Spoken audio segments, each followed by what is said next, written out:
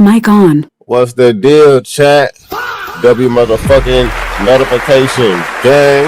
What's happening, man? What's happening? W motherfucking spy in the building. W really in the building. What up, chat? Let's get to it. Let's get to it. Sorry I wasn't live yesterday, really. I forgot to go. I ain't forget to go live, but I had some shit going on. But guess what? We in here, motherfucker. What's the deal, chat?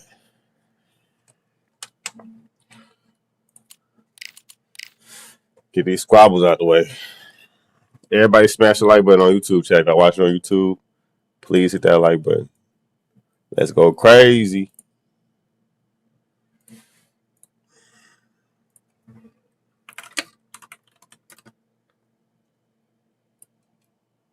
What's that word? What's that word? My bad. I'm still trying to get shit together as well. Hold on real quick. We got you covered, Bumblebee. You said shame on me for that? You should have told us yesterday you wasn't going live. You right. I should have. My bad. I apologize, gang. You right. I can't even argue with that. My bad, chat. My bad.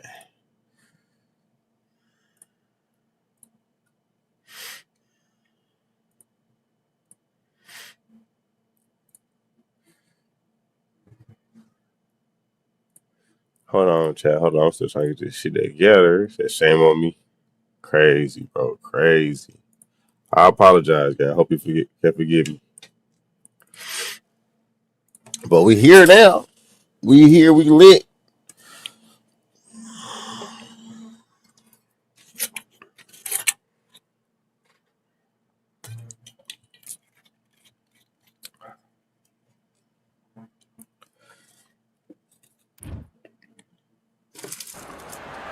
Good evening. We are You said them live dreads from must have the made you not go live world's yesterday. beautiful arena. It wasn't the dreads.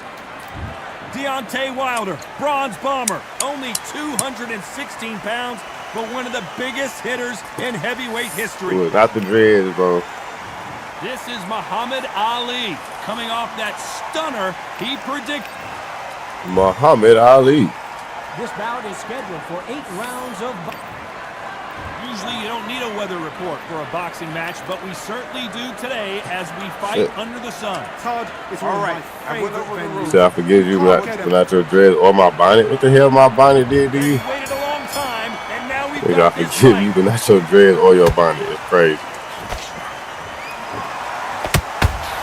Nice uppercut. The most difficult punch to land clean, and he just did it there.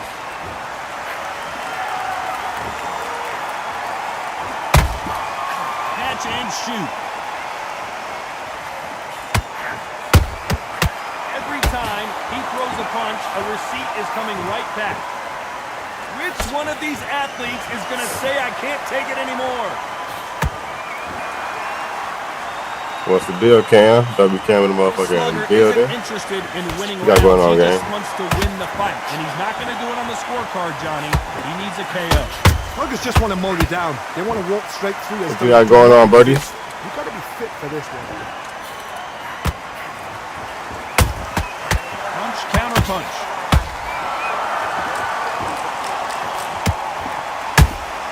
And he wasn't ready for that counter punch.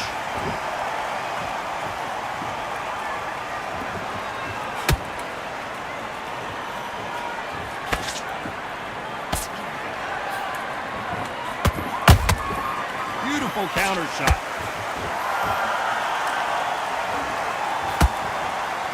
You would not want to be hit by this guy, trust me.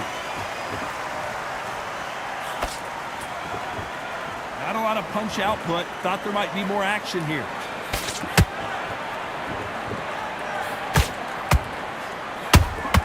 The perfect counter lands. Good counter punch. You just getting all picture on the list? All right, bet. You can fight next, gang. Very close round with 10 seconds to go.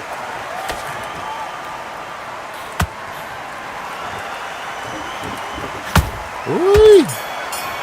I'm trying to do him with that haymaker. I ain't gonna lie. Talk about Wilder in that last round. Deep breath. As bad as boxing judging can be sometimes, there's no doubt who won that round. Breathe.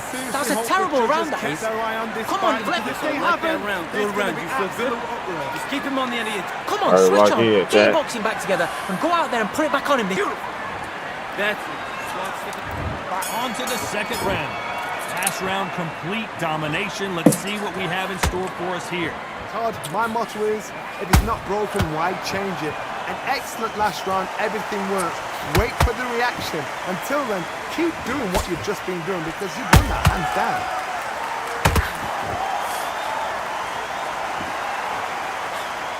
This fighter's always on their toes, trying to get their opponent rattled, get them off kilter, get them out of their rhythm. This is what makes outside fighters so good. Their footwork is second to none. It's as fast as their hands. Has to be careful for that receipt. It's always coming.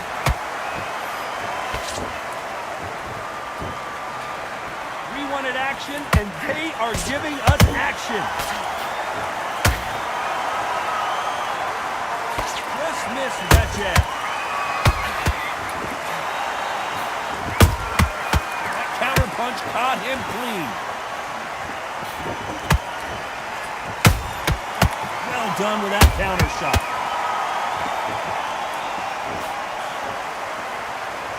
Niggas want to play with me, Chad. I will play with them back. Hard. Like this, you've got to get inside. I've done that before. Use your reach, use your speed.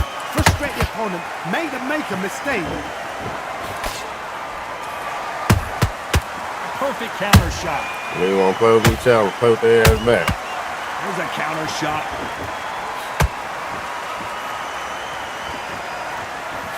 Gotta let your hands go a little bit. It's okay to be aggressive now.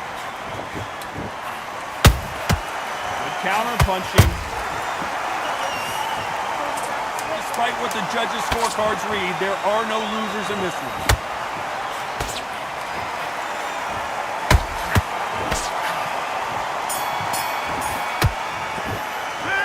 Talk about Wilder in that last round. What you doing? That was almost a 10-8 round. Complete dominance. Dominance, without a doubt, make it look so easy. Get back out. Damn, my lighter going out, Chad. What the fuck? The fight's not over yet. You've got to go out there and win this round. You had everything. Take him out. He's too tired. He's not getting back up. Doing good. There's the bell to start round 3. Coming off that fantastic last round. Let's see if he can keep his momentum going. God, my motto is, if it's not broken, why change it? An excellent last round, everything works. Shit. Wait for the reaction. Until then, keep doing what you've just been doing because you've won that hands down. You ain't got no skills for real. I'm gonna cheese back. Body spamming that nigga. Lucky that hook didn't score. There you go with the body spamming shit. What's the deal, Crip? He said, yo, send that invite. Hold on, I got somebody after this, and then I got you after him, gang. Don't flake on me like you did last time, Brody. Don't flake on me like you did last time. I'll wait on you in the queue. Every time they drop their guard, they get caught. You'd like to see more jabs. I was waiting on you in the queue. That receipt, it's always coming. Nice counter shot. Halfway through the round, and it's pretty much even Steven. Perfectly matched. Skill for skill. Tap for tap. Now this fight will say, you know what, I'm just that notch above you, and so I've got to respect both of them. More than happy. He missed with the jab. No way, bro.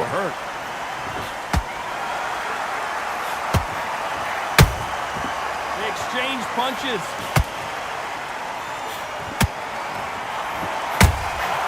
Nice counter shot. So much for boxing. This is a fight. Oh my God, bro. I got to let him get cheesy ass shit. That jab misses. Look at him cheesy as fuck. You know the scorecards are going to be all over the place in this one. Oh my God, bro. Why did I let that nigga do that dumbass shit? Alright, I'm on bullshit now. So I'm nice, appreciate you, man. What are you doing? I promise you, all three judges here are going to give that round to you know who.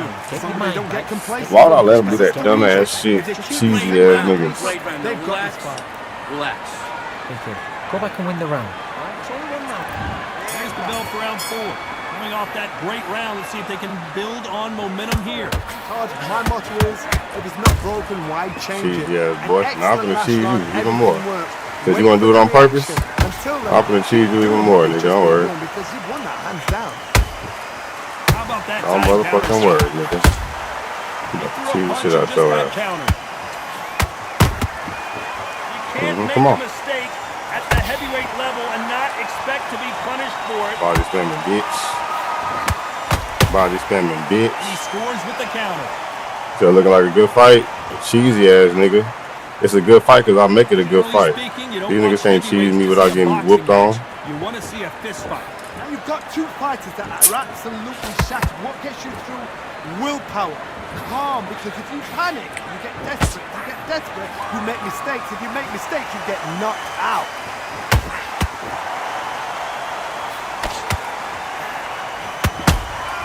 Beautiful counter punch. Look at the cheesy ass nigga.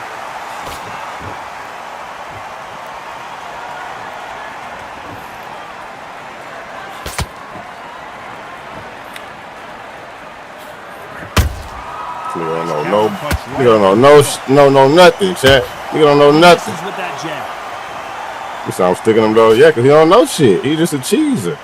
He just wanna go for a body uppercut and get a flash KO. This nigga is trash, bro. Look, that's all he wanna do, Chad. Get a flash KO from the body. Nigga's trash as fuck. Just when you thought we'd see a lull in the action, That's why I'm a cheese his ass. Niggas don't want to box fair. Let's not box fair. Let's not box fair, gang. At the end of the day, he gonna be the one that quit, not me.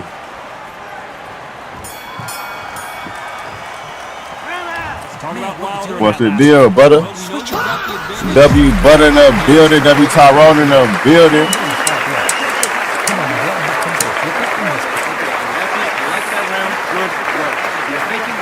Basic. Just get your rhythm back, and then we go again. These niggas is cheesy as fuck. Round 5. Johnny, can he keep the momentum going after that last huge round for him? Todd, my motto is, if it's not broken, why change it? An excellent last round, everything works. Wait for the reaction. Until then, keep doing what you've just been doing because you've won that hands down.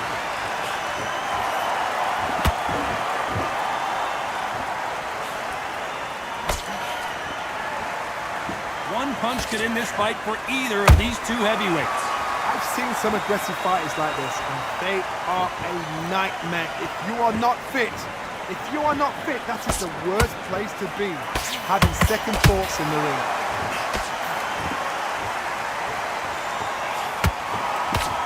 They're both going for the KO. It's so obvious.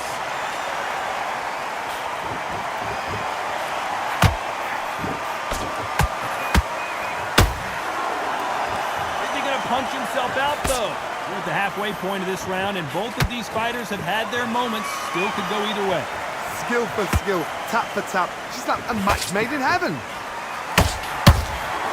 Every time they throw a shot, they get countered. That's what niggas on for real. I see niggas really on some cheesy shit. That's cool. Nigga had this round, nigga, you still ain't gonna win the fight. Got someone with the hand speed that this fighter possesses. How do you deal with it? Some fighters are just gifted with such hand speed. Still not gonna want to fight cheesy, bitch. They are gifted. They are the chosen few. Every time they throw a shot, they get countered.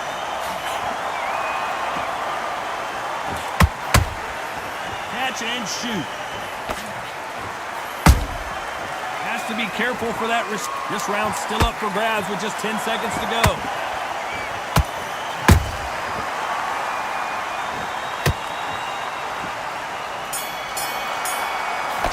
No, he won that round for sure. Wilder in that last round. After what we saw in that last round. Oh, damn. I won that round? Get back out. Nice round, good round. I like it. I'm happy. I guess I won that round, too. I don't know. Come on, you've let him back in the fight. This is the beginning of round 6. I gotta lock in, though. Win this round, and it's over with. Keep the momentum going. Todd, my motto is, if it's not broken, why change it? An excellent last round, everything works. Wait for the Make them reaction. work for it. So you want to keep on doing them body uppercuts? Come work for it, nigga. Because you've won that hands down. Come work for it, nigga. Want to do them body uppercut? Come work for it, nigga. Punches. Come work for it. Oh, I'm supposed to be scared of you doing that shit, nigga? Score. Come work for it, fuck nigga. We wanted action, and they are delivering. Come on.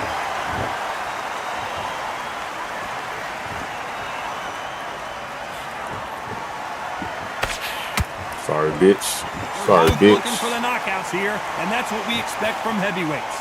I've seen some aggressive fighters. They can terrorize the life out of you before they've even thrown a shot.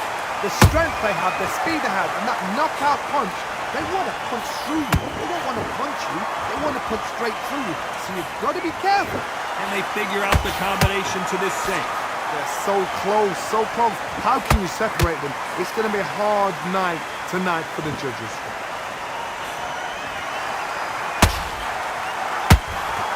Every time they throw a shot, they get countered. They both want the knockout.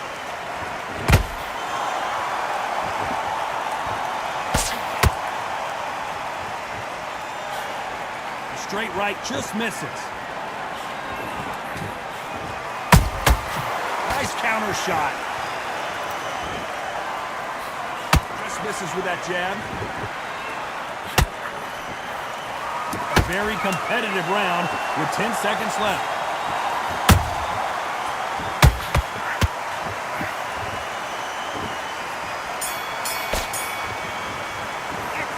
Talk about Okay, Wilder in let that back last into the round. fight that round. Well, there was no doubt That's about his who round. won that I round. need you As long to as they don't focus get on what you're complacent, doing. you think Don't this lose is too this fight, easy. yeah. If they keep If I won all these rounds, tapping the cheese in the last 2 rounds, I ain't gonna lie. Here we go. It's round Oh, yeah, it's over. I'm Got finna all cheese. the momentum on their side after that last round. Let's see what they do here. I'm finna cheese him, My chat. motto is, if it's not You wanna cheese broken, me? I'ma why cheese change him. it? An excellent last round, everything works. Hey, Cam, get ready, buddy. You next. Until then, keep Load you doing up. what you've just been doing because you've won that hands down. Nigga, I had these last 2 rounds, bro. I don't give a fuck. You only gonna have 57. I got 59, nigga. What we doing? What we doing, cuz? What we doing? In the early rounds of a fight, you'll see two boxers feel each other This out. nigga get on my test each other's nerves, power. Cam. I can't stand these This cheesy boxer ass has niggas. decided I can walk through anything that lands. What a This nigga trying to get a flash body KO instead of just boxing and letting it happen naturally. You trying to look, you trying to spam this shit. And it's just Niggas is bouncing up and trash, they're bro. walking you down. It's so demoralizing. It absolutely breaks your heart. What else can you do? I'm not ready to give you them body shots for what? That I jab don't give you will them body score. shots for. What's the deal? Wet work? They be wet working the motherfucking building. He did it with a cheese. I told y'all he gonna quit. I told y'all he was gonna quit. He's a fuck boy. And that will do it. This fight is over. They have given up. I told y'all he was gonna quit.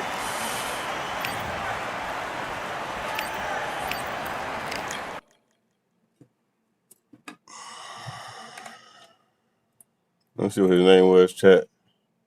He finna try to troll me. I already know. Let's see what bro name was.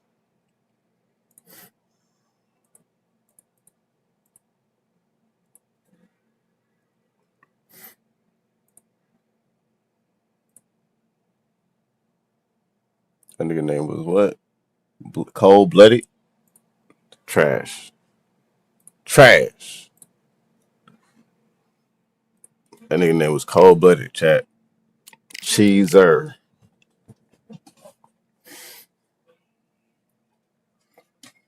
Oh, my bad. Come on, Cam. Let's get it. I forgot. I forgot that fucking fast. Let's get it, Cam.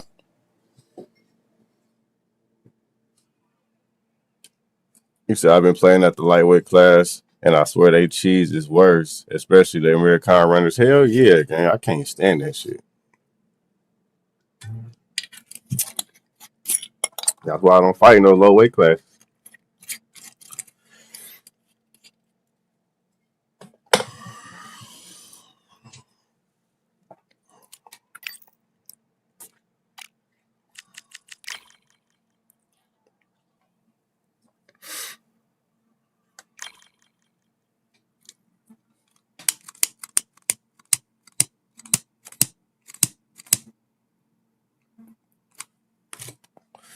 My lighter going out, chat.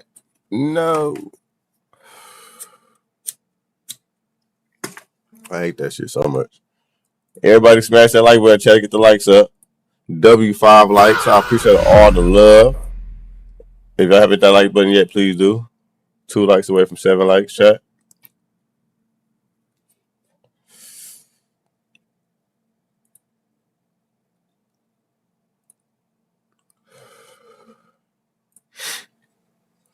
Lock it in, chat. Lock it in.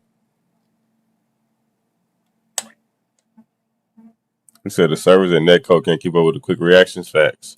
I peeped that a while ago. Hey, everybody on Twitch, if y'all watching on Twitch, if y'all don't mind going over to my YouTube and smashing that like button, I very much appreciate it, man. My Twitch is Narco Reacts. That's where I'm live at. Narco Reacts, chat. So if y'all want to go over there and smash the like button, I very much appreciate it.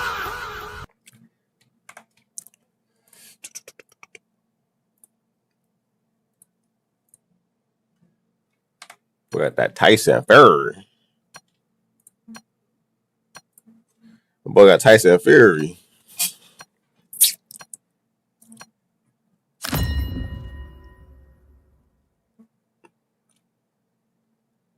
I don't understand what she's saying because she's foreign.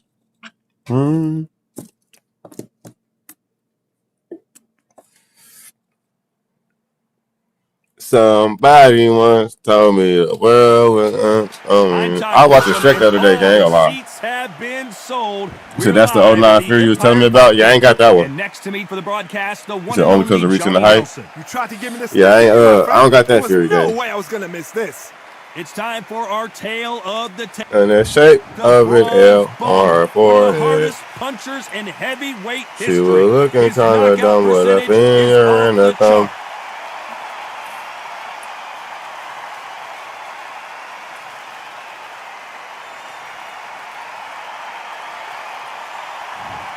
Here we have Tyson. He said, I know you're gonna go crazy with him. So I might think, but I might end up getting him eventually. W Duke's in the building though. Appreciate everybody's coming through. I might end up getting him eventually. How much weight are you gonna give away in the fight?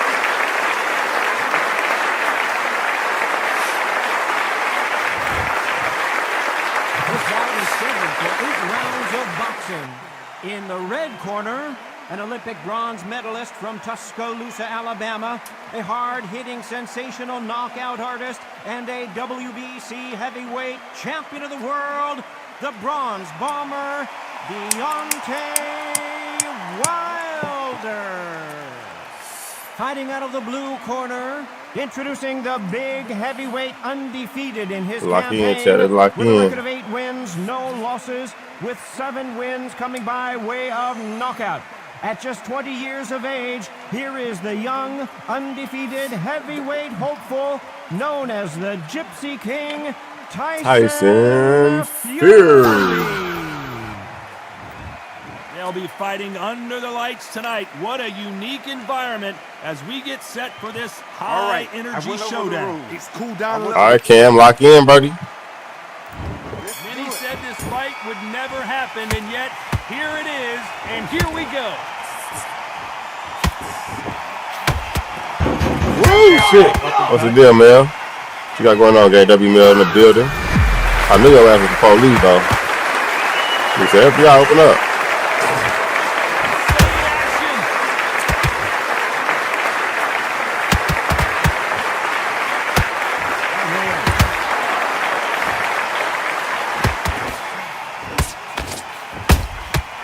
Nice counter. I seen that shit come. I couldn't do nothing about All it. day long, and we've reached our main I event, couldn't do and shit about that. Underneath the moonlight, ladies and gentlemen, we're outdoors for He this. said, well, you see the news about Mayweather suing? How What? picturesque is About this? Mayweather suing Mayweather? What the fuck? No, I ain't see that. Not for the fight. Drop the link. We're gonna react to it. How picturesque What is the this? fuck? This is what it's all about. How he's suing the Mayweather Promotions? Has to be careful for that receipt. It's always coming. Gotta let your hands go a little bit. It's okay to be aggressive now.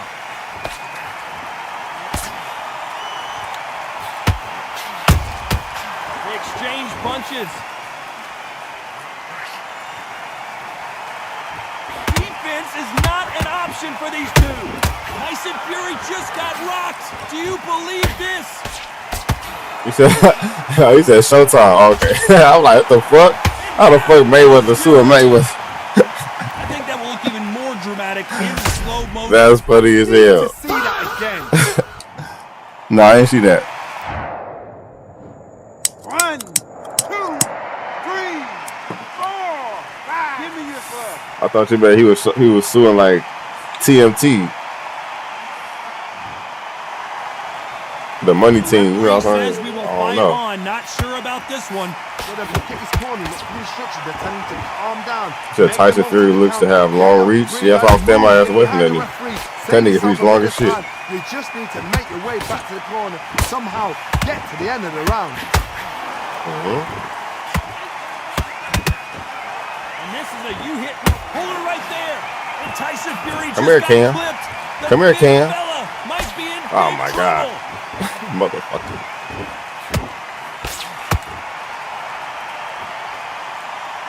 You said put the link in the Discord? All right, bet. We're gonna react to it after this. Every time they throw a shot, they get countered.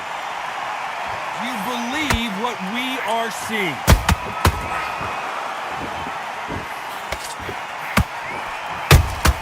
Stop. Don't throw them spam shots, Cam. I taught you better than that, nigga.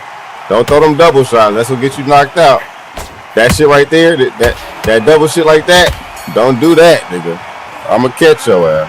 He's been knocked down, but at least not knocked out right. You better throw a combination, make that shit look good. Listen, be smart when you go out there. Just take the round off, win the nice round, good round. I like that. I'm happy.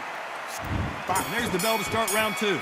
He got knocked down in the last round. Let's see what he can do here. Throw that combo, nigga. Throw that combo. How are they gonna come back from that? They staggered back. Throw that combo. You've got to freshen them up, alert them again, get them back on point again. Throw that oh shit. You've got to coast the round. Don't get involved. Give yourself another 3 minutes to get your head clear. I'm gonna get y'all combos working. Watch. Y'all act like y'all don't know how to do combo. I'm gonna get y'all doing combo. This slugger has a unique mentality, doesn't he, Johnny? He just wants to win by knockout. He says if we go to the scorecards, it's a failure. What's the deal? What's the deal? They just want to mow you down. They want to. Hell yeah, but we're gonna make their ass throw these combos, nigga. Them one punches ain't gonna cut it. There you go, nigga. That's what I'm talking about. Cam, throw them combinations, nigga. That's what I'm talking about.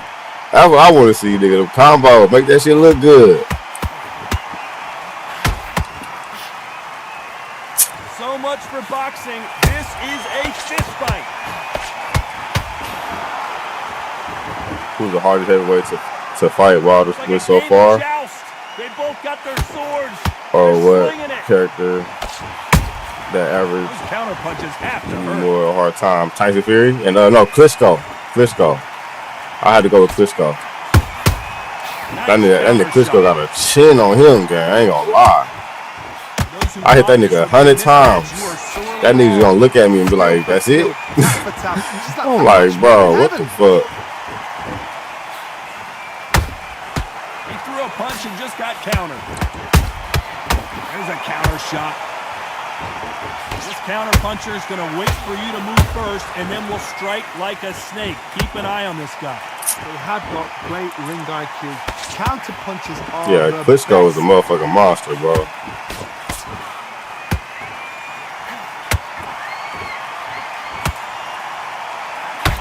Straight right, just misses. Nice counter punch right up the middle. Can't land that jab. Ooh, if I'd have landed that straight, it would be over with. Like that right there. It would have been over with. Sit your ass down. Sit your ass down, Cam. What's wrong with you? Oh, he didn't go down. You some bitch. Now needs to steady the pace. Get the pace back to the normal. You some bitch.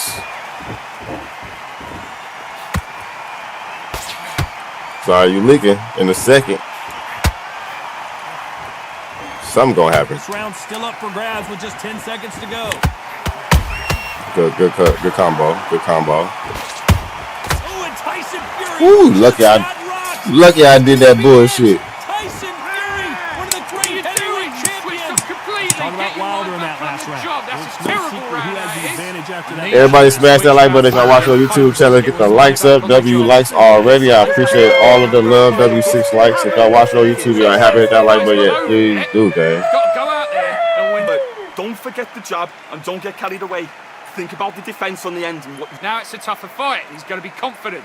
All right, let's lock it in, lock it in, lock it in. There's the bell for round 3.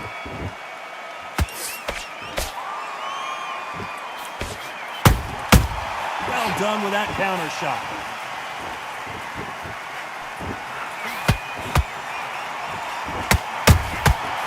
Yes, sir. New combos, Cam. Them combos, Cam. Gotta see that again. Put that nigga down.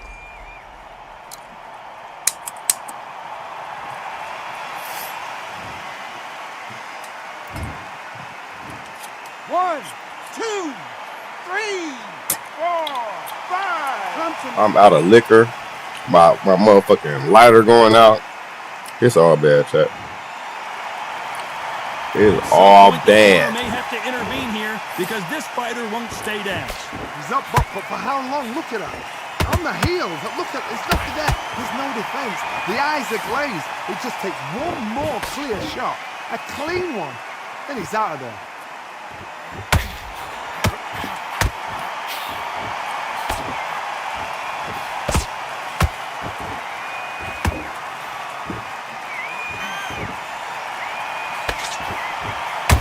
Beautiful counter shot. This is some of the best action I've seen in any round, anywhere this year. Has to be careful for that receipt. It's always coming. Nice counter shot. I try to put him out again with that. I ain't gonna lie. What's the deal, G-Pack? What you got going on, guy? I try to put him out with that. Doesn't land. There we go. Woo! That was supposed to put him down. Need to pick things up. What's the deal, G-Pack? What you got going on, gang? I gotta stop you here, Johnny, as we pick up the heat. Cam can't handle it, chat. In serious trouble. I don't see how he's gonna get out of this. And right back into the fray. Oh, Been a tough round so far. It's been a tough round. What will they do? What do they tell him when he goes back to the corner? How are they going to get through this? Perfect counter he shot. said, good morning, 7 a.m. here. Damn, J-Pack, where you stay at? I thought you stayed in America. With the counter. God damn, you must stay in like, oh, let me guess. Don't type it, let me guess. You said 7 a.m.? Oh, damn, you said it already. Fuck it. Finley? I wasn't going to guess that. With the hook. I wasn't going to guess Finley, but W Finley in chat. Every time they drop their guard, they get caught. I wouldn't mind going to Finley. Nah, you good, buddy. I said it late as fuck. You good. That punch lands.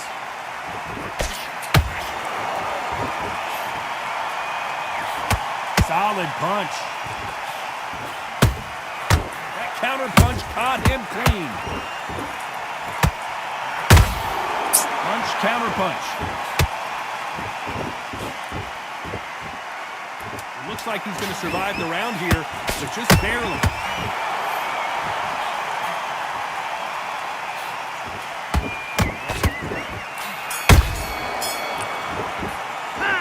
This is a very important break. You said yes, you go next. All right, I got you, man. I need you to win this round. Get your mind back. Get your focus back. Y'all think Crip is next. Where you at, Crip? You here, gang? Great work. I love that. Crip is next, and I'll put you on there, dude. But if Crip not here, then we can go ahead and put you next. 2 knockdowns in that last round. There'll be sheer panic in that corner. What do? Do they throw the towel in? Do they let him come back out again? Because they know their fighter is like a lamb to the slaughter. Good counter punching.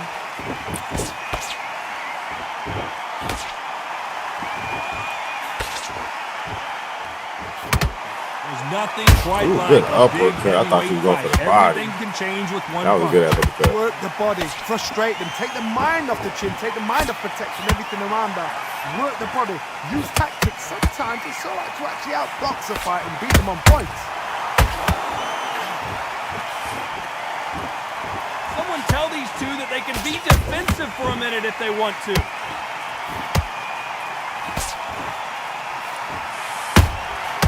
Beautiful counter punch.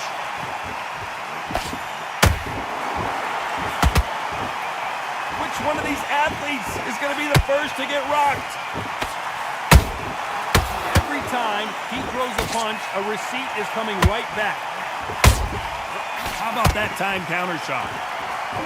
What's the deal, Imagine Dragon? What you got going on, gang? You can't make a mistake at the heavyweight level and not expect to be Fat punished pack. What the for it. fuck?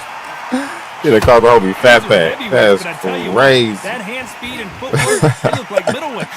When you have a fight that's got that great footwork and that I'm great weak. speed, it's so hard. It's an uphill battle. Both fighters landing in these exchanges, judges going to have a tough job. What the hell? Perfectly matched, skill for skill, tap for tap. Now this fight will say, you know what, I'm just that notch of...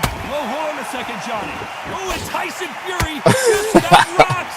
This downforce Fury. He said, hello, balls is dragging. That instant replay, we get to see it again. Where did that come from? What? Oh, y'all niggas is funny as hell. 1, 2, 3, 4, 5, 6. Are you okay? I think said balls is dragging is crazy. They're on their feet, but is this the beginning of the end? Oh, he's up. I'll be surprised if he makes it back to the corner. And if he does, will he get back up on the stool again? That was a shot.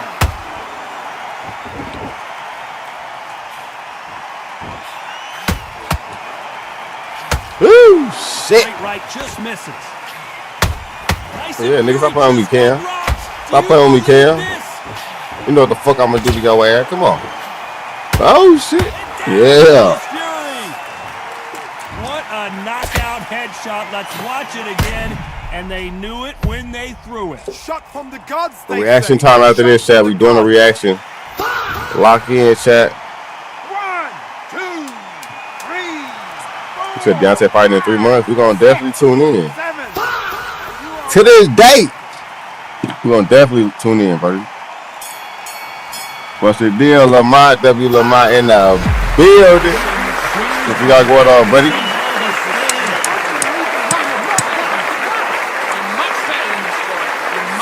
W. Lamont, W. Lamont, W. Narco Gang, a real member. So I think Deontay getting knocked out. He's so ass. Who he fight? Stay focused. Don't let him back in. Who he fight? He might. That nigga might get knocked out. Yeah, I ain't gonna cap. Basics. Just get your rhythm back, and then we go again. That's who he fighting? Don't worry about our round. Don't worry about our round. Can't figure you out. Great work. Good man, good man. Just say It's gonna be a hard fight for Wilder. Here in round 5. Oh yeah, yeah. Wilder Wilder might get done up. I ain't gonna lie, gang. Wilder might get done up. Because your head must be all over the place. Your legs will feel like jelly. What can they tell you in the corner? All they can do is wake you up. They can't even go into game plan. Not a lot of punch output. Thought there might be more action here.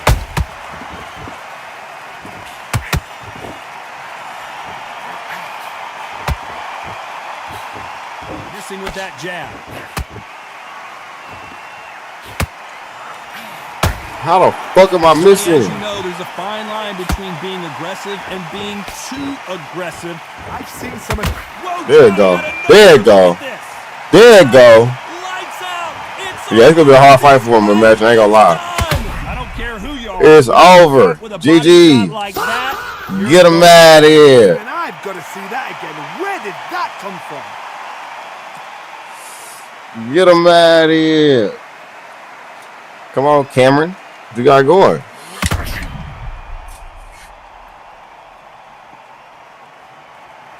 GG, bro. Good fight. But you might have to take you a little trip to the hospital, but I ain't gonna cap. You might have to take you a little trip to the hospital.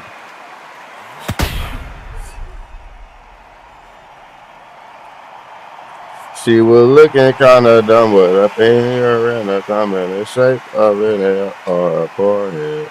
Is that how it go? Somebody once told me the world was... Everybody smash that like button, chat. We got 13 people in the building on YouTube. Please hit that like button. We got 19 people on Twitch. If y'all, you know what I'm saying, if y'all not too good, I very much appreciate it if y'all came over to the YouTube and hit that like button. You know what I'm saying?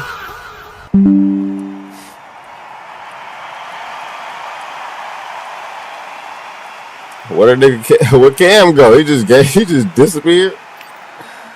That nigga Cam just disappeared, gang.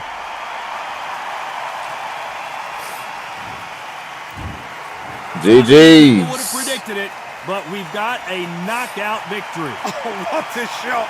What a shot! You see shots like that He in the said, gym. shit. At least for once, this is on TV. Thousands around the world saw that shot. Yeah, Cam, stop playing with me. Got him up out of here. Hold your reaction right quick, chat. You say you put it in Discord, web work.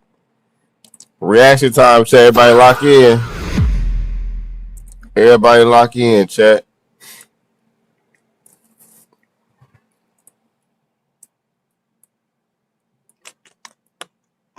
Hey now, you're a rock star. Get your game on. Come. I don't know the rest of the song. Sorry, don't judge me, gang. That's my shit. I'll fuck with it. Where you at, bro? No stream. Oh, that was yesterday. My bad, Broly. No stream yesterday, gang, but we live today. We live today, cuz Floyd Mayweather sued Showtime and Steven Espinoza for $340 million. What the hell? What the hell? Hold on, chat. We got a reaction, chat. Lock in. Said good one. That was a good fight for sure. What's the deal, my boy Todd in the building? Hey, reaction time, chat. Reaction time. Everybody lock in.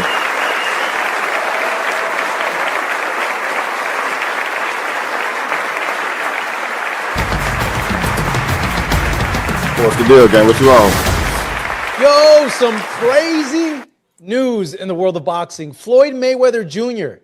is suing Showtime and Steven Espinoza, the former head of Showtime Sports, for hundreds of millions of dollars that he claims are unaccounted for. Let's go ahead and break it down and give you all the details about what's going on. What's up, everybody? Marcos Villegas here for Fight Up TV. And you know Floyd Mayweather as probably the richest and one of the most You said about the championship. I mean, the championship edition earlier today. dominant boxers in the history of the sport. But now Floyd is stepping into the courtroom to fight for money he claims that he was never paid, and he wants justice on his terms. So let's talk details. Let me tell you about the lawsuits. On February 3rd, 2026, Floyd Mayweather filed a lawsuit in California against Showtime Networks and Steven Espinoza, claiming they helped his former advisor, Al Heyman, misappropriate a huge chunk of his fight earnings. I knew Al Heyman was on some bullshit. That's exactly why Turkey on the Sheet took over boxing. The tune of $340 million. Mayweather says the money is still missing and unaccounted for, and he's now suing Showtime and Espinoza for sue Al Heyman. That's where it's at. Fiduciary duty, civil conspiracy to commit fraud. Ooh, that's a serious accusation there. Conversion, unjust enrichment, and he's seeking punitive damage on top of the missing $340 million. So why is Floyd suing him, and what is he claiming? Well, Floyd argues that during his legendary career, where he generated $1 billion in revenue plus and pay-per-view money, a significant portion of the funds that he made through those events, through his fights, didn't make it into his hands because they were funneled through accounts controlled by his then advisor, Al Heyman. Now, Mayweather says that Showtime delivered those checks and funds through systems that helped Heyman get the money instead of paying Floyd directly. The lawsuit also points to some of boxing's biggest pay-per-view fights, including fights against Manny Pacquiao and Conor McGregor. Bro, Floyd didn't get paid for the Pacquiao fight or the Conor McGregor fight? Wow, but Conor got paid, though. Conor got paid good. But Floyd... events that generated hundreds of millions of revenue. That's crazy. Mayweather's legal team said he generated hundreds of millions in revenue for Showtime and now wants to recover what he claims was unfairly taken. So just a little side note here for some of you guys that haven't been following the sport for the last 10, 15 years and may be asking, that's who's wild, Steven Espinoza? Like you're aware of Showtime. There's still a network. Showtime Boxing is now defunct, but Steven Espinoza used to be the head of Showtime Sports. So Espinoza played a key role in getting Mayweather to leave HBO and come to the network Showtime Boxing at the time a few They years back. really play with Now, this man's career. He's played just a lot of key roles in boxing over the years, including being crucial to a lot of the biggest fights in the last 10, 15 years of boxing. And he was in charge of Showtime's boxing operations from 2018 until the division shut down in 2023. Now, Mayweather is alleging that Espinoza and Showtime actively participated in the misdirection of his earnings. So that's Espinoza and Al Heyman, gang. Not whenever you say Showtime, we talk about Al Heyman, not nobody else. He talking about Al Heyman. And are responsible for helping Heyman carrying out this alleged financial scheme. So here's That's a little crazy. an interesting detail in We the own whole people. lawsuit. Facts. Al Heyman himself, the advisor that Mayweather blames for the missing money, is not named as a defendant in the lawsuit. Instead, Mayweather's legal action targets the network and Steven Espinoza. He claims they aided and abetted these alleged financial wrongdoings. So what does this mean, and what's like a potential outcome for Man, I sue Al Heyman too. Fuck that's coming that. up? Well, the lawsuit could have some pretty serious implications, not only for Floyd's legacy, but also for how networks and advisors handle fighter compensations. Mayweather wants hundreds of millions back plus punitive damages, pushing this beyond a simple accounting dispute. If the court Wow, this rules is in his crazy. favor, This nigga finna it make- could this open the nigga door finna to make- more scrutiny of boxing's behind-the-scenes financial relationships. So this is kind of nuts, man. Wow. So one of them is sitting on $300+ million that they don't deserve. So whether that's either Steven Espinoza or Al Heyman. One of them niggas actually got $300 million liquid. That's taken aback, crazy. surprised by this. I'm thinking, how did Floyd come to this? Like, did he ask for an audit of like prior books? Like, I'm real curious about that point. Like, how according Like, to him, bro, you allegedly, said- I this feel all like happened and every- how he became aware was I feel like every fighter, especially if you A side, every fighter should have an automatic mandatory audit after every fight, gang. Literally. Why wouldn't you? Why would you wait 10, 15 years, you know what I'm saying, to audit? Nigga, I would just have an auditor already auditing everything and watching where the money is being appropriated at. Is it something where books were made available, or he's going through his own accounting, or if a third party came in and was like, hey, you need to ask for an audit for reporting of revenue that came from all these events, and they figured on their own, like, hey, you're short a couple $100 million. Facts, because look, it's easy to find out somebody's stealing from you because all you got to do is look at the books of the venue and see how much they paid out. You know what I'm saying? See who they paid out and how much they paid out. And all you got to do is subtract what your manager owe, like Al Heyman, subtract what Steven Espinoza is truly owed, and the rest of that is yours. Well, of course, you got to pay your team, like your trainers and all that. But for the most part, that's yours. So it's easy to calculate what they stole, honestly. Nuts. It's really crazy, actually, because like up to this point, it seemed that Floyd and Espinoza had a really good relationship. I would imagine this. Man, probably Floyd caught ain't never Espinoza fuck off with none guard. of them. We haven't seen much of Steven since the closure of Showtime Boxing. I know he was doing some consulting work for PBC in terms of the production. Mayweather do not fuck with them, bro. Mayweather, we all be seeing Mayweather at lately.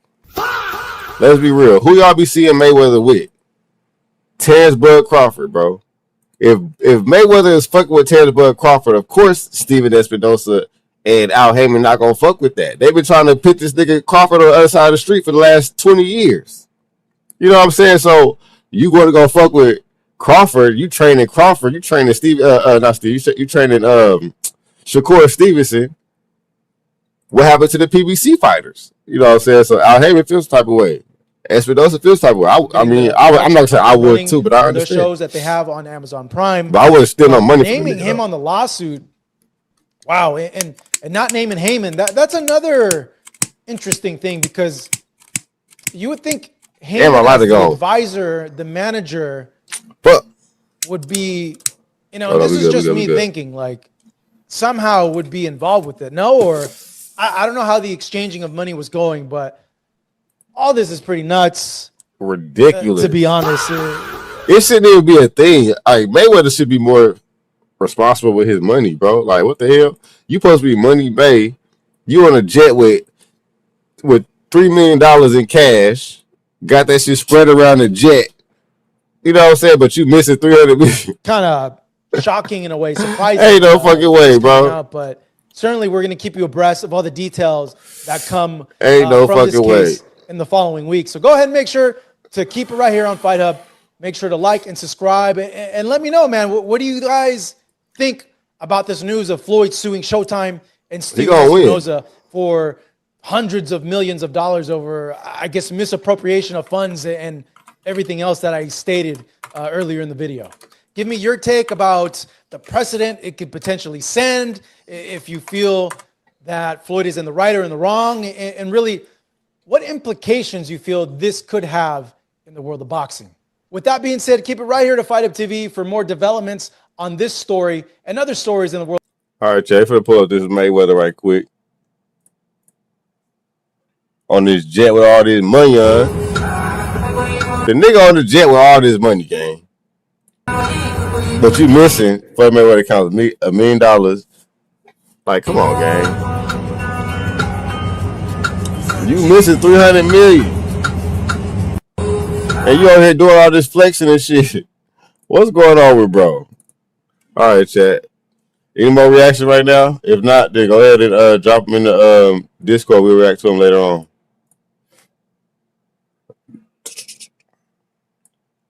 W reaction, chat. W reaction. That's crazy. I can't believe Floyd is actually. I can't believe they stole from the homie like that. That's wild, bro.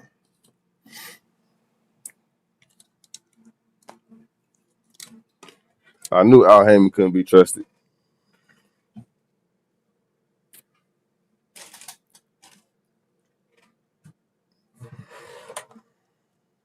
Everybody smash that like button, chat. If y'all watching on YouTube, let's get the likes up.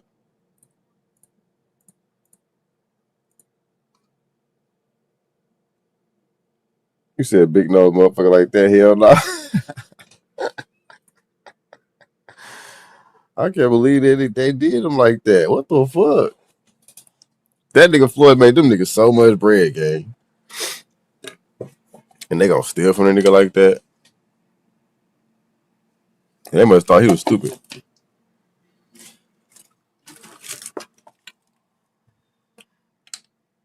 Oh shit, hold on. Oh yeah, what Crip in here?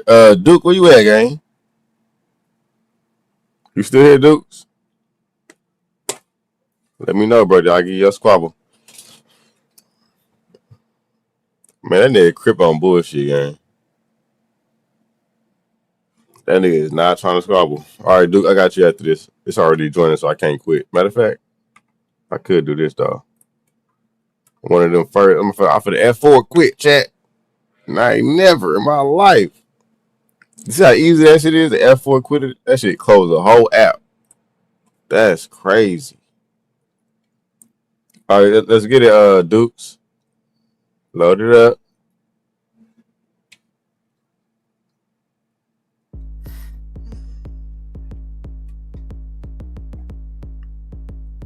Oh shit, I forgot the motherfucking pause. No.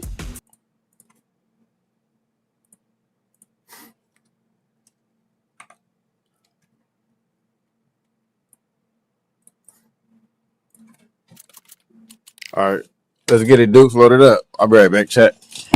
Mic off.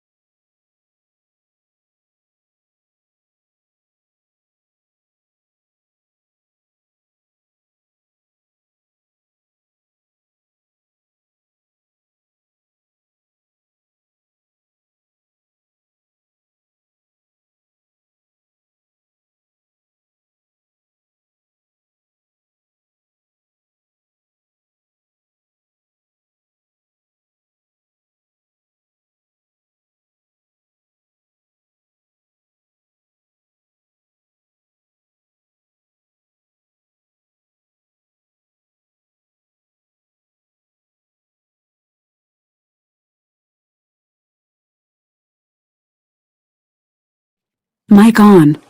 All right, let's get it. Damn, you got 235 ranked fights, nigga. God damn.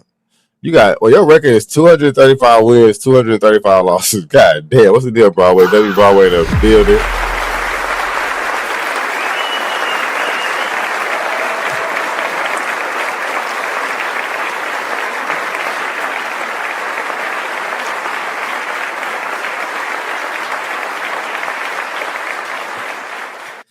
That nigga got 235 losses and 235 wins, Chad. That nigga is a 50-50. This nigga could, it's a 50% chance he gonna win this fight, which is not bad.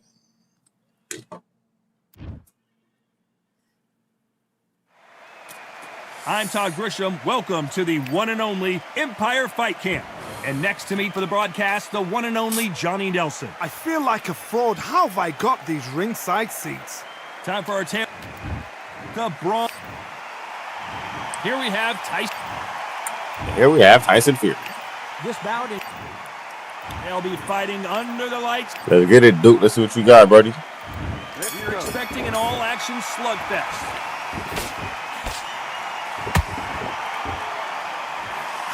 Ooh, They both one of want the them. knockout.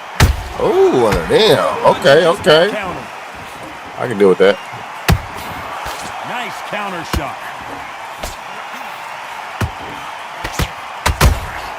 Those counter punches have to hurt. Nice counter. They won't give us a second to catch our breath. The media expects a lot from this fight under the stars here at night. Now things have cooled down. Now the fans are heating it up again. They've been excited, waiting for this. How have they prepared for this, these fighters? This is going to be so hard, but so different. That nigga's trying to spam his way out of trouble. He said, oh no. Deciding to let it all hang out here in this round.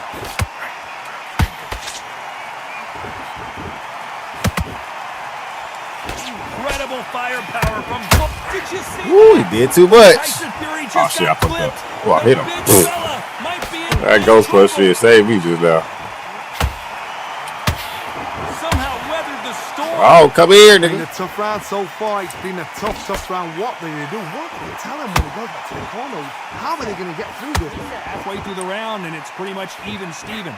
Perfectly matched. Skill for skill, tap for tap. Now this fight will say, you know what, I'm just that notch above you, and so I gotta respect He you. might fuck around and get Dr. Stop. I ain't gonna lie. Good duck. Oh my Has to be god, that careful was for that receipt. elite. It's always coming. That was elite, bro. I'll give you that. That was nice. That was a nice ass duck. At the heavyweight level and not expect to be punished for it. One punch could change the entire complexion of this fight.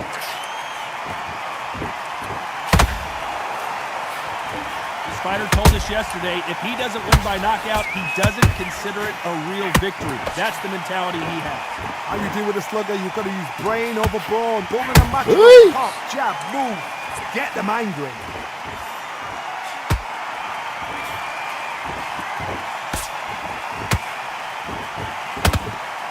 The jab not finding its target.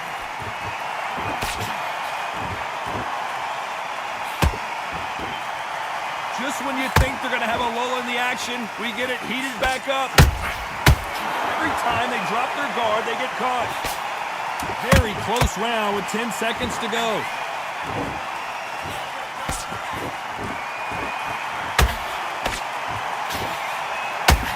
Nigga, what the fuck? How I get hit with a ghost punch when I was blocking? You've done all your Well, work there was all the no way through doubt camp. about who won Now that it's a round. tougher fight. You He's got to be can't leave it up to the confident. judges. You've got to take that confidence away. Go out in the first... There's the bell to start round two. Coming off that fantastic last round, let's see if he can keep his momentum going. Todd, my motto is, if it's not broken, why change it? An excellent last round, everything works. Wait for the reaction. Until then, keep doing what you've just been doing because you've won that hands down.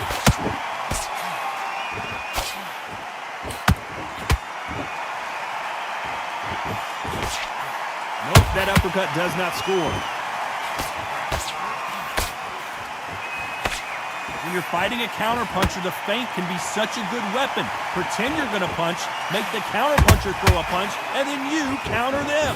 Reaction is second to none. It's the blink of an eye, and they're waiting for any little twitch you do. So you've got to fight a counterpuncher smart. How about that time counter shot?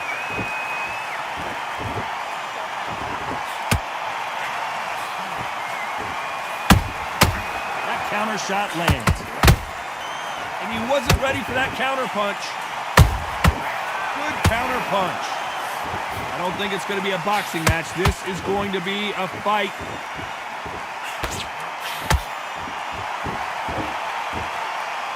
These punches coming from every angle. Good uppercut. Good three-piece combo. I like that. Beautiful counter punch.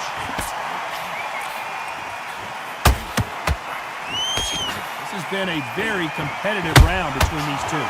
Skill for skill, tap for tap, just like a match made in heaven.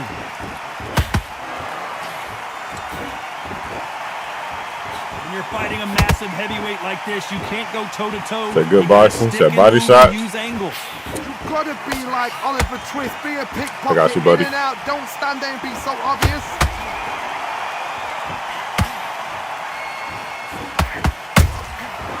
Counter punching. Just when you thought we'd see a lull in the action, here we go again. Neither one of these fighters want to see the judges' scorecards.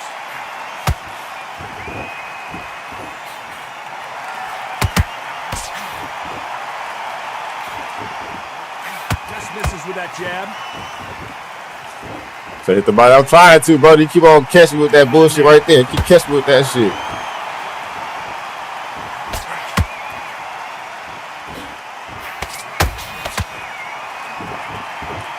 Neither fighter willing to slow down. This round's still up for grabs. Damn. Just 10 seconds to go. My bad, Chris. I'm trying to, man. I'm trying to. Talk about Wilder in that last round. Come on, Pretty you're dominant switching round up. there. You don't want to lose this Respond fight, here in do the you? next round. Come on. Seriously, Let him get back into this. You're better than this. There's the bell to start round 3. That last round was huge for him, Johnny. How does he keep the momentum going?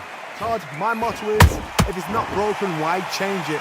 An excellent last round, everything works. Wait for the reaction. Until then, keep doing what you've just been doing because you've won that hands down. Deontay Damn. Wilder I know I couldn't do that. right now. He's in some serious trouble. Trying to buy time. Oh my God. Deontay Wilder just got I'm going down, chat. I'm going down. I can't do nothing about it. Oh, wait. Hold on. I might still be up. Oh, shit. How the fuck you ain't drive me? What the fuck? If that was me, I would have put you right over the ropes, nigga. You'd have been in the crowd.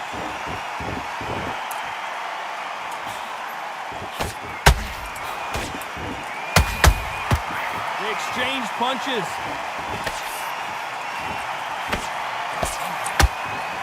Yes, sir. Yes, sir. Look at that shot to the head. So right hook to the body. Hold on, gang. Let me cook right quick. 1, 2, 3, 4. Let me cook right quick, Chris.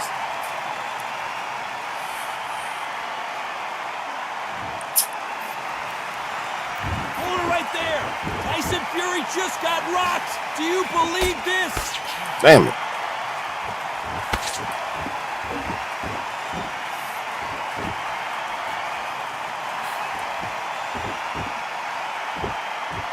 I'm being very cautious right now. He ain't trying to go back down.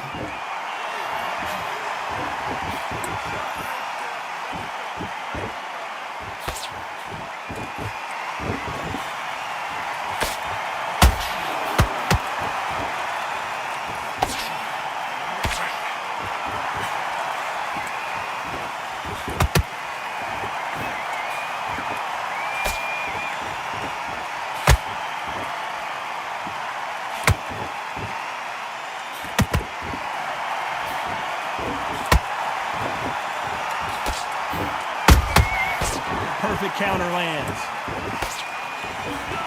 Oh, what a punch!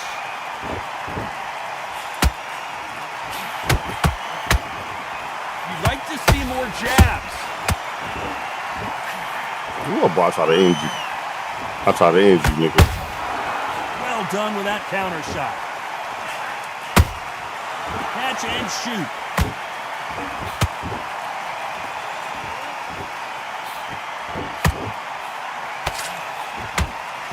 Final 10 seconds here, and I think he knows who's won this round.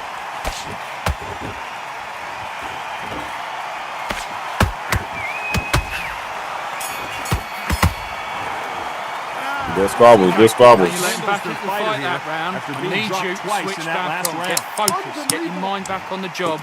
Get back out there. And there's the bell to start round 4. Let's see if they can shake off the cobwebs after a disastrous last round. 2 knockdowns and you're coming back from that. That's near on impossible because your head must be all over the place. Your legs would feel like jelly. What can they tell you in the corner? All they can do is wake you up. They can't even go into game plan.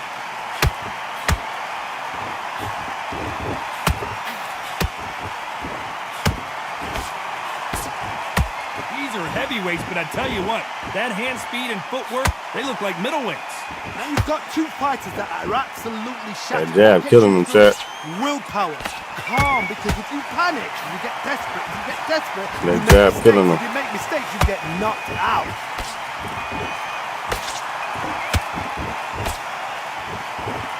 So much for boxing. This is a fist fight.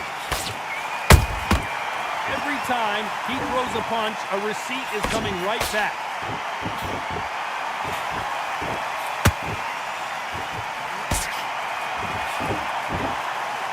They both want a knockout, you can tell.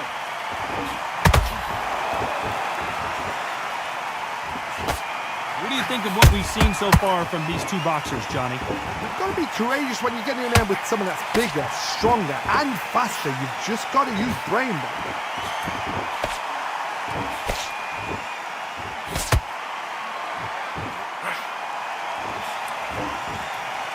We're at the halfway point of this round, and both of these fighters have had their moments. Still could go either way. They're so close, so close. How can you separate them? It's going to be a hard night tonight for the judges.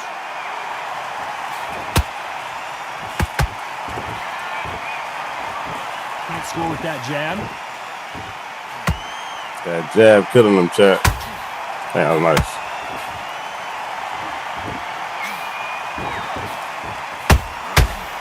Counter punch caught him clean.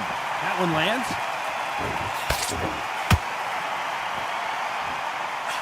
One punch could end this fight for either of these 2 heavyweights. What a gift. What a gift Oh it my is God. to have a chin where you know you can walk through anything and everything. When you let those shots go and it's just bouncing off and they're walking you down, it's so demoralizing. It absolutely breaks your heart. What else can you do? Nice counter shot. Beautiful counter shot. Can't land that jab. Damn it. Despite what the judges' scorecards read, there are no losers in this one.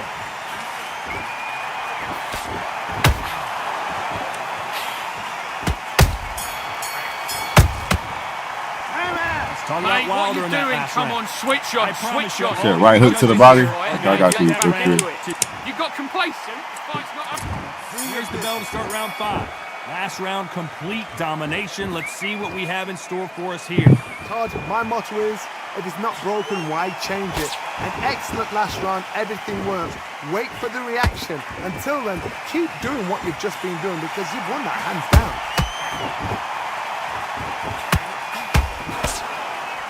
Both men step back for just a moment.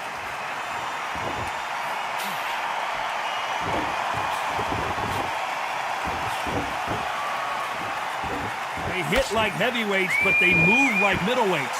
Truly elite level stuff here. Because you've got a good chin doesn't mean you've got leather skin. It means you can still get caught. So you've got to go for those point areas over the eyebrow, the cheekbone. You've just got to try and cut them, skim them, go for speed.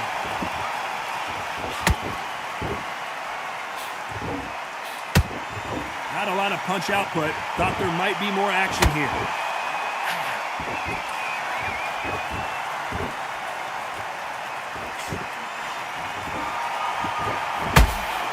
Straight right just misses. Has to be careful for that receipt. It's always coming. That jab doesn't score. You must try to end him, shit. I ain't gonna lie, I try to end him.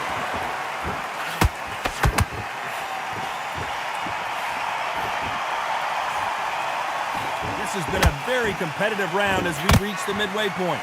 Perfectly matched, skill for skill, tap for tap. Now this fight will say, you know what, I'm just that notch above you, and so I've got to respect both of them. More than happy.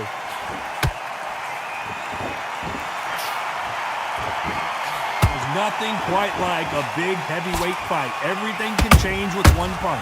Sometimes when you get in there with someone that's so powerful, you've got to think him. You've just got to be smarter than him. You've got to be like a little faggot and pickpocket him.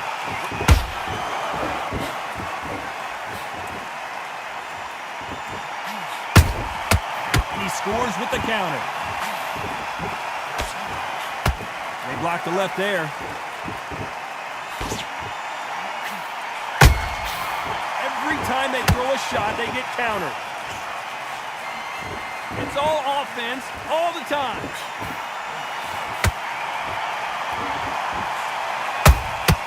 Punch, counter punch.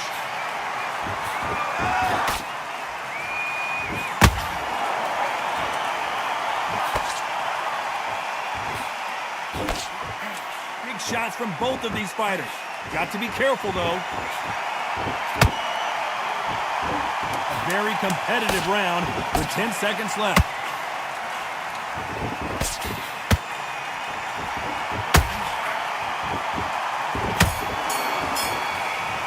Keep your hands up. Keep your hands up. Switching off, you're starting to make mistakes and you're switching off. I need you to go back out there. I need you to win this round. Get your mind back. On to the 6th round. This fight has Keep your been hands very up, guys. one-sided. What are we going to have in this round? Todd, my motto is, if it's not broken, why? You finessed this. No, what the fuck? Wait for the reaction. Until then, I'm about to go keep down. doing what you've just been doing because you've won that hands down. Why the fuck does shit want to play with me, chat? Oh, my shit ain't working? What the fuck? There's been a significant aggression difference in this Bro, what the fight. fuck? What do you see? This is about ego. Get your ego in check, Todd. Why this shit froze? Fight a man that is used to doing this. He's confident and comfortable doing this. Oh, there we go. Come on. To dance that dance. I don't know what the fuck Step that out shit of the was. way, boxing. Frustrating because if you let him get away with it, he'll close you down. When are we going to see a jab from these two?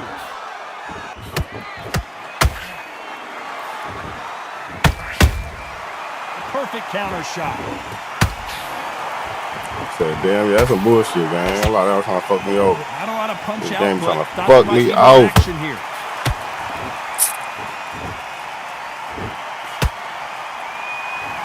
So close to that uppercut.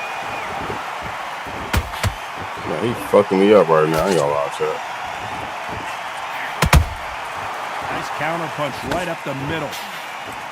He fucking me up right now. Good fight so far. Both of these fighters have had their moments. Skill for skill, tap for tap. Just like a match made in heaven. Landed that motherfucker though.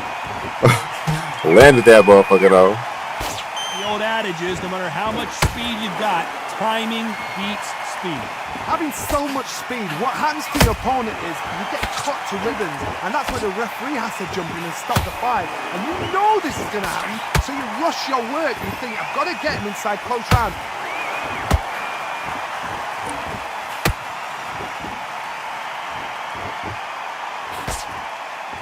Well, we're going deep into the gas tank on this round.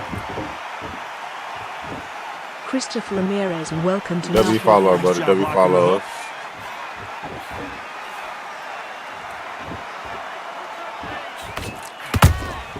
There's a counter shot. Nice counter punch. Holding nothing back here in the round. Perfect punch.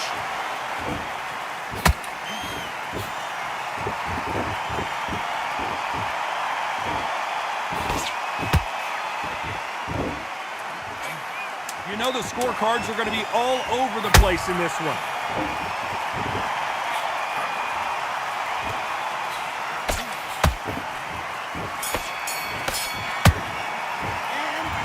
It's a power punch. Got you, buddy. Got the momentum, Right, they got the advantage. Get How your do they boxing carry back that together. into the next Listen, round? be smart when you go out. Here we go. It's round 7. After a really strong round, let's see if they can finish the job. Todd, my motto is, if it's not broken, why change it? An excellent last round, everything works. Wait for the reaction. Whoa. Woo! Take a look at this action. Caught that nigga with that Tyson bitch. Fury just got rocked. Caught that nigga with that bitch. That. Tyson Fury. Oh my Great heavyweight God. champion. This nigga here is good at motherfucking running. I'll tell you that.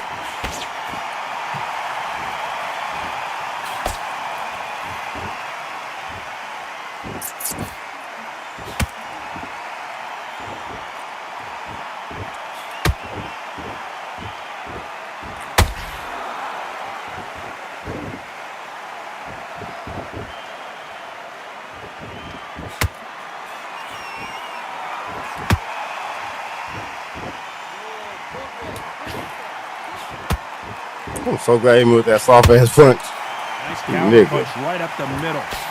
Oh shit.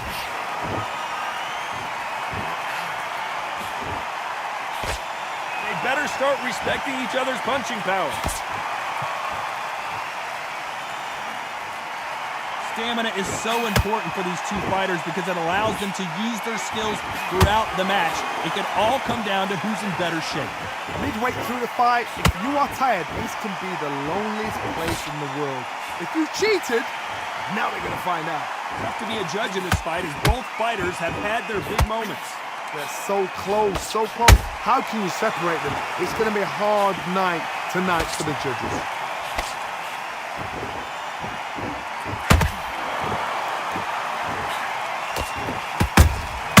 Nice counter punch right up the middle. Every time they drop their guard, they get caught.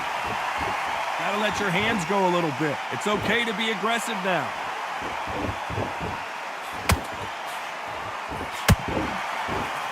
Swing and a miss with the jab. Catch and shoot.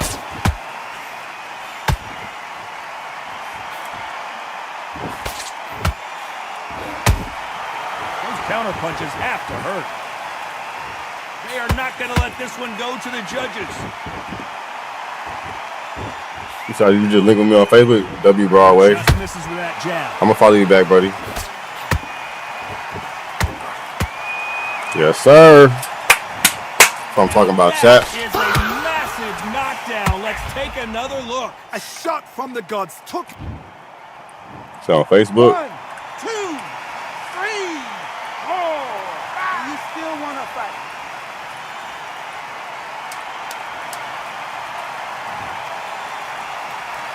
Jaquan, that's you, gang? Around here, but just barely.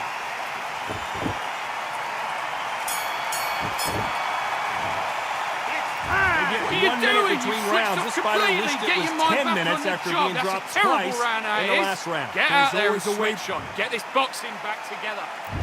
Round 8, and we're off again. Ain't no way. Something has got to change. That gotta be Two AI. knockdowns in the last round. 2 knockdowns in that last round. There'll be sheer panic in that corner. What do? Do they throw the towel in? Do they let him come back out again? Because they know their fighter is like a lamb to the slaughter.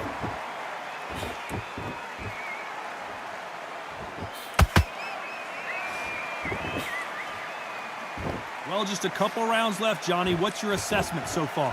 What can they change? Can they slow the pace down? Can they hope to knock them out early? What can they do? They've got to concentrate and relax. Because you know what you can do in the gym. You can do it in a fight. They've got to relax. How did I miss? That nigga head was wide the fuck open.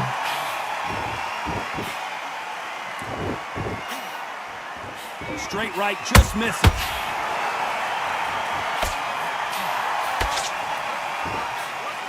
Missing with that jab.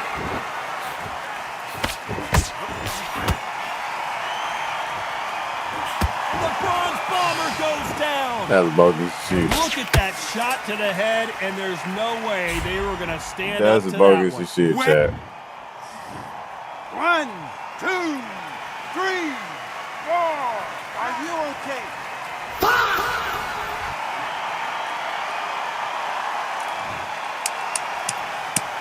So they're back on their feet, but let's see how much they have left in the tank. Oh, he can smell blood. Look at that. He's put in down once. He knows what shot works and where to land it. Then try and do it again. He's just not got to get trigger happy. That nigga Tyson too fucking strong, bro. We all know who's winning here. The corners must be so happy. Down to a T. Play the plan out to a T. If they can pick up momentum and do this over and over and over again, they've got it.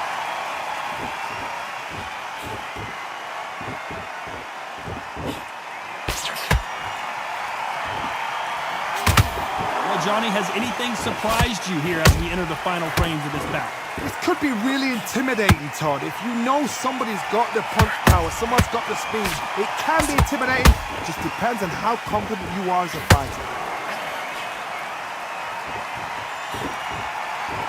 Nice slip to avoid the jab.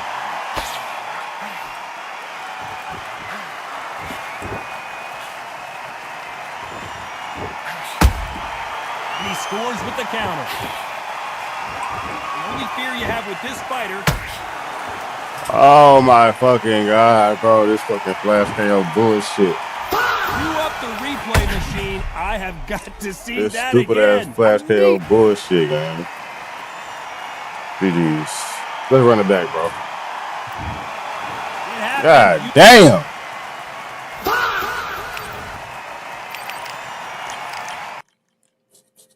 Let's run it back, man.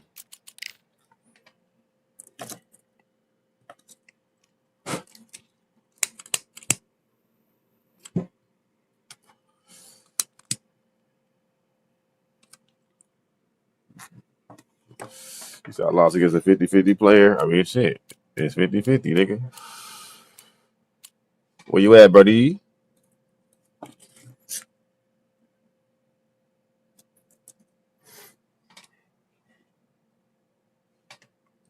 What's the deal, Nino? W Nino in the motherfucking building.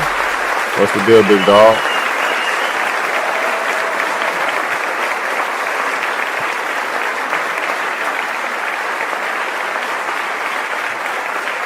So I was 70 chat. I didn't want to cheese him, but I could have ran if I wanted to, but I didn't want to cheese him.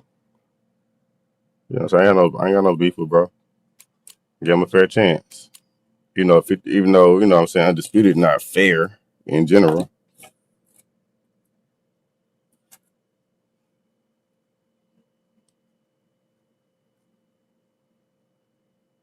Where you at, Dukes? Bro, Call of Duty, shut your motherfucking ass up, gang.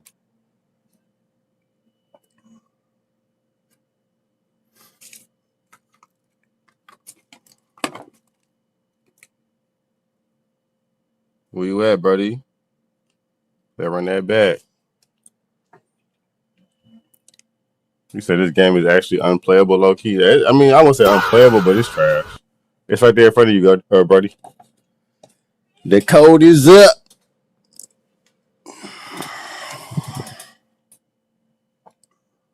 Bro, this game is so bogus, bro.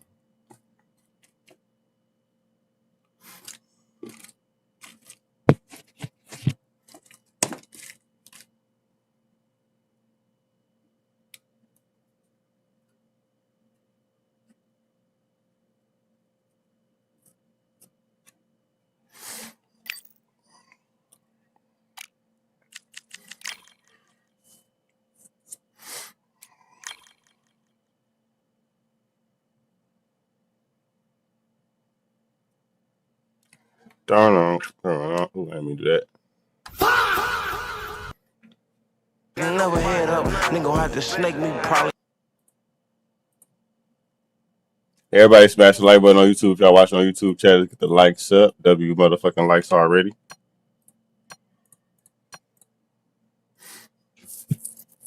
W likes already. Super buggers, you know it's bad when motherfuckers mod a 20-year-old game just to feel something. No, that's a fact.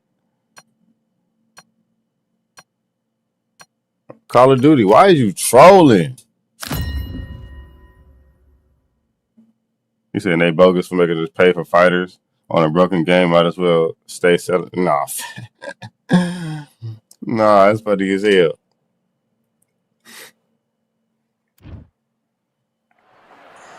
Welcome to the WBC Arena. They've been talking the talk. Am I mad? Yeah, I'm not mad. I did a good job that fight, nigga. Undisputed hold me, not him. Undisputed hold me. Undisputed beat me. Here he comes. Not him. He got beat. Tyson Fury, Emmanuel Stewart, one of the most famous. I lost to trainers in the world, Undisputed. thinks this guy can one day be the world heavyweight champion. First things first, he's got to get to 9-0 tonight. Look at the weight. How much weight are you going to give away in a fight?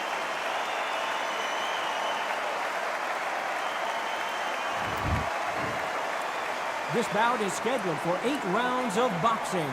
Fighting out of the red corner, an Olympic bronze medalist from No, it was a W fight, Dukes. W fight. A hard-hitting, sensational knockout. Don't listen to Call of Duty. He trying to troll me, man. He trying to get me mad so I can go crazy. I ain't finna do all that. Yeah, I just thought of what you were doing. Blue corner, introducing the big. Not too many seats to be had in this arena as the hype continues to build for this showdown. All right, I went over the room. In this place. I want you to protect yourself at all times. But you know what? And what I see. Great to have you with us for this all-action affair. We expect big things, and I don't think we're going to be disappointed. Nice counter punch right up the middle. Catch and shoot. Caution is being thrown to the wind.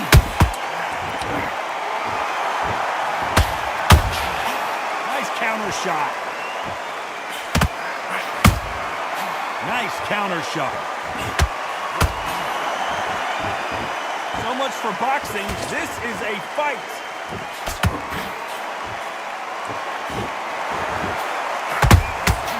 Have to be careful for that receipt. It's always coming. Really good buzz in the air tonight. This crowd waiting for something special. It's so hot, so heated. There's a roof on here. You don't understand it. When you're working, when the noise is there, the pressure's on your face, you sweat, and you're getting under. You're on the wrong side of a beating.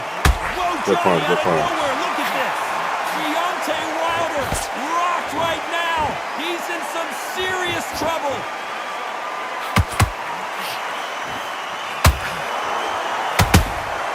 And he wasn't ready for that counter punch. Which one of these athletes is going to say, I can't take it anymore? Some nice exchanges from both men in this round. Skill for skill, tap for tap. Just like a match made in heaven. Tyson Fury just got rocked. Do you believe this? Oh my God. It's going to be a knockdown at least. It's been a tough round so far. It's been a tough round. What do they do? What do they tell them when they get back to the corner? How are they going to get through this?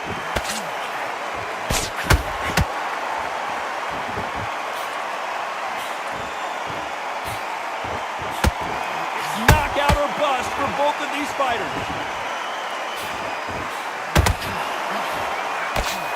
They blocked the left there. He threw a punch and just got countered.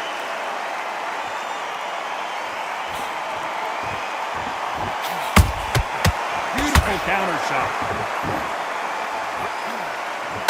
Tried to score with the uppercut. Straight right just misses.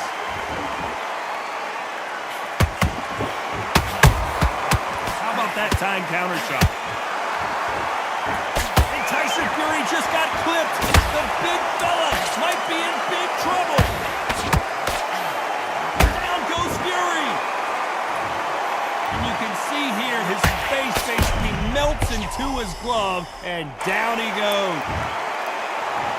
1, 2, 3, 4, 5. Listen to me. Are you okay?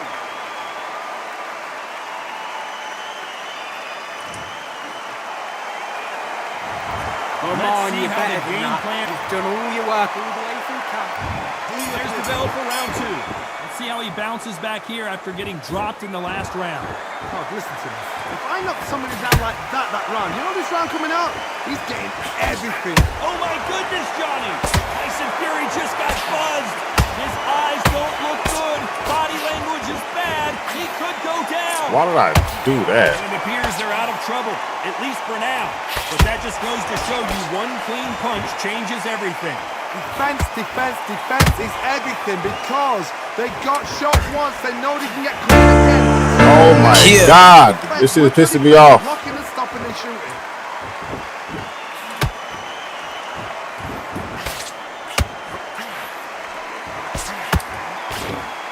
This fighter told us yesterday, I don't get paid by the minute. I'm going to go in there and try and knock my opponent out as soon as possible.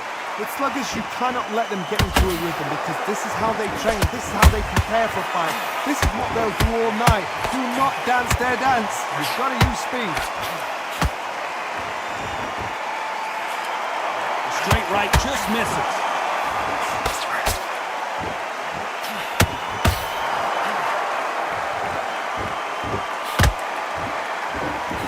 Jab not finding its target.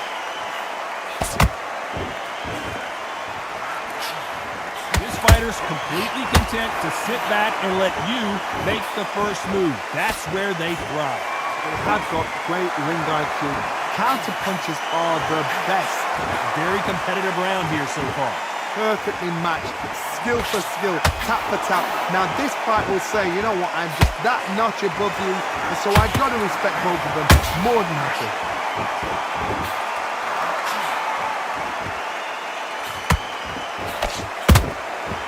Perfect counter lands. Has to be careful for that receipt. It's always coming. Straight right just misses.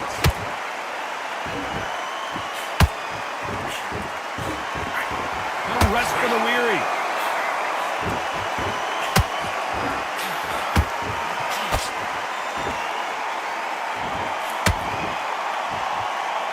Holding nothing back here in the round. Do you believe this?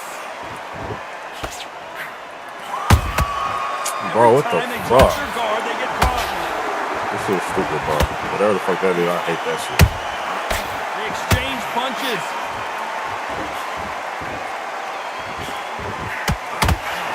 You know the scorecards are going to be all over the place in this one. Oh, and Tyson Fury just got rocked.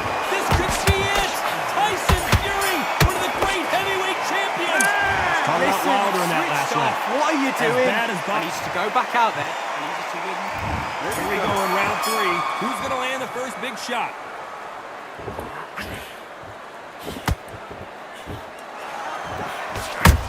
Tyson Fury in serious trouble. I don't see how he's going to get hit down. Goes Fury.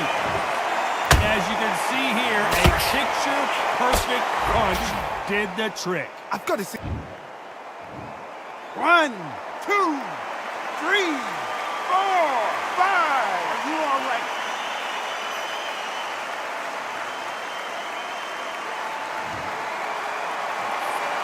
Apparently, it's going to take more than that to keep this fighter down. He's up, but for how long? Look at him. On the heels. Look at, there's nothing there. There's no defense. The eyes are glazed. He just takes one more clear shot. A clean one. And he's out of there. Perfect counter shot.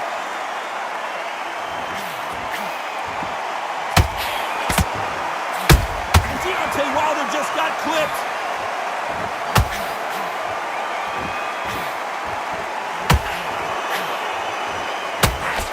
And apparently no rest for the weary. Thought about taking a breath, but instead, they're in there throwing bombs again. Got caught sleeping on the job. What do? You step back, steady yourself, recompose yourself, then boom, back into it. But do not make those mistakes. This is the wrong place to fall asleep.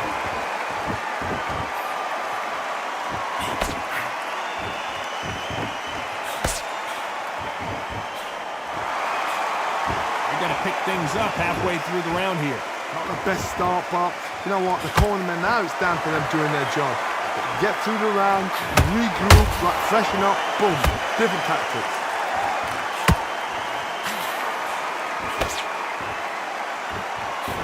Missing with that jab. Counter punching. Well done with that counter shot.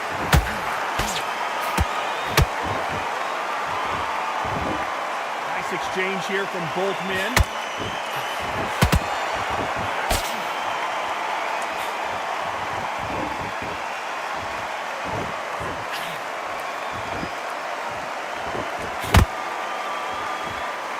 Both men step back for just a moment. There's a counter shot. They both want a highlight reel knockout. Oh, lights out. It's over. This fight GG's, is buddy. done. GG's. That punch to the head looks so good live. Let's see it again in slow motion. GG's, buddy. You happy Not now? many people Call of would have Duty? predicted it, but we've got a knockout victory. What a build-up. What a journey towards this fight. What a fight itself. The crowd enjoyed it. Shit, The that's fight more like enjoyed. it. I certainly enjoyed I it. mean, I ain't gotta win What a every way to fight, win a gang. What the hell? There's no mistake GG, there bro. about who won. I ain't gotta win every fight.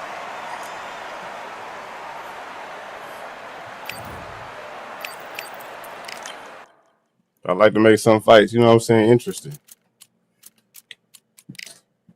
GG, buddy. Let me get one of these out the way right quick. I need to run to the store right quick, chat. He said good flash. You ain't even see it coming. Damn. That was a good fight. That was definitely a good fight. He said, I didn't even see that bitch coming. No, that's funny as hell. Oh, you say you even seen it coming. Oh, my bad. I misread it. He said, I even seen it coming. You said, I look up to you, though. You're supposed to win all the time. Man, if you don't get out of here, that's impossible. Hold on, chat right back. I'll start my truck up.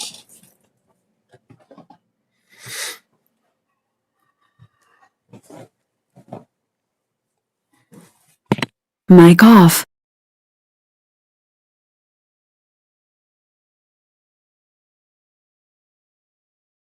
Mic on. I might as well do that this fight. Fuck. Matter of fact, no, I can run over there and do it. Mic off. His Excellency Turki Al-Sheikh is ringside for this massive event here tonight at the Kingdom Arena in Riyadh, Saudi Arabia. Alongside me is Johnny Nelson. About time. Deontay Wilder, bronze bomber, one of the hardest punchers in heavyweight history. His knockout percentage is off the chart.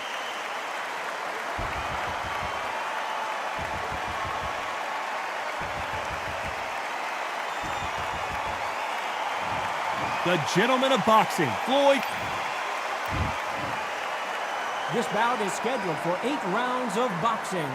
In the red corner, an Olympic bronze medalist from Tuscaloosa, Alabama, a hard-hitting, sensational knockout artist, and a WBC heavyweight champion of the Mic world. on. What's the deal, Broly? W. Broly in the building. What up, gang? A lot of trash talk between these two fighters. Now it's time to put up or shut up. You can hear everything. Imagine being a fighter walking into this. You're going to see it every minute now. So a capacity And what I crowd see, here you for must this one. obey. We've been waiting a Good luck. long time for this matchup. Here we go. God, yeah, because my breath. You can't imagine. You said how we bad leave these you guys on are every to get their second. hands on Why each you say other. that? So where I've been at, I only missed one day. I ain't even missed a day for real, Both chat. trying for a knockout. I ain't even missed no days.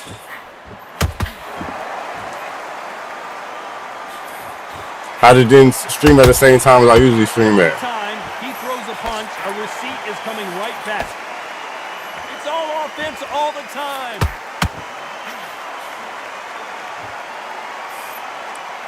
This fighter doesn't just want to win by knockout. They want to do it early so they can get out of here. They've got to be very wary. If you're in with a slugger, they will fight all night for fun. They'll stay in your face. They are naturally tough and strong and aggressive. Every time they drop their guard, they get caught.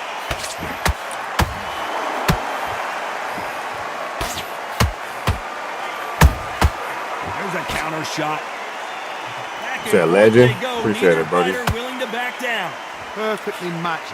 Skill for skill. I was on my Casanacci yesterday. This fight will say, you know what, I'm just that notch above I'll fuck with you, so yeah. I've got to respect both of them more than nothing.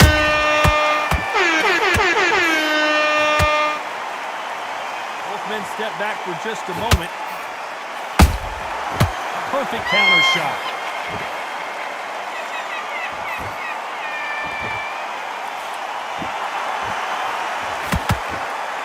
Not a lot of punch output. Thought there might be more action here.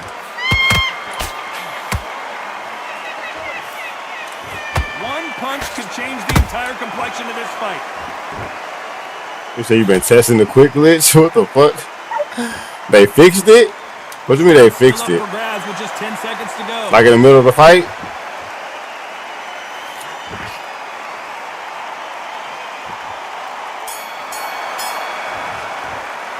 You said the person disconnects, they get a loss now? Okay, W. An eternity for them. Let's go out there. Get your boxing back together.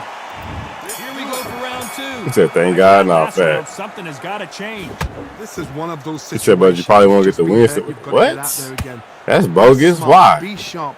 Don't be a fool. Don't get suckered in. They can fight your fight. Hold him tight. That's bogus as hell. Your head clears again. And your legs come back again. Because if you don't, he's going to pop you off. Patterson's rocked. That nigga was that nigga said, look, y'all, he wasn't even trying to weed them shits for real. Let's take another look. That nigga was just going in circles. Lights out right there. Hit that nigga in his stomach. 1, 2, 3, 4, 5, 6. Everybody smash that like button, chat, get the likes up. If we have some more reactions, chat, let me know. Drop them in the Discord. We're going to do some reactions. They'll make it up and this fight continues. Broly, got some reactions, brother, let me know. Drop them in the Discord. You already missed one reaction, Broly. Try and do it again. He's just not got to get trigger happy. Has to be careful for that receipt. It's always coming. Need to pick things up here in the second half of the round. It's not forever hope. Remember the fight at Evander Holyfield? He could be behind on points until the last 10 seconds, but he's fighting like he's going to pull it back. That's the kind of hope we need to see.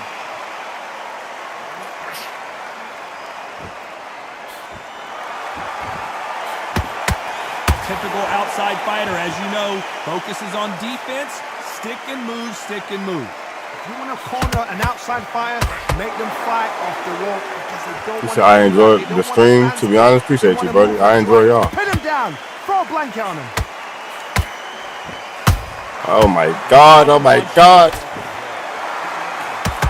Miss with that jab. Final 10 seconds here, and I think he knows who's won this round. Wow.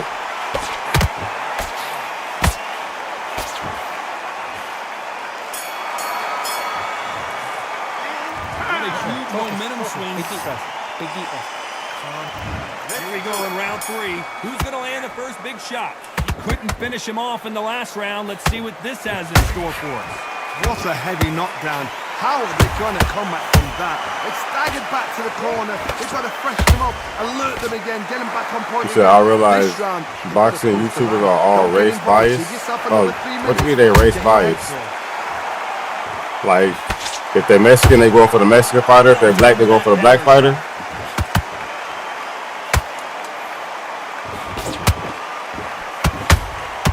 Nice counter punch right up the middle. How about that time counter shot?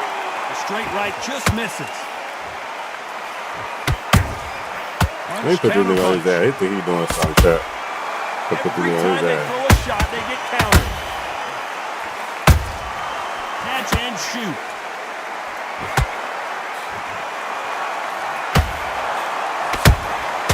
Beautiful counter punch. Oh! Oh! Oh, I knew that was about to happen. All right, let me lock your chat. Let's take another look at that. Even I've got to see that again. Where did that come from?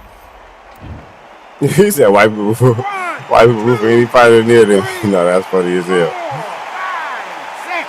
5, 6. Oh my God. He said it's facts. I mean, I believe it. I believe it. I believe it for sure. Apparently, it's going to take more than that to keep this fighter down. I think boxing is the only sport where it's like open racism. It's not even really racism. It's more like, you know what I'm saying? It's just the fact that every race have their own style of fighting. Like for example, Mexicans are known for brawling, right? So with that, they're not gonna have a lot of black fans, so not a lot of black people brawl. You know what I'm saying? You got a lot of black people that like to do Shakur Stevenson and fight on the outside. You know what I'm saying? That pick their shots and do Floyd Mayweather and shit. That's black people's style of fighting. So it's a little bit of different. It's a little different. And white people, you know what I'm saying? I don't really know. I can't really pinpoint what their style of fighting is. To the fourth round. Let's see how he bounces back here after getting dropped in the last round. That knockdown we just saw was a heavy knockdown. I'd be very, very surprised if he'll come out fresh as a daisy. That's not going to happen. There we go. Make them feel it. Make them feel it, chat. Make them feel it. He almost fell off the ropes. So yeah, facts. I'm right. Yeah, man. I mean, I've been watching boxing for a long time, bro. And each race got their own style of fighting based off, you know what I'm saying, they gyms. They teach Mexicans to brawl, especially in Mexico. That's how you ever seen a Mexico sanctioned fight? They teach them to stand in the pain and just like hell no, okay. I'm not finna do all that shit. I'm a bop, back up, nigga, uppercut, bop. I'm gonna do a little different shit.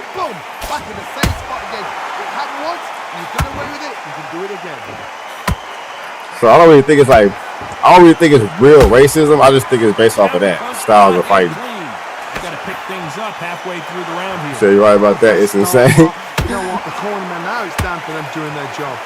Get through the round, regroup, right, freshen up, boom, different tactics. The straight right just misses.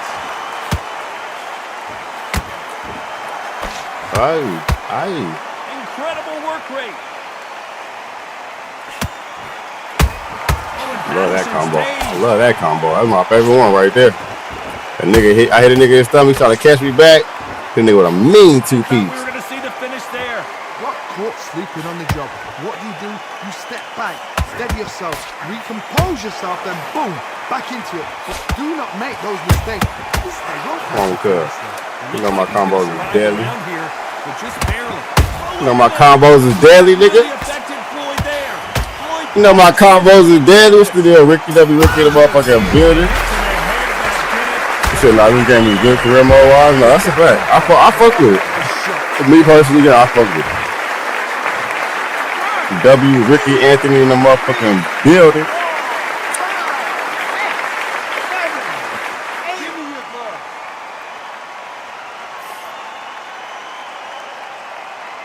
Yeah, I fuck with it personally. I mean, it's, you know, so they got his issues. But for the most part, I fuck with it. On to the fifth we go. He barely survived the last round after 2 knockdowns. Let's see what happens here. I have no idea what they have left. How'd you come back from twice? Where's your head at? Where's your energy levels at? It tells you you've got nothing left. See a message didn't send? Oh no, it got blocked. It said there was this boxing YouTube channel that really a piece of shit towards me because they found out I wasn't black. I was a moderator and everything. What channel was that? Did you see that? Patterson took that one in a What channel was that, bro?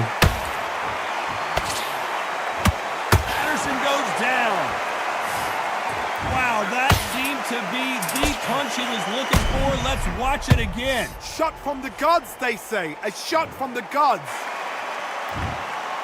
He says, yeah, same. Some people just hating gang. Now that's really what it is, Ricky. People just be hating, bro. For what? People just be hating, gang. Well, they're back up on their feet, but I'm not sure why. Some fighters, when this happens, this can be heartbreaking. Some fighters, it makes them angry. They want to get back into the mix again. I want to know, what sort of character are we looking at here? Halfway through the round, and they're struggling a little bit. There's a lot of work to do, and you know what? It's hard to pull back. Don't get into the habit of losing. Don't get into the habit of being second place. You've got to change the habit. You've got to change something, because otherwise, why should it change? Nice counter shot. Has to be careful for that receipt. It's always coming. You said you don't want to say because he got a lot of subscribers. So what? If he, you know what I'm saying? Tell these two that they can beat If he's being racist, he need to be exposed. Shit, what? Can't make final 10 seconds here, and the corner better get warmed up. They've got some work to do. So he did an interview with Shakur Stevenson. What the fuck? I don't know who did an interview with Shakur Stevenson. How big of a factor that knockdown's going to be, we just saw. Say he's a pro New Jersey guy. No, I don't know who that is. He got knocked down in the last round. Let's see what he can do here. Todd, listen to me. If I knock somebody down like that round, you know this round coming out?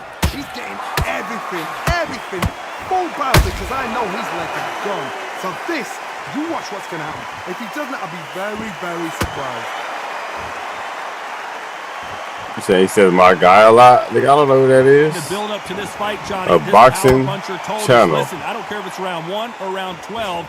I've talk got power and confidence to end this in one showbiz. shot. They know the second they touch you, it's Ego, boxing Ego, powerful. Aki, Fanon, the Rise podcast. Not a lot of punch output. Thought there would be some more action. All right, here. which one is it? I literally just said all the big boxing podcasts, man. Blue Blood. Blue Blood. Those counter punches have to hurt.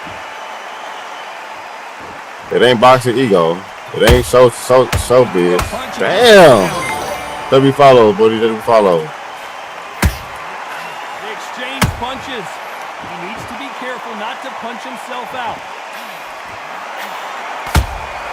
And he wasn't ready for that counter punch. You said it's through Discord? All right, bet. Good counter punch.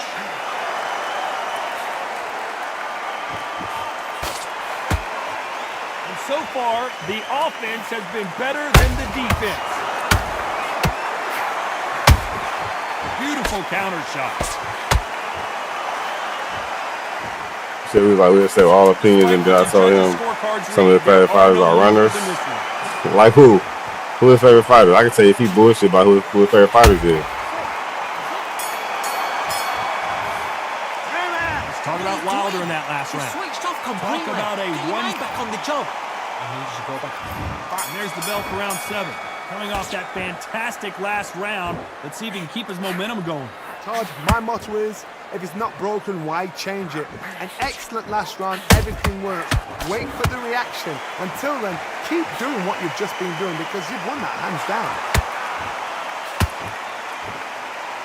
Jimmy!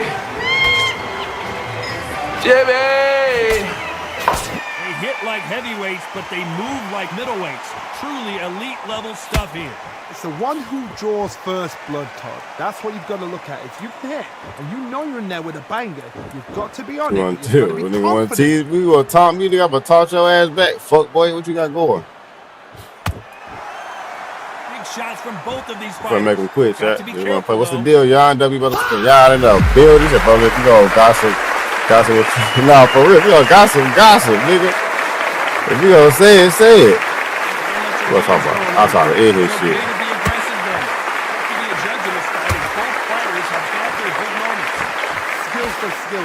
Alright, you don't want to get knocked out for real. You didn't want to act like he want to get knocked out.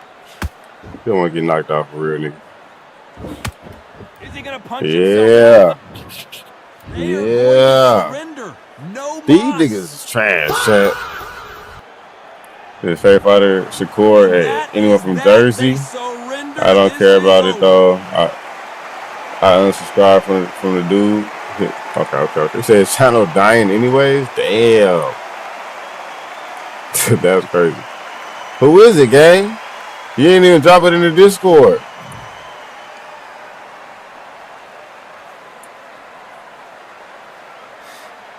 Drop his name in the Discord.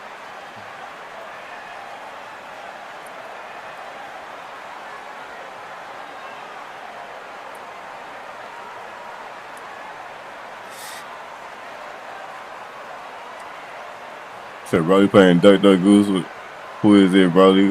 What the hell? You already told us everything about him. Not fast. Then they told us everything about him. Hold on, chat. I'll be right back. I'll be right back, chat. Let me put on something right quick. I gotta go do something right quick. I'll be right back.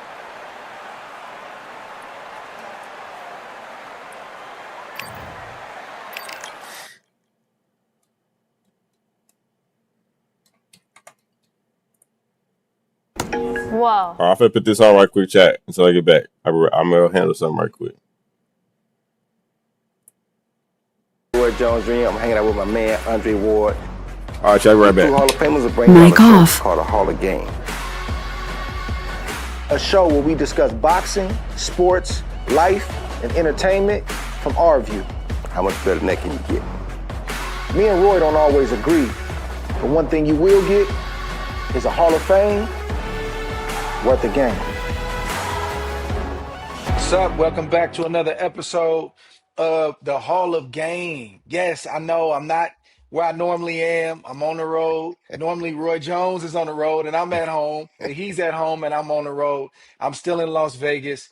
Just got done calling the Zuffa 2 card with Joe Tessitore, Max Kellerman. It's the boxing promotion headed up by Dana White. Man, there was some great fights there last night. Very even matchmaking. That's one thing that Zuffa has gotten right out the gate. But I got to get into the huge boxing weekend that we've been talking about and promoting these last couple months, which is the Ring 6 card.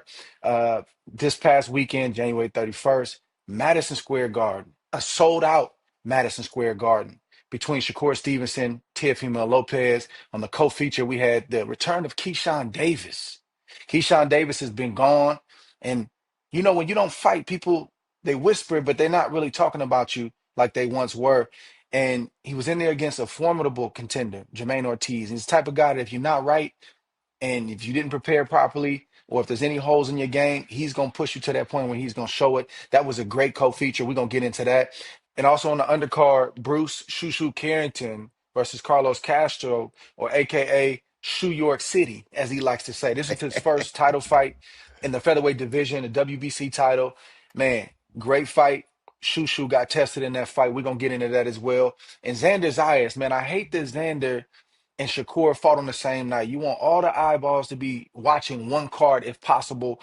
Xander headlined a card in his home country, Puerto Rico. He defended his WBO belt, but he also got some more hardware. He gained the WBA belt and unified the titles Saturday night. And Xander is the youngest current unified men's champion at 23 years old.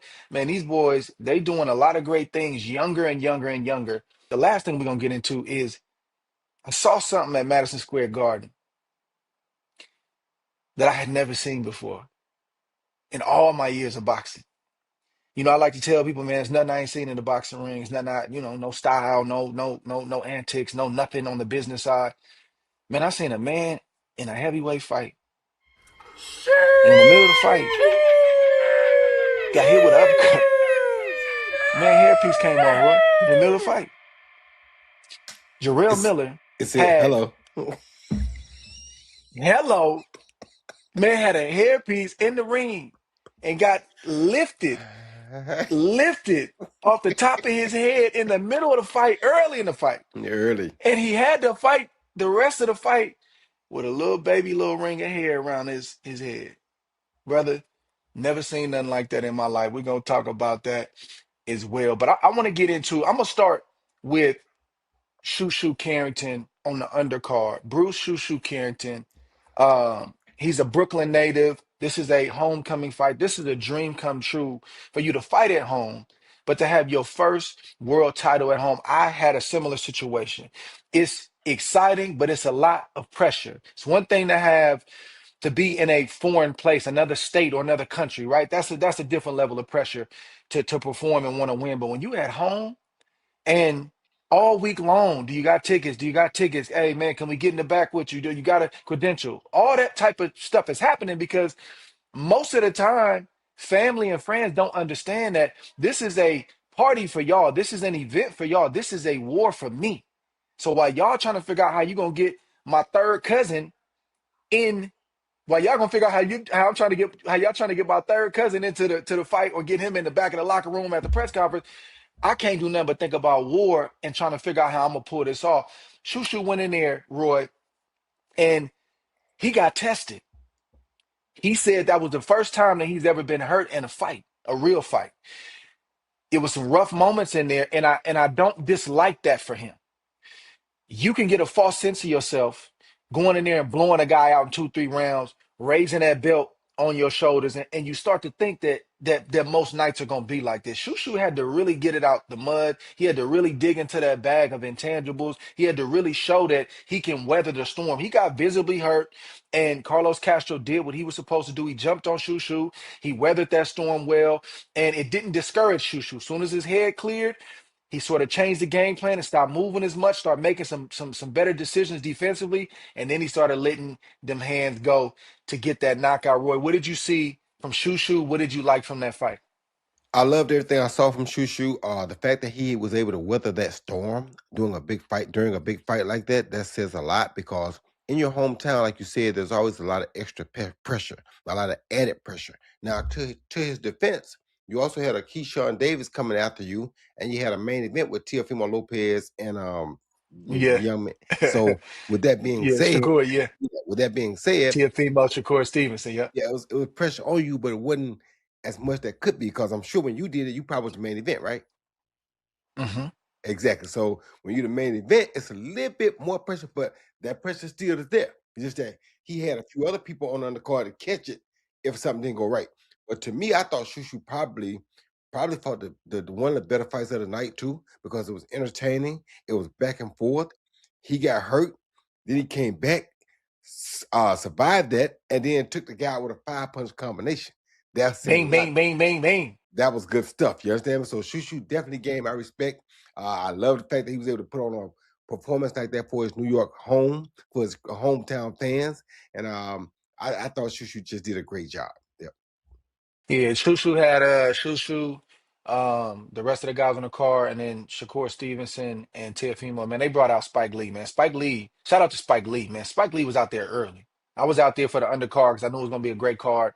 And Spike was out there early, man. Front row in his seat, supporting all the fighters, but supporting a New York guy in Shushu, man. So I love to see a guy of that stature having having his mind on the game and really knowing who's who and who's up and coming and supporting another Brooklyn guy like that, man. That was dope to see. And I was really excited and eager to see Keyshawn Davis and Jermaine Ortiz. I'm not just a guy that focuses on X's and O's when a big fight is coming up. I'm a storyline guy because I know it's so many things that are happening surrounding a fight. And I want to see, I like to judge a person's temperament. I like to listen to what they say because that's really their heart speaking. And I want to see, do I believe you? Are you believable? Are you just talking? Do you seem nervous? Or does the moment seem too big for you leading into the fight? You can't find out everything with a press conference or interview, but you get little clues if you know what you're listening for and looking for.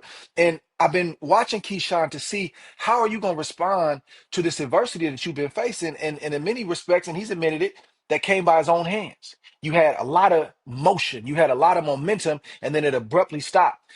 You changed your team managerially, you changed your trainers, and you kind of went back to your roots, and you got a lot of people questioning, are you still a blue chip guy? Are you still a contender? Are you still a guy that could be in title contention in the next year or less?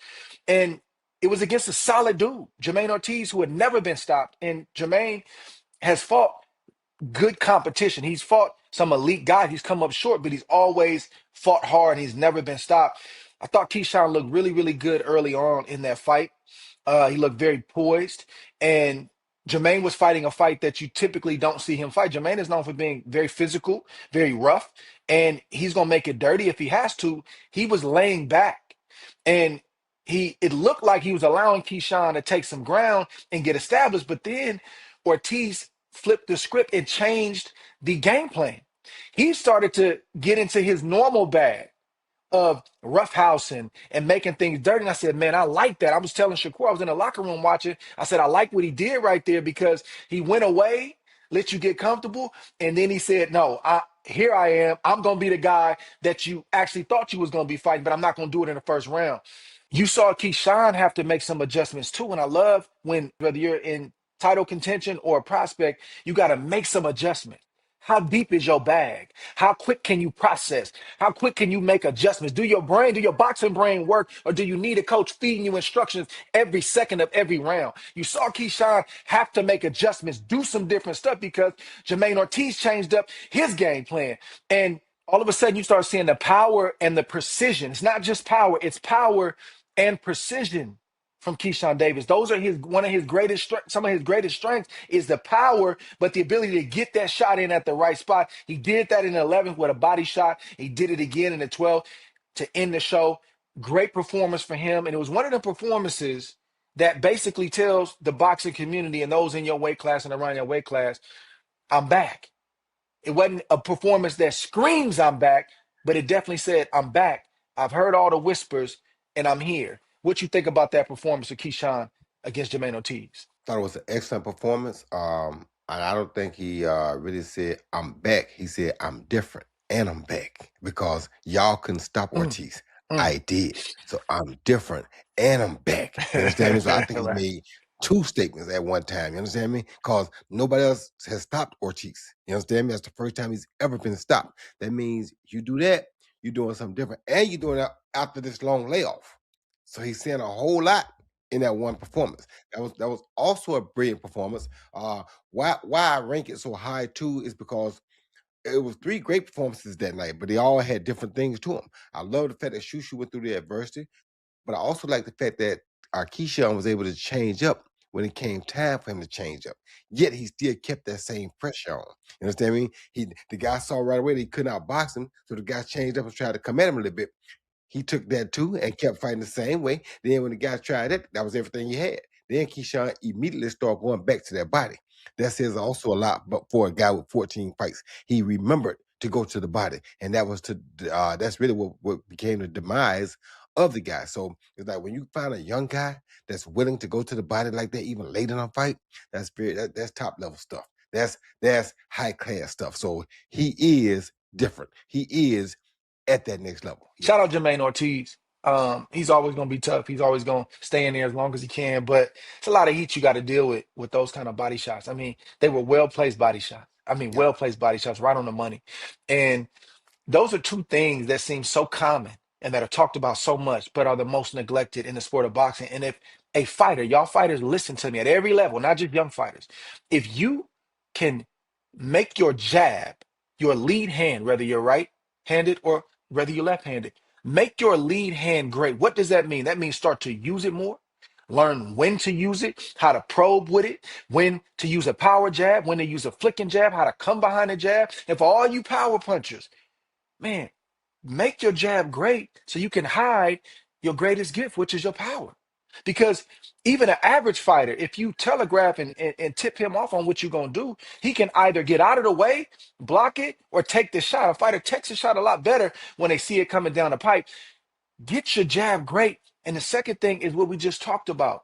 Learn to work on the inside. Learn to hit both sides around the arms, up the middle to the gut. Nobody likes getting hit to the body, but a lot of guys can't take it to the body. You want your knockout ratio to go up? Start going to the body in a ferocious way with both hands. If you want your game to improve, get that jab working overtime and learn to hit to the body. Some guys can take it to the head, Roy. I don't know how, but then Mhm. all of a sudden, you say, let me go and check over here and see how you doing down here. All of a sudden, they can't take it. Yep. That's most guys. Last thing I'm gonna say about Keyshawn Davis, he called somebody out after the fight. The new and improved Devin Haney. Devin Haney just came off a much needed dominating performance against Brian Norman. Brian Norman, before the Haney fight, came off of a knockout of the year type of performance. Devin Haney being 2 fights removed from the Ryan Garcia situation. The low hanging fruit in the headline was, can he take the punch? He showed that he can take the punch, but he also delivered a punch. So now he's back in the driver's seat and can make whatever decision he wants. But Keyshawn Davis, who's one weight class below a Devin Haney at 140, Devin Haney being at 147. He called Devin Haney out. What do you think about that fight if it's 1 or 2 fights away? It's kind of a tough fight right now because Devin Haney is right back at the top of his game. Devin showed that the weight loss was probably causing him to not have as good punch resistance, and it also probably wasn't causing him to have as much power or explosiveness as he has. He showed tremendous power, tremendous punch resistance in that fight against Norman, and for him to do that means that the weight was probably an issue. Now, if Keyshawn comes up, or if they even do a catch weight, a 143, 144, it's gonna be a very interesting fight because I think Devin has more tools and more IQ right now, but Keyshawn is different. So when you got a guy that's different, and that's why I also said that he's not just back, he's different. You understand me? So when you got a guy that has that intangibleness about him, where he can be a different guy when it's time to be a different guy, you can never count him out. However, if I were pushing Keyshawn, I would have another fight or two before I fight Devin, just for experience purposes. And if I was Devin, I would try to jump on it right now before he gets those couple fights, because the more experience he gets, the harder he's gonna become to beat. Yeah, that's gonna be a tough fight, for Keyshawn Davis. And I think in many respects, Devin Haney too. You can't take Keyshawn Davis light. He can really fight. He's really like that. The weight difference is a concern, and it's a fair question. Is he ready now? Is he ready a fight or two from now? But that's the fight, really. If you really want to you want to scream, I'm back. That's the type of fight that you want, because obviously it's in the Turkey Al Sheikh universe, and that's a fight that's gonna get made. You're gonna make a career high payday. But if you are able to beat Devin Haney, brother, when I say the sky's the limit, the sky is the limit. But that ain't gonna be no easy pickings for both guys. The weight is a concern, but I would love to see it happen. Match with a local TurboTax expert at our new in-person locations. They're specialized in your unique tax situation. They can file your taxes for you and keep you updated every step of the way. So get your taxes done by a local TurboTax expert. What up, guys? It's your boy Ak, teamed up with DraftKings Sportsbook. The next great playoff touchdown is coming, and you can bet on every moment in postseason glory. It's the ultimate destination for betting on Super Bowl 60. New England and Seattle collide in Santa Clara, California. Playoff football delivers the biggest scores of the year, and every trip to the end zone matters more than ever. DraftKings Sportsbook is the best place to bet touchdowns all postseason long. Get in on every touchdown that shifts momentum and decides who advances. DraftKings Sportsbook has all your favorite ways to bet touchdowns for Super Bowl 60. Whether it's first touchdown scorer, anytime TD, player props, or same-game parlays, DraftKings gives you more ways to ride the adrenaline of every playoff score. DraftKings has something for every sports fan. So what you waiting for? Download the DraftKings Sportsbook app right now. And don't forget, use our promo code ATSFIGHTS and level up your fight night experience.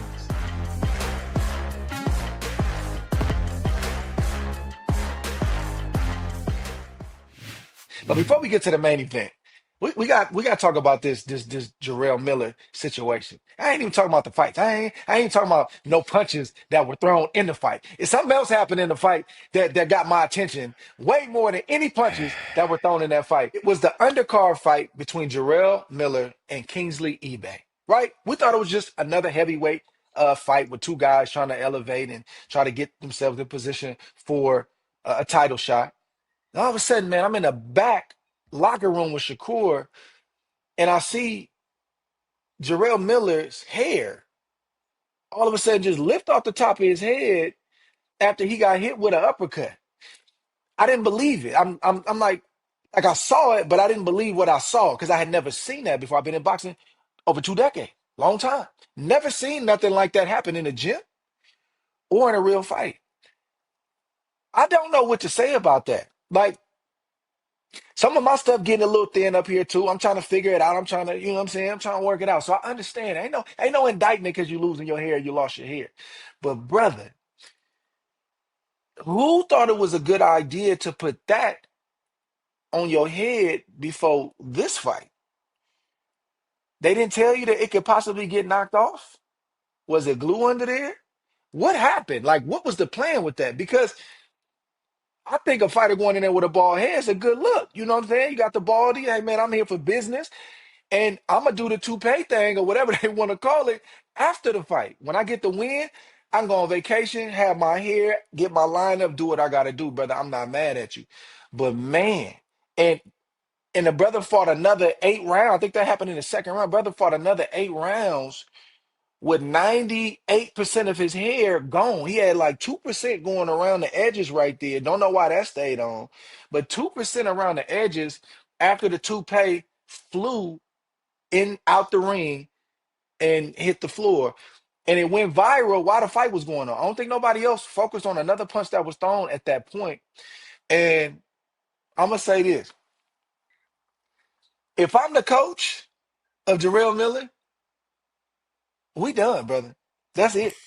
I'm gonna tell you, if I'm your coach, we are done. I don't care if you win the fight tonight or not, because you weren't thinking about me when you decided to put that on your head before this fight. You didn't have me in mind at all. We're supposed to be a team, right? We're supposed to be together. We're supposed to be like that. We're supposed to be together. Man, all the hard work over 8, 10, 12 weeks was supposed to be the main thing people talk about is that we got the win. Hopefully we look good and we moving on to bigger and better things. No matter what happened in that gym, the only thing they talking about is your hair getting lifted off your head by a punch. Brother, I wish you the best.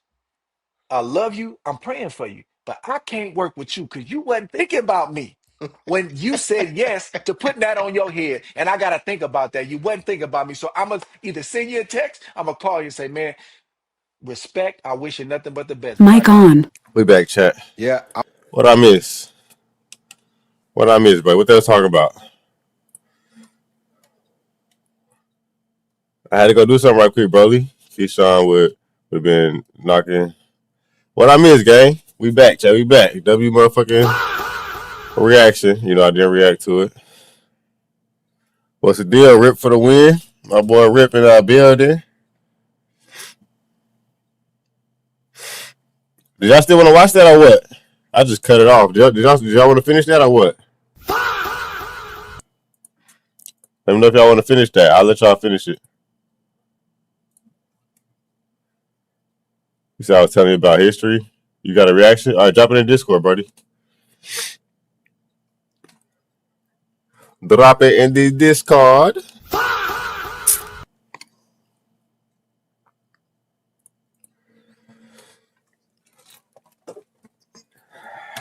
We got another reaction chat this time. A real reaction.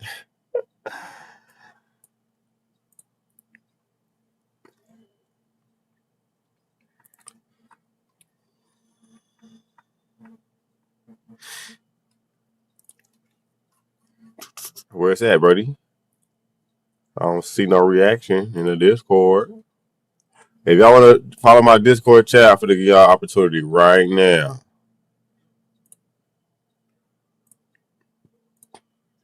Shit. All right, chat. Here go my Discord. If y'all want to follow my Discord and join the Discord, it's y'all chance. What's the deal, my boy? Bory in that motherfucking building. What's the deal, boy? What you got going on, guys? Mr. Bory.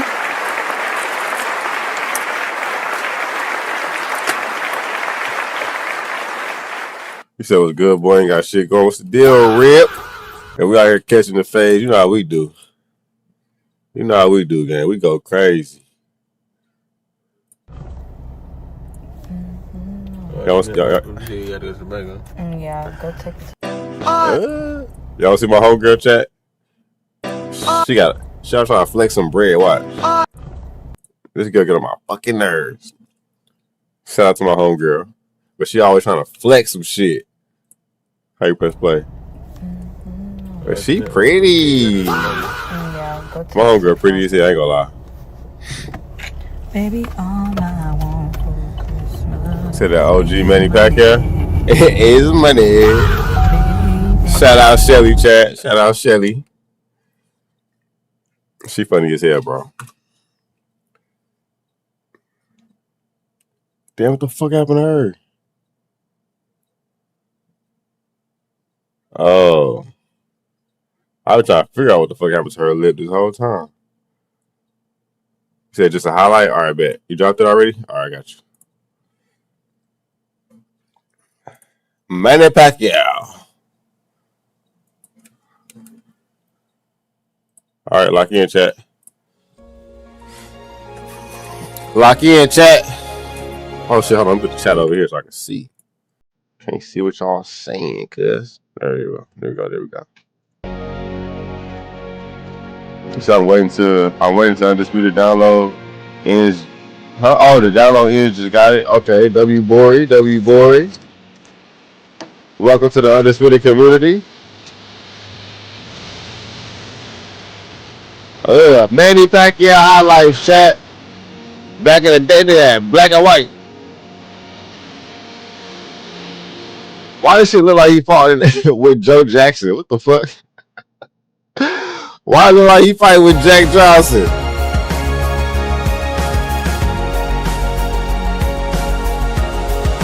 Oh, this is not Manny Pacquiao. You said it was Manny Pacquiao. This is not Manny Pacquiao. I was saying it like he fight with Joe.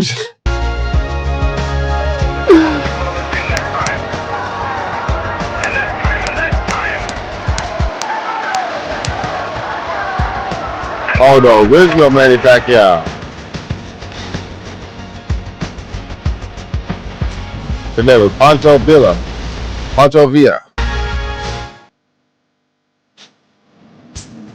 I can barely even see this shit so old.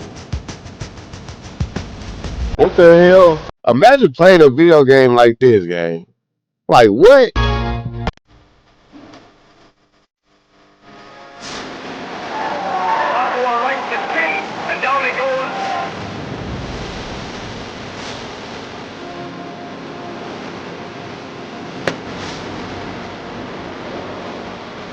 Yeah, nah.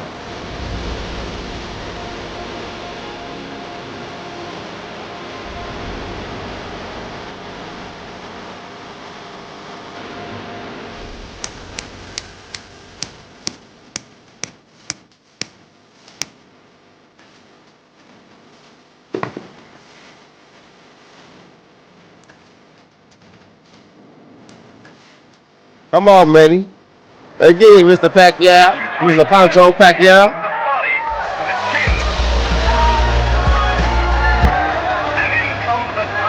Yeah, real name is Pancho Villa. What he look like?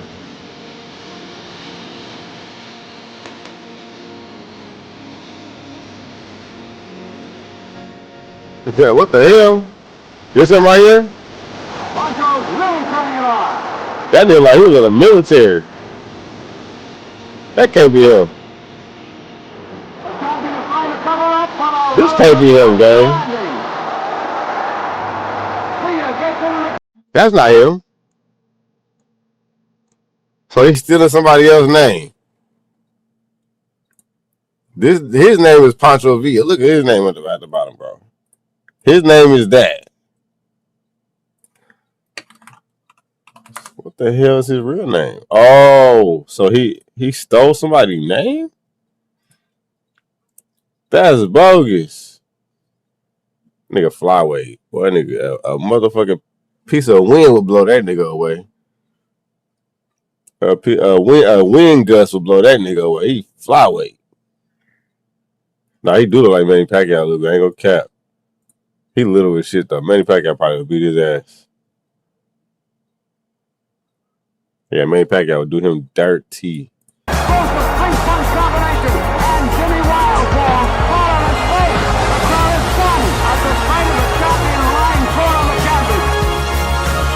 Yeah, 1901 to 1925 is crazy. That nigga was born and died before World War II. Shit, Danny, what year was World War I? That nigga didn't see none of that shit. All right, get back to this shit, chat.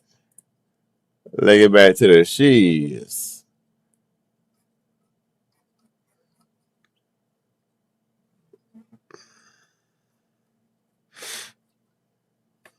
God damn. Matter of fact, hold on, cuz.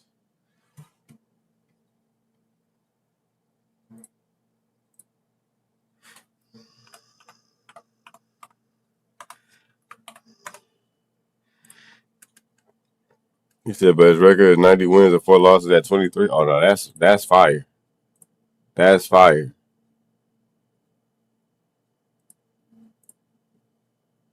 Hold on, Chad. Let me do something right quick. At least let me try. Do something right quick.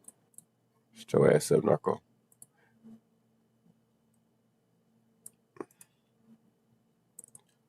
Another reaction. Drop it, buddy. Drop it.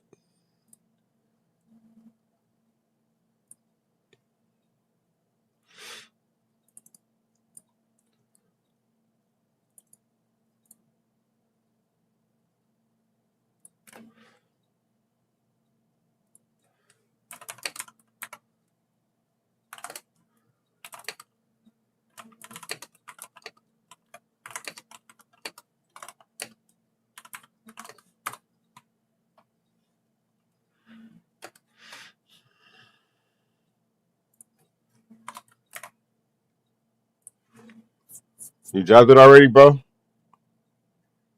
Let me know some.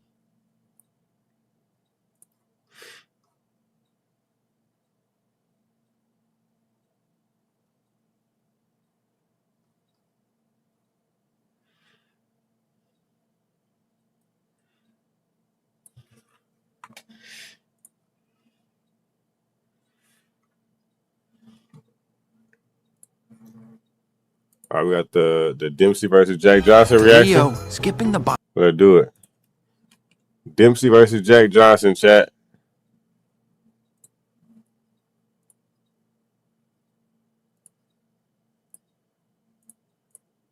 Man, Jack Johnson is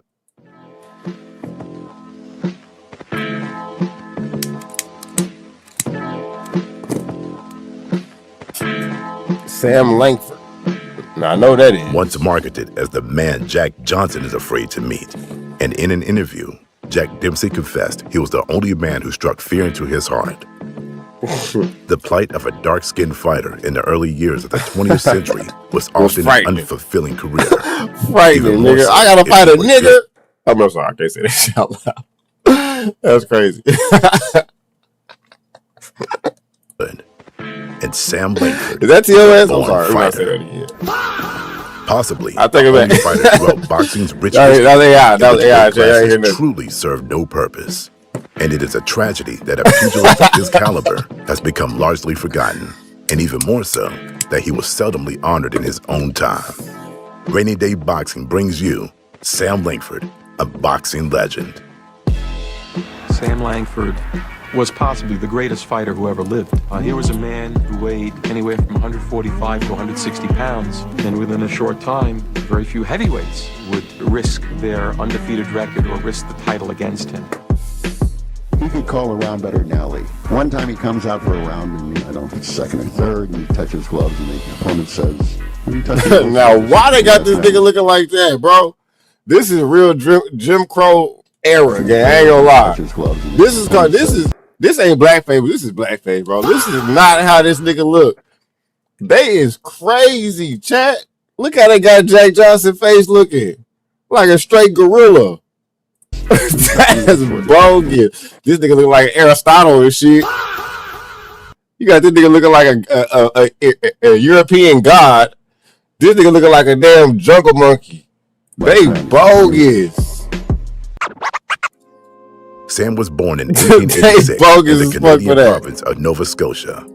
By the time he was 15, he had made his way to Massachusetts, where he found his calling as a fighter and would later become known as the Boston Tar Baby. Langford was no ordinary man. God damn, bro, what the fuck? Hold on. Why is it going so hard on this nigga? This nigga name was the Tar Baby? Like, come on, gang. This is racist as fuck. I ain't gonna lie. This shit is hella long racist, arms bro. with like, bone-crushing power in both hands and an uncanny sense of distance. Spectators were continually baffled how a man standing only 5 feet 7 inches tall in front of all these white people, biggest heavyweight contender. He gonna call himself a Tar Baby gang? In front of all these motherfuckers. This shit look like a jury stand, nigga. Standing only 5 feet 7 inches tall, could batter even the biggest heavyweight contenders. Sam was a pioneer for the technical side of boxing and a connoisseur Yeah, when it it is, but came Sam to is one of the punishing a all-time fighter's vital greatest. spots. Nah, fact. How have I not ever heard of this guy before? Some of his contests were 60 to 100 rounds. Sam is a GOAT. W. Sam was one Langford, of the man. greatest boxers of all time. ESPN also ranked him the second hardest puncher of all time. Ooh, behind Joe Louis, Jimmy. Okay, I don't know Jimmy. Archie Moore, I know him. Marvin Hagler, I know him. Buddy Bear, who the fuck is that? Small man with a big punch. Who the fuck is Buddy Langford's Bear? first encounter with greatness was against the lightweight legend Joe Gans. I don't know him. Gans was the first ever African American to win a world title. Even What? the most bigoted of reporters. Why he got on booty Gans shorts? was the greatest Why they got this nigga with his ass out, chat? Even What the fuck is this? Ain't no way, nigga. You ain't gonna never see me wear no shit like that. the most bigoted of reporters. I would've been the declared first Gans nigga to be modify the my greatest shorts. fighter the ring had ever seen. Joe Gans triumphed at the start of the 20th century, holding the lightweight crown for 6 years. Gans dominated the ring. He became known as the Old Master. He won 150 Said Joe of Gans his was the OG tank from 196 Baltimore. fights. Joe Gans was unbelievable. His defense, his jab. I mean, here is a man who invented it. He was that good. Sam was only 17 years old when Gans was. Bro, all the black fighters at this time, gang, is really the mold to how black fighters fight today. Like George Benton, you know what I'm saying, Sam Langford, Joe Jackson, like all of them is like they molded how we fight today type shit. You know what I'm saying? 29. The Old Master. They say he created the introduced jab. Langford to a level of boxing. They said he created the jab, did they not? Joe Gans was unbelievable. His defense. Look at his jabs, his though. jab. I mean, here is a man who invented it. He was that good. He invented the jab. Yeah, that's Sam was different. only 17 years old when Gans was 29. The Old Master introduced Langford to a level of boxing he never dreamed existed. But that didn't stop Sam from giving Gans the unholiest of lickings. Unholy. Covering the fight. That nigga felt Sam unholy beat the ass champion whooping. in a manner that left no. Whoa! And Gans covering You the can fight. hit people on the floor then? What the fuck? Sam beat the champion in a manner that left. What the fuck? You can hit people on the floor back then? They both fell. He got up and punched that nigga in his head. One reporter Look, covering the fight felt Sam is beat the bogus. champion in a Look, manner Sam, that left he got up and said, bitch, ugh. What the no fuck? doubt. And Gans, who was at one point out on his feet, Yeah, one time, acknowledged that's an agreement. bogus. Langford had won, but at the weigh-in, Langford failed to make the 135-pound limit, and he would not be awarded the title. Less than a year later, Sam was matched up with the Barbados demon Joe Walcott. At Why that everybody's time, name was Joe he was back considered there? by the majority of boxing authorities as God the damn. greatest welterweight champion ever. Joe Jackson, Joe Gaines, Joe Wilcox. Joe was a famous name in the 1920s. He was the first man to put a little fear into Langford. He also had a reputation for knocking out larger men. But knowing the title was on the line, Sam put on a scientific slaughtering. Langford was able to draw blood from the champion's mouth, and by the final bell, the crowd felt Walcott had met Barbaros his Joe master. is the best. I never heard of him. Controversially, the fight was ruled a draw, a decision that displeased many of those in attendance. A few years later, Walcott would be knocked out by a fighter called Young Peter Jackson, who would later be convincingly beat by Langford, further solidifying Langford's claim as the best fighter in the welterweight division. He started his career a healthy lightweight, but he always had his eyes set on going for the heavyweight division. We Around reacted that to time, Sam Langford, there was chat. another black fighter who was garnering praise Said, no, he's from a the beast. boxing world. Galveston's Jack Johnson. One of the most formidable. That's my goat right there, chat. That's my goat. Overwhelmingly supreme above the Look at the defense, nigga. You ain't touching He was a shit. superb athlete and considered by many the Why you best punching like that? What the fuck? What the fuck was that, nigga? Jab, nigga. What the fuck?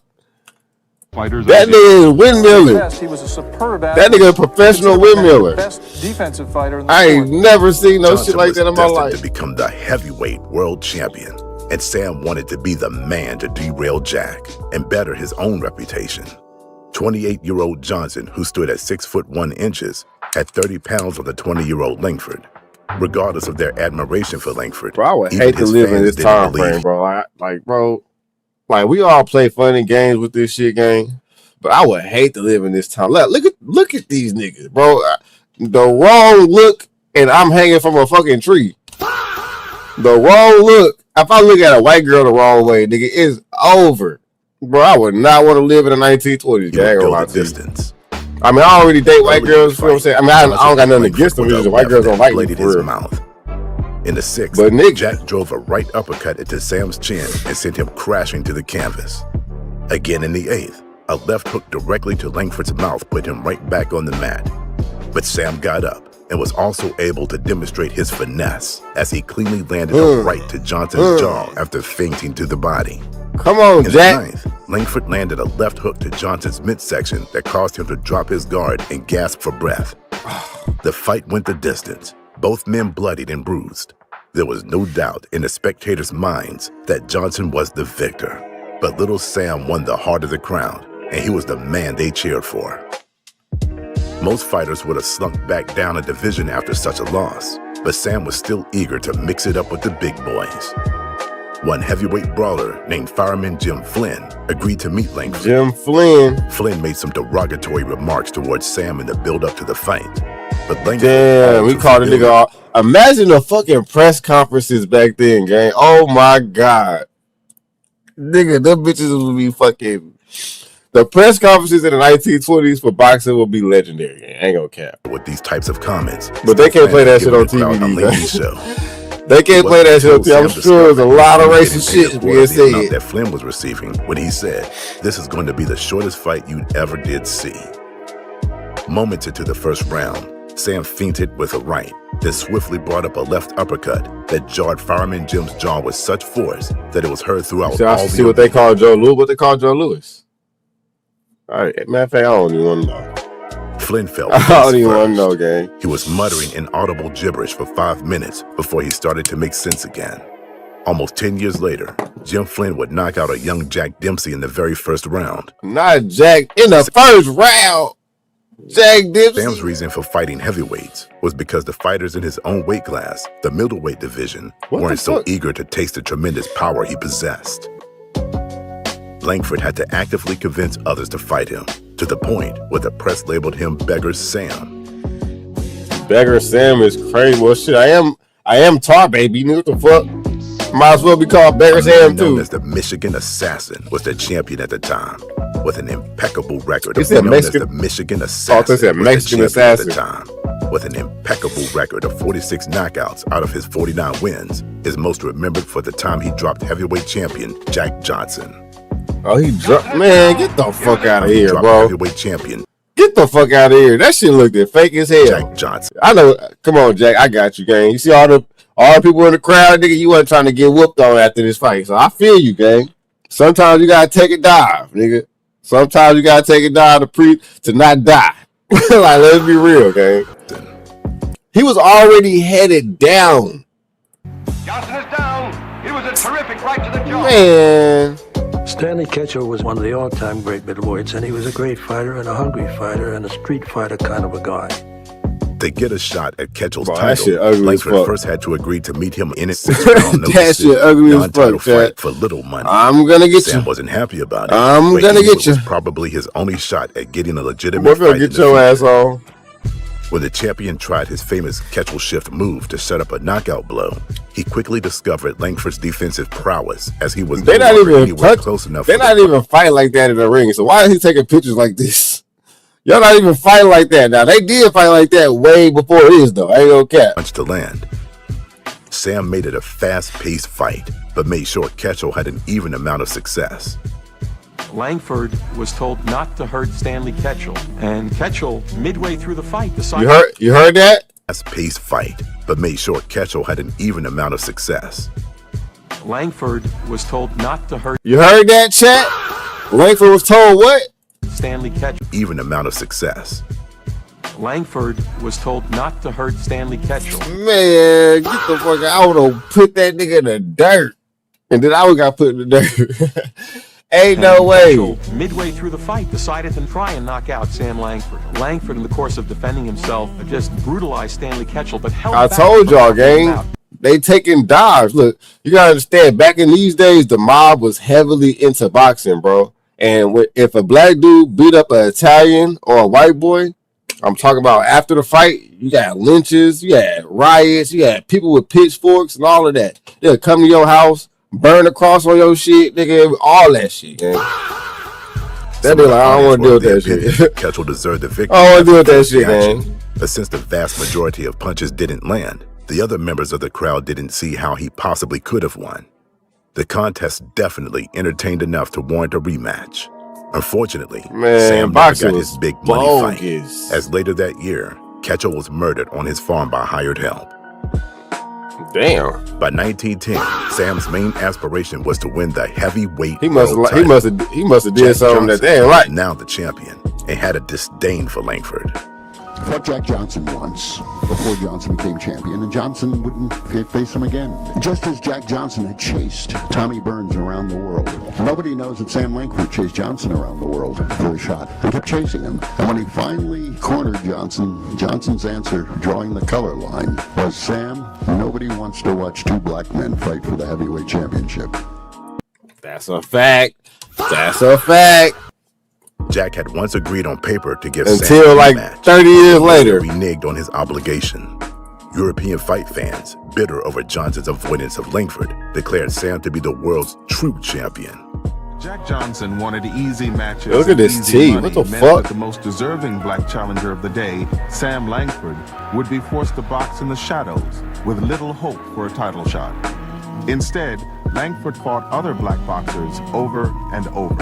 10 times each against Sam McVeigh and Joe. 10 times each? Oh my God, this shit is bad, bro. This shit was bad.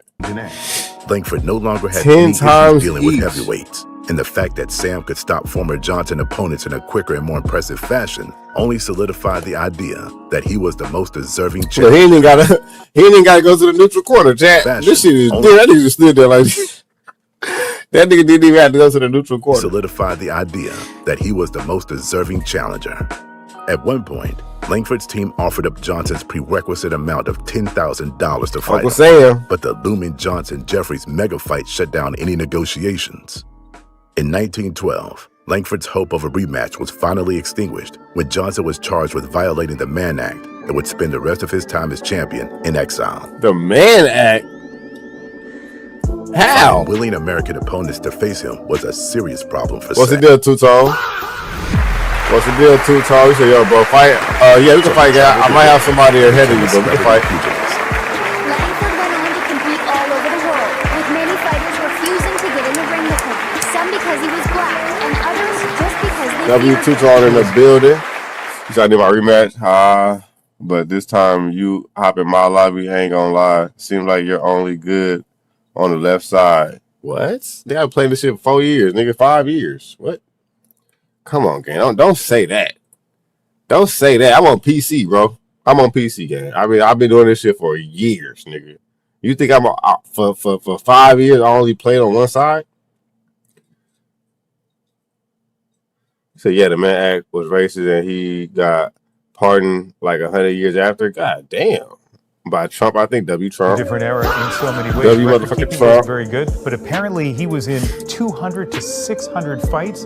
International fans praised him for his exceptional power and fitness and loved his witty, quick-thinking trash talk. A Sam Langford fight was a can't-miss attraction. Mike Schreck was expected to put up a good fight, but Langford punished him so thoroughly in the first minute that the police stepped in. What's the Mann Act, chat? What's the man? Who is that? What's the Mann Act? My boy Jiff in the building. Hold on, Jiff, I got you, gang. John Lester Johnson beat and broke the ribs of a young Jack Dempsey, but couldn't stand up to Langford's vicious body assault. Light heavyweight champion Jack O'Brien was. You said the Mann Act is taking another woman taking a woman to another state to have sex. So what? Ain't that like human trafficking? So the Mann Act pretty much turned into human trafficking or sex trafficking or whatever. You said I know Monk. No, I don't know who Monk is, gang. Lucky to not have his title on the line, as he was out on his feet by the fifth. An up-and-coming great, Harry Wills, was knocked cold twice in two of their early duels. Langford made a fortune overseas and was told he'd be welcomed back with open arms should he ever return. By the end of the 1910s, Langford had outlived his best fighting days. 1910s is crazy. He bore little resemblance to the chiseled fighter he was 10 years earlier. In a So, fight against basically, Big but he only Fred did it Fulton, because his Sam wife was hit by a right to the was temple white, I think. that severed Oh, a cord to the from the optic mob. nerve. And after a From what mob, gang? Mob who? pain that he Oh, you talking about like from like a mobster? Like the real mob? No, I don't know who that is. described as 1,000 needles piercing his skull, Sam permanently lost his vision in his left eye. Langford didn't believe he'd make it to an old age and never exercised caution when spending his money. His days of living lavishly and helping out struggling fighters were over. Sam was broke. Wow. Knowing no one outside of boxing was going to employ a destitute, partially blind ex-fighter with no skills, Sam was forced to prolong his fighting days. He no longer had his judgment of distance and quick reflexes. So he's still fighting? Capable of flattening even the biggest of men. He fight while he blind? The roaring 20s had arrived, and with it, boxing's new cash cow, Jack Dempsey. You said I'm not from the Manors? Okay, cool. And he goes to plead with Jack Dempsey's manager, Doc Kearns, for a shot at Dempsey. And Kearns said, Sam, we were looking for somebody easier. He was a blind man, one eye. So 11 Peter Bubba be smooth. That's how great Sam Niggas, was. I'm not from the Manors, nigga. What the fuck? Where I'm from, then, gang? Where was I born, nigga? You know what I'm saying? I mean, me personally, nigga, I lived off Bozeman. Where you lived at, nigga? If you from the Manors, nigga, where you lived at? I lived off Bozeman, gang. And nobody's Stop playing with me, buddy. For shame. By the end of his I career, ain't from the all Manors. of his fighting prowess had gone. Managers now use the Langford name to build up their Nigga, I fighters' am the record, Manors, all nigga. at Sam's expense. Almost completely blind now, he depended on someone to guide him into the ring. His days as a pugilist officially ended in 1926 when he was stopped by a mediocre fighter in the second round. Despite a career of fighting the very best opposition in all weight categories, he was never rewarded with a title. If fate hadn't dealt Langford such a cruel hand, he probably would have been a 5-weight world champion. He said, no, I'm that plaza nigga. Although only surviving on handouts and benefit nights, Sam Langford never lost his joyful Nigga, you know I'm demeanor from the and Manors, positive nigga. outlook. And Who the fuck? You don't even know about the Manors if you're not from the Manors, nigga. The Manors ain't no special spot, nigga. If anything, motherfuckers is claiming Oak Park, G Parkway, South Sac, nigga. Why would I lie about being from the Manors when everybody hate the Manors, gang? Come was on, a bro. man forever content. He disappeared, and he was found in the early 50s. Motherfucker living in Meadowview and shit. Living in a cellar in Boston. And they interviewed him. And Langford was an unusual man. He was never bitter. He said, well, I've got my guitar. I've got my memories. I'm okay. In retirement, he went totally blind, and efforts were made to restore his sight. You know where you from, nigga? I've been here for the last... You know where you from, McMuffin? You from the Thomas, nigga. That's where you from. You said just ignore him, Narco. Nah, he want to pop it. He playing out. I'm playing. You know, we just joking around. He know I'm from the Manors. When you can get out and look at the birds, young birds going by.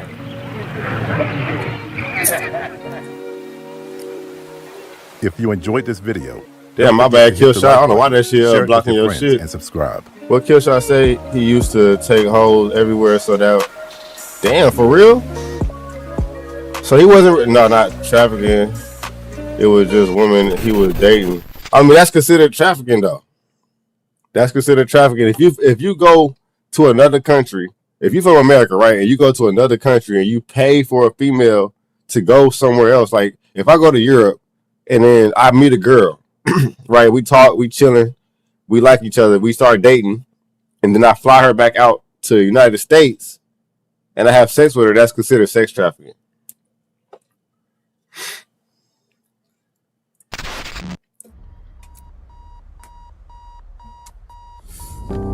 That's considered sex trafficking, gang. So yeah, they get niggas with sex trafficking for no reason.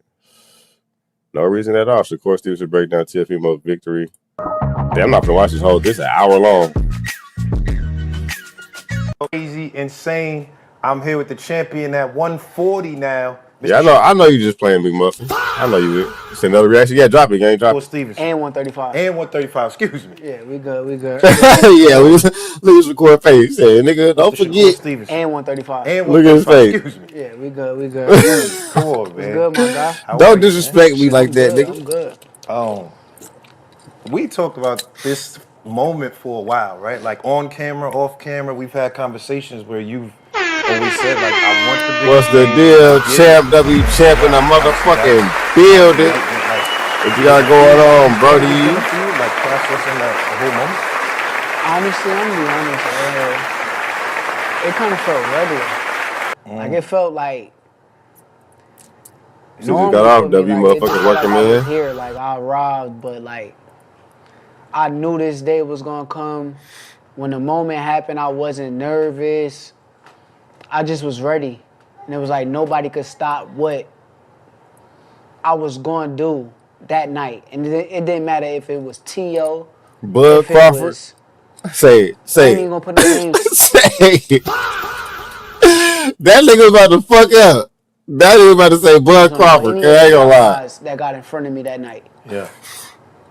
My brain was just working too fast. He said, "Nah, he started the interracial relationship. That's why they hate him." Oh, okay. You had to be nervous. Like this. That makes sense, boy. Madison Square Garden, 22,000 people. You had to have some kind of nerves. You just knew. Yo, nigga, nerves. You know how long he been fighting.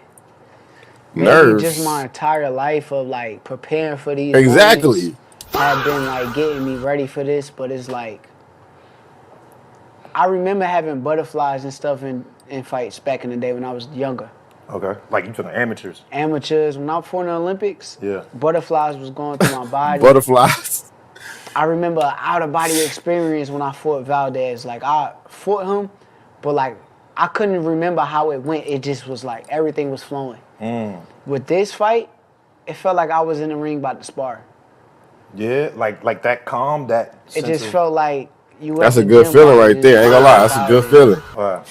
It didn't feel like pressure. It didn't feel like pressure. It just felt like my target right there. Yeah. Stay on point and execute my game plan.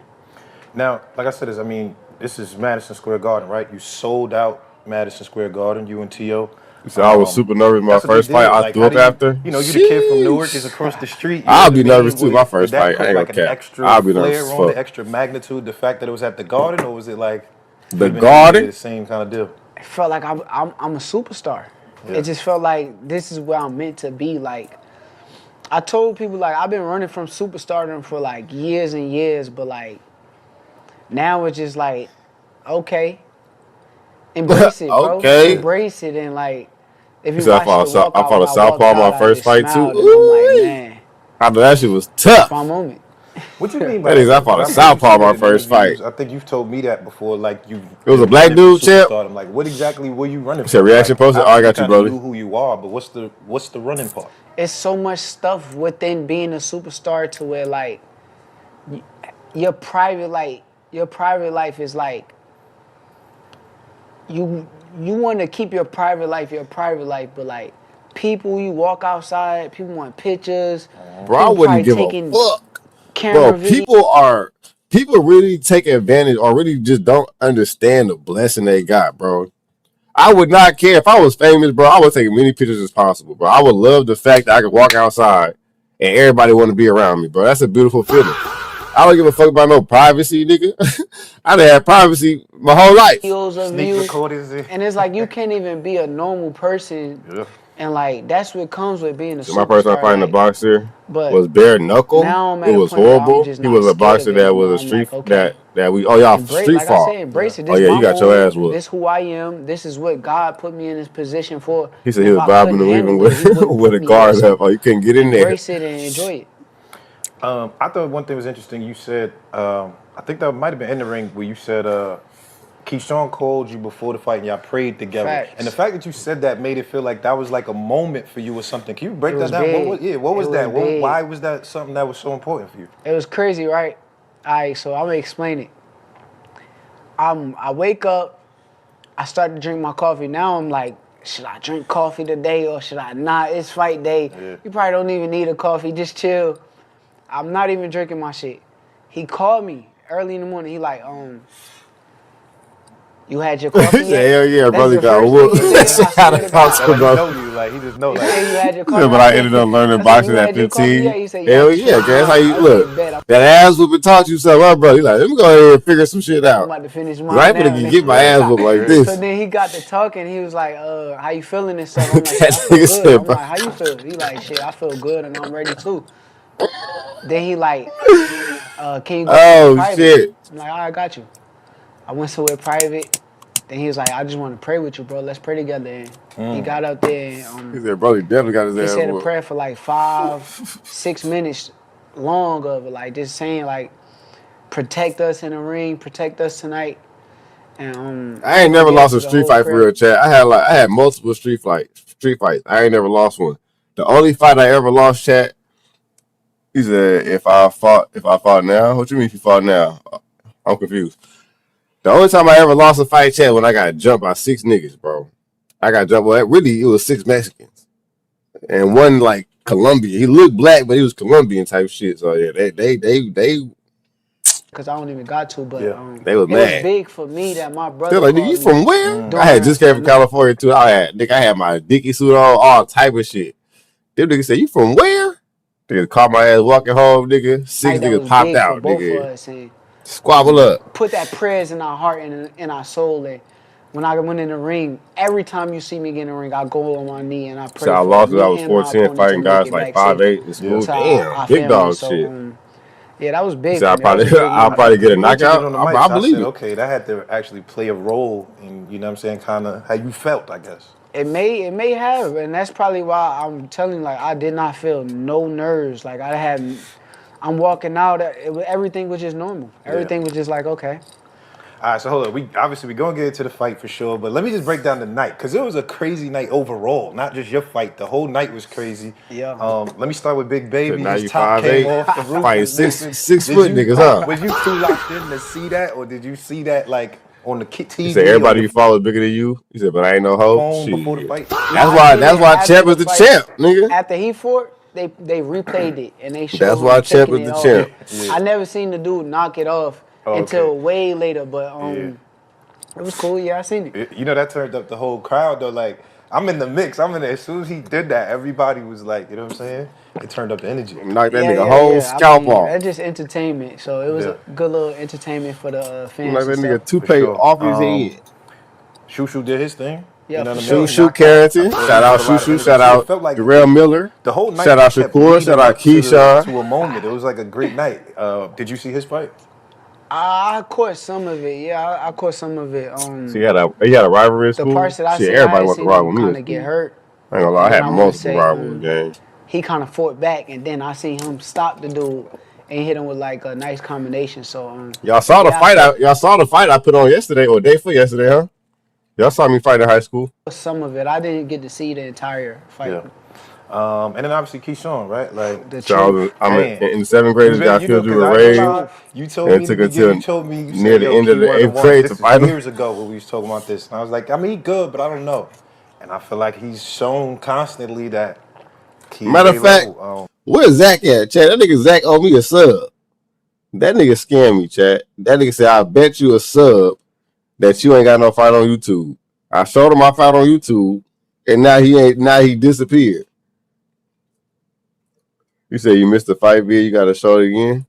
For me though, bro. I gotta show it again, Chad. Y'all wanna see it again or what? Killshot said he missed it. I'm not gonna say it's kind of unfair. What you mean? It's unfair for these fighters to the point where that's really my brother, and we could really. So yeah, he help walked each up other. and slapped you. Ain't And never. He walked up and slapped you. For these fights, so You when lucky he I going wasn't out there. I would have whooped his ass. He's fighting against Jermaine Ortiz. No disrespect to Jermaine. Yeah. He's nowhere near a my level caliber of fighter. Right. He said, I put him in the headlock and was punching his gut up. With me on the He said, I'll be slapping my ops. Fuck by the time punch. you get out there with He Jermaine, said, I'll be it's slapping like, my ops. Bitch, hold on. I'm in there with Core. You got defense, but your defense ain't as good as Core. He said And that then you it's accidentally vice punched the versa. desk and your knuckles now, are bleeding. Your, they like, oh, your you fighting accuracy against a off. That's what it top-level is. fighter. Yeah. You need to go hit that little speed bag. Get your accuracy together. Okay. I done been in there with Key. I done been in there with Bud. Yeah. Mm-hmm. I done been in there with guys to where, like, I know I'm good at the highest of levels in boxing. How did that feel? Like, you know, you and your brother, same card. I feel like I seen you post a picture the other day. Y'all really are kind of Goku and Vegeta. Oh, I missed his brother fight. His brother or his brother? Who's his brother? Did I miss his brother fight or his cousin? Did his cousin fight on his card? So now you're good in fighting. Did his cousin fight on his card? It's really that. Like, how did it feel though? Like, you know, me I and missed my that brother fight. just on the same card at the Garden. I think it was amazing. It's Who is amazing Shakur even brother? watching the transition of, like, seeing where, like, he was and, like, being a part of helping him get back to where he's at now is, like, I love it. Oh, so that's his brother I ain't even or gotta his say too cousin? much Oh, about okay, it, it's but his it's like, cousin. Zaquin Moses is his okay, cousin. my brother going through some, even when we kind of Who was his brother? Nah, fuck that. Nigga. Oh, I got you, bro. We can do it right now. Who was his brother though, Chad? They said you mean Zaquin? No, they say his brother. Zaquin is his cousin. Look, listen. Say too much about the position of. I feel like I seen you post a picture the other day. Y'all really are kind of like. Look, I'm listen. He good said at brother. the highest of levels Keyshawn. Oh. in boxing.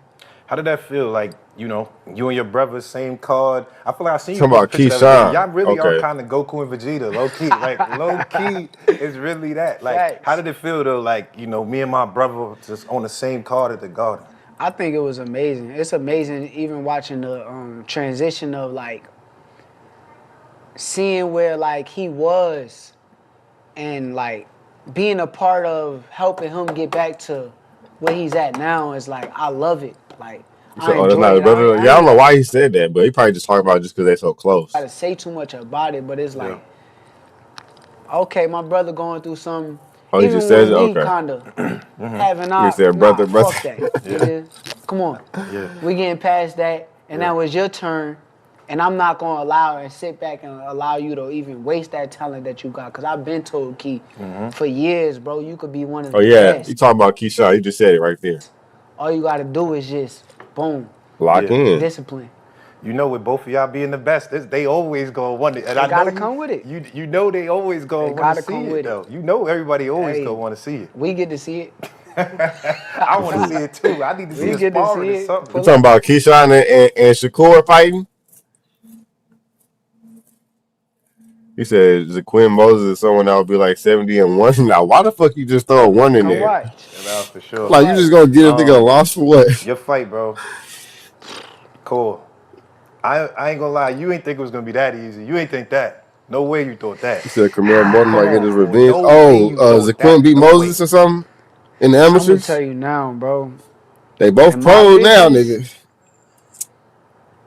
I've been telling my coaches and everything, I'm like, yo, they hyping this fight up as He said 50-50. Camille Morton is a technical as tank. it could be No, I this. think Camille gonna lose. But this could be a very He not tank, bro. one-sided fight. He not tank. When I sat there and I watched him with Lomachenko. I watched him with Josh Taylor. Good fighter. There's nothing wrong with his boxing ability. He's a great fighter. He's been doing this for years and years. People allow him to get away with mistakes that I just wasn't going to allow him to get away with. What you mean? Could So you Camille break that Morton down is a little learning. now That's that a it's fact. over? He I is mean, I learning. know that you could give up a little something. I can. Yeah, I know you were saying at one point you said that in the press conference that he make a lot of mistakes and I'm gonna capitalize off of it. What would you say was I guess one of the mistakes that you honed in on? I think Camille Morton and Zaquin Moses should fight right now. Like, why would that be a fight that they would wait? Like, make that fight now. You know what I'm saying? But Floyd dropped him because Camille isn't a cherry picker. You're like, all right, I can see this. Well, in and that I know case, I'm gonna you take need to advantage. fight Abdullah Mason or fight Okay, Zaquin so Moses. he orthodox, right? The left side of his body, Said Floyd probably it's said stop always fighting open. tough guys. he I defends mean, the he ain't really fighting no tough guys for real, gang. Let's be real. right side well. But the left side, with his hand always being down, is like an easy opening to a target. So are you seeing that as you in there, or is this based on the looks that you watched in film, or like when you get W in there? Mia in the building, chat. W Mia. Shakur is the best now, sadly. Why you say sadly? Shakur being one of the best. What I seen on film was right there in front of me. Like, W Mia, Chad. I promise you. It wasn't supposed to be that far apart. Like, I had it, like I said, I'm a media pundit. I always give opinions. I try to be as unbiased as I can. I always thought it was going to be like, I thought it was a 70-30, maybe 65-35. I thought you had a clear path to victory, but he was going to present resistance, and this was the fight that, people, this is going to be the resistance. How was he going to present resistance if he can't hit me? Well, we thought he could hit you. And I could hit him. We thought he could hit you. Y'all thought wrong. He said because it should be Davis. Why Davis? Davis is scary. I thought he was going to be able to hit you, though. At least like a couple of rounds of danger, because he does the, he lunges in. Sometimes he'll catch people with the lunging left hook. My feet is too good. Yeah. My feet is too good for any fighter to just be able to lunge in and not pay for what the they're fuck doing. they doing? Hell yeah. Talk that shit, He's a Shakur. good fighter. That's why, like, if you watch him against guys like Arnold Barboza, I talk shit about him. Yeah. But I talk shit about him because me and him had a back and forth. Yeah. Do I think he's a bad fighter? No. But against Tio, he looked like a bad fighter. He did. But then when Tio fight me, Tio look like a bad fighter. Tio looks like a horrible fighter. But cool, this was supposed to, like I said, to me, you've had no way. against guys that are lesser in the town. All right, we're gonna check it out, champ. I said Zepeda was. Matter of fact, we check it out right now. I'm getting too into this shit. I ain't gonna lie, I'm too into this. This shit an hour long. That shit is an hour long, gang. Let's do the clip. Oh, it's a picture. Oh no, I see the clip right there. Is this you right here, champ? My boy Champ in the building. Look at Champ, chat. That's that guy. That's that guy. Shout out, Champ. Hold on, look at your clip right quick, buddy. I'm a champion. I'm a champion. Which one is you, gang? Which one are you, left or right? Said only 1 minute. Which one is you, left or right? I think this you right here, huh? I can't see the other person. I think this you over here on the right. Bobbing and weaving. I see you, Champ. Oh yeah, I see. Hey, Champ just dazed in this. That nigga was woozy. You said the right, the dark nigga. That nigga was woozy. Champ, look at him. Bow, bow. Crazy left, right, gang. Crazy left, right. Well, right, left. That nigga felt that shit. Look at Champ, chat.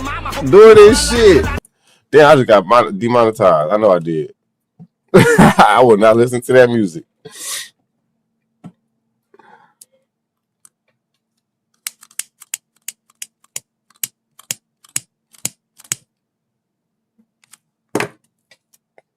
That boy Champ doing this shit.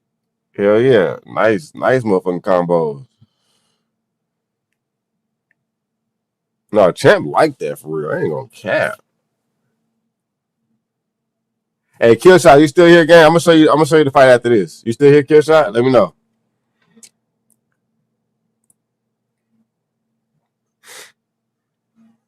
All right, bet. I got you, gang. Ugh. Come on, Champ. You can't be taking shit like that, Champ. You can't be taking shit like that, gang. That nigga too heavy-handed. Bow, bow. Oh, I see what you did. Nice work, Champ. Nice work. Good weaving. Ugh. Nah, Champ is a motherfucking champion, bro. Champ got some good ass head movement. Movement in general. Oh, shit. I just fucked up.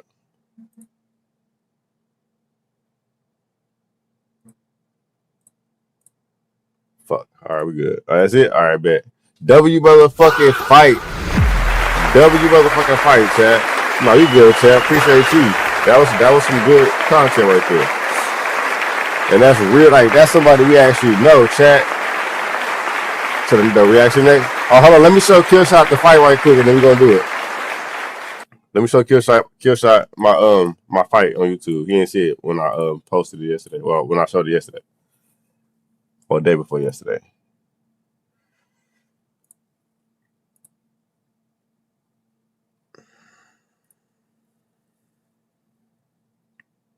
We're gonna watch the first one and then watch the second one again.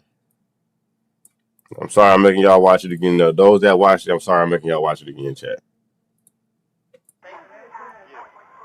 This is me over here, of course. Because that ain't me. This is no dread narco, gang. No dread narco. This is a long time ago. I look kind of swole, though. Didn't I look kind of swole, chat? For me being 9th grade, nigga, I'm looking kind of strong. Oh, shit. You say you can't see it. My bad. My bad. Y'all see it now, huh? No dread narco. Swole narco. No, oh, shit. That nigga said you put your that nigga Mario bullshit ass nigga thought you put your pants in like 4 times already. Nigga, I'm a Cali nigga. That's how we fight, cuz. He said, "Why I do him like that?" He want to squabble. So look, I could have did him dirty right there, Chad. I could have did him real dirty right here. You hear every punch landed. I could have really floored this shit. Every one of the punches landed, but I didn't want to do him bad like that.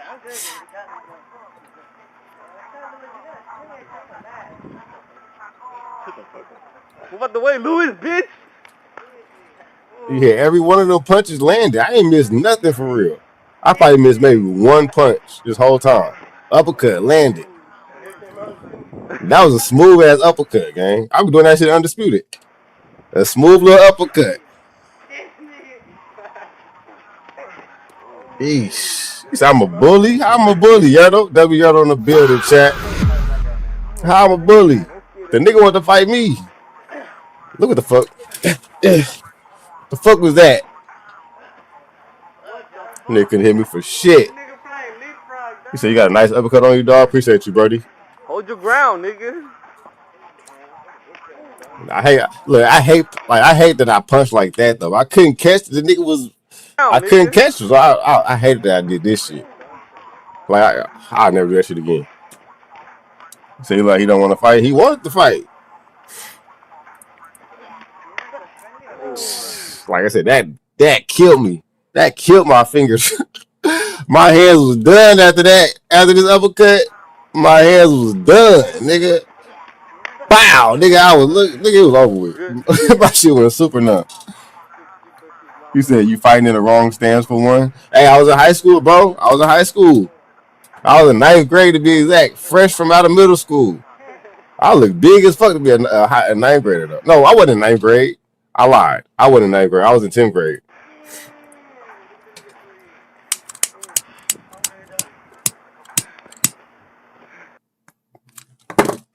I was in 10th grade. All right, here part 2, chat. Here part 2, Killshot. You said beating up on girls. That's a grown ass man. That's a grown ass motherfucking man right there. He want to squabble, nigga. Look, he got more confidence. He started swinging, nigga. I was like, man, sit your ass the fuck down. These are all hood niggas fighting the wrong stance. Nigga said nigga tucked his hair in the teeth. He was trying to do some different shit. I respect it. His homie must have been like, nigga, tuck your hair in your shirt or something, that shit. Tuck your hair in the shirt. He said, Lord have mercy. It was it. Murder, she wrote. It was over with after that. All right, cool. Let's do Broly reaction right quick. It was clips. He said, fuck. It was clips. That nigga I touched that chin, nigga. It was over with. That nigga said. That nigga was laying on the motherfucking ground. Fucked up. That nigga was fucked up, gang. I ain't gonna lie. Where you at, Brody? Where is it? I see it. James Scott. With zero, I have less stress this end of financial year. The game of life is easy. He said flatline is flat. Nigga said, nigga was flatline. You could die. James Scott was an incarcerated boxer whose story blurred the lines between redemption. He said I was the first nigga to ever slap 6ix9ine. It's the story of one man's desperate battle to. He said he was the first nigga to ever slap 6ix9ine. It's crazy. Oh shit, my bad. James Scott was born on October 17th, 1947. Technically, the first nigga to slap 6ix9ine. And was the eldest of 10 children. Ours was a typical black Daddy family. was 6ix9ine before 6ix9ine. My mother was on welfare. The marriage broke up, so the children sought an image elsewhere. I wasn't attracted to pimps or narcotic dealers. I was Who is attracted this? to the Scott, gangs. James Scott documentary. Scott would drop out of school. State prison boxing champion. Oh yeah, state prison boxing champion. Sent to the Williamsburg Home for Boys on the charge of truancy. For the next 5 years, he ricocheted around different New Jersey juvenile reformatories like Annandale and Bordentown.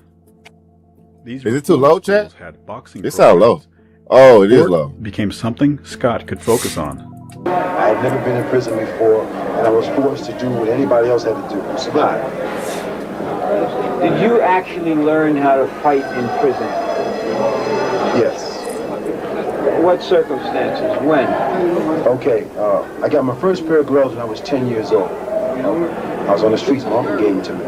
My father showed me a little bit about boxing, but he never really spent time with me. Okay, and I went to Jamesburg. In Jamesburg, it's mandatory that you fight or you learn how to box because that's a status symbol. Nigga, that's prison, nigga. The prison. You go to prison, you gonna have to squabble, especially if you go to San Quentin, Folsom, nigga, or somewhere in California. They gonna make you squabble, nigga. Where you from? Especially in the LA County. Where you from? If you said a wrong hood, nigga, you got 7 fights lined up already. 2-minute rounds. Right, so we boxed in Sandfield. When I went to Bordentown, I had my first 5 amateur fights. I won 3, I lost 2. Okay, that was my first experience. So, bro, you got good energy, bro. Keep going. You'll go far. Appreciate you, brother. I definitely appreciate the love, gang. W. Ricky Anthony, gang. W. Ricky. I appreciate that love and them good wishes. I need that. It's a lot of haters that be hating on Lil Narco, buddy. And I really appreciate that love. Watching you guys do, I thought it was a little more exciting. Something the crowd wanted to see, like slam, bang, toe action. Okay, from Bordentown, I went to prison. The guys in prison were so good, I couldn't even put the gloves on until around 66, 67. From 67 to now, I beat everything in the prison houses. But by 1969, what the fuck? at the age of 22, Scott would be convicted of armed robbery. Nigga, what the fuck? Hell no, nigga. Sent to Trenton State Prison. Once there, he would spend 15 months in what was called the Vroom Building, an asylum for the criminally insane. I spent 15 months in the Vroom Building. And my trainer was down there. I spent 15 months down there. That's the worst place I've ever been in my life. And I spent down there, and that gave me a chance to think. I think when a man is forced with thought, under adversity, you're forced to think. That's when you begin to realize what are you going to do and what you have to do. And I think it was then that I really decided I've got to get a chance. I just got to make it, I can't quit now. Inside the Vroom Building, he would meet Al Dickens, a former boxing champion who was serving 50 years for an armed robbery himself. Dickens took the young Scott under his wing, not only teaching him the finer points of the sweet science, that did like Ray Charles, but instilling the idea that boxing could be Scott's ticket to that a better nigga looked life. like Ray Charles. Scott didn't listen. He would be released from prison and then immediately arrested again on another robbery charge. Sent back to the Vroom Building, Scott then decided to take Dickens at his word, and he focused on becoming a boxer. His introduction to prison boxing would be a trial by fire, as his first sparring partner would be Reuben Hurricane Carter, the now incarcerated former top middleweight contender. Scott would be one of only a few prisoners who would be able to last a full 3 rounds against the hard-hitting Hurricane. The hard-fought sessions would pay off as Scott would go on to win the state prison championship.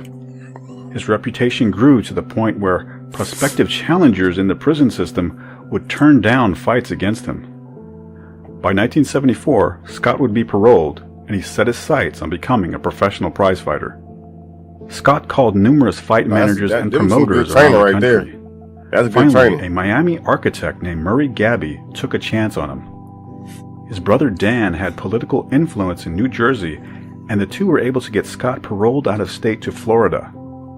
Scott was now 26 years old and strolled into the Chris Dundee-owned 5th Street Gym in Miami, ready to fight.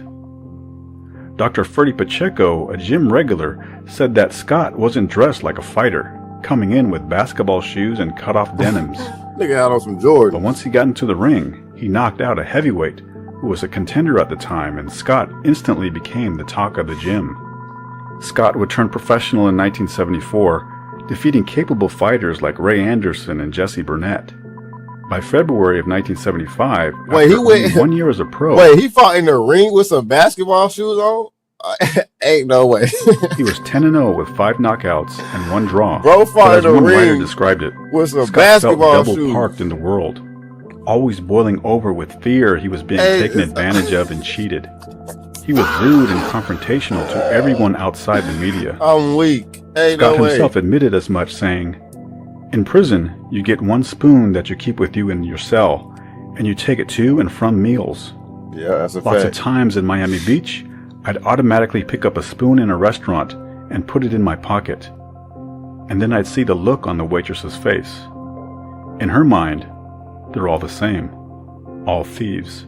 But in the ring, he felt at home, and the management team of Murray Gabby and Chris Dundee had trouble finding him opponents. They reached out to both light heavyweight champions, offering $100,000 to Bob Foster and John Conte. Foster refused. Conte's people took the fight under consideration, and things were finally looking up for Scott. History is made every day.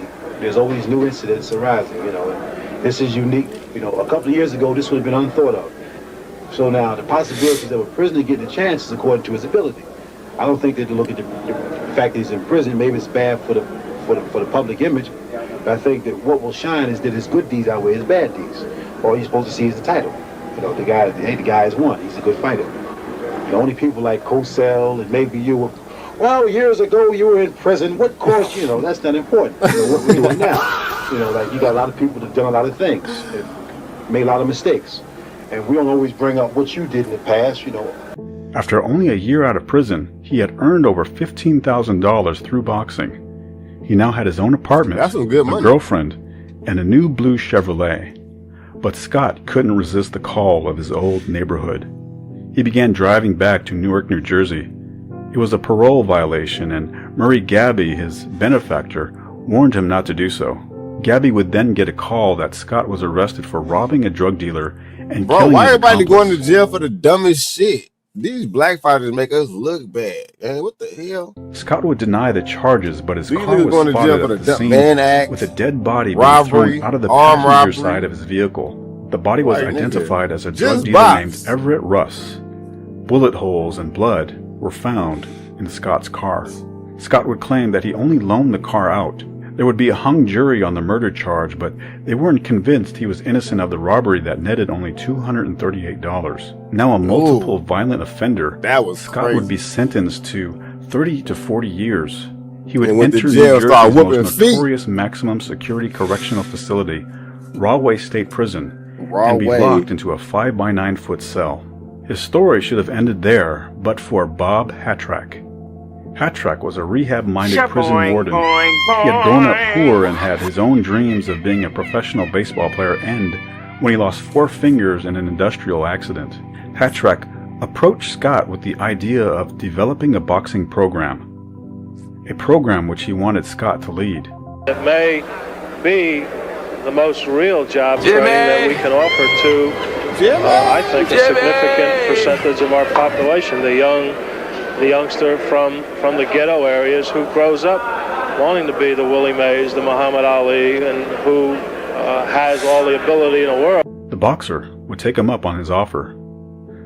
Scott said, quote, "I don't want to look back after 20 years and say all I did was make a bunch of license plates. What me and the rest of the guys in the boxing program are trying to do is go beyond rehabilitation. It's a matter of human dignity." Hatrack would give Scott a typewriter, and the fighter would begin a 3-year letter-writing campaign to have anyone give him a chance to promote his fights from inside Rahway Prison. He would call promoters like Don King and Bob Arum, but they both refused, telling Scott that his career Don King, wasn't going anywhere. But a rookie promoter named Murad Muhammad would take up his cause. Muhammad grew up in Newark like Scott and saw the potential in his story. Muhammad would manage to get 2 fights for Scott inside the prison. Scott would win, and his reward would be a steak dinner. But Muhammad knew that Scott needed press and television exposure. Serendipity hit as the fledgling HBO was looking to expand into sports in 1978, and an unlikely union was formed. HBO would agree to televise Scott's bout against #1 light heavyweight contender Eddie Gregory. I think about this all day long, 24 hours a day. I eat, sleep, and drink this. He's got an hour in the gym, girls, he got to duck all that. All this publicity on him at one time. Psychologically, I can't see, I just can't see him being ready. And if he is ready, I'm ready. We're going to fight. And I'm going to knock him out. If he is ready, I'm ready. We're going to knock him out in no more than 4. No more than 4. It's going to be a fight. If the other guy come in prepared to make it a boxing match, he's mistaken. Damn, that he's going to be in a war. Gone. Yeah, I deposited like 150 or something like that. And what's your balance right now? So you started at 1. Gregory thought of Scott as an easy $15,000 payday on HBO, while the network saw value in the novelty of having a boxing match take place inside a prison. Rahway Penitentiary had a reputation. What's the deal, cracks? They be cracking 7 the years building. earlier, convicts had staged What you got going on, gang? took 7 people hostage, including the warden. Precautions were taken before the match, and not all 1,100 inmates were allowed to be seated in the audience. Instead, there were large screens set up in a hall where the inmates could watch the bout. What the Even fuck? though they themselves thought little of Scott's chances to upset Gregory, who was a 4-1 favorite. The odds inside the prison itself were 3 cartons of cigarettes to 1 in favor of the visiting #1 contender. But once Scott entered the ring, fellow inmates began chanting his Muslim name, Rajan. So you're just chilling, smoking? Are we cool? Gregory stated that he felt as if he were fighting a Frenchman in Paris.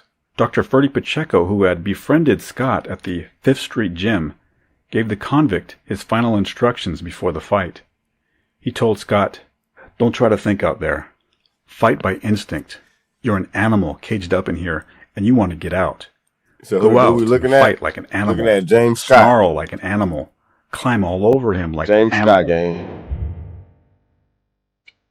So what's this? It's a reaction to James Scott. He went to prison and became a prison champion.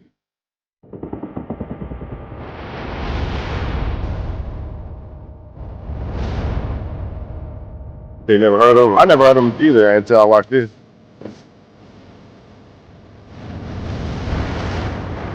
That nigga weaving this shit.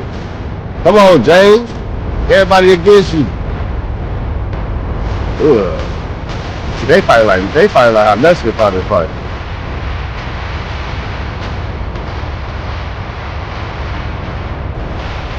This shit is loud as fuck.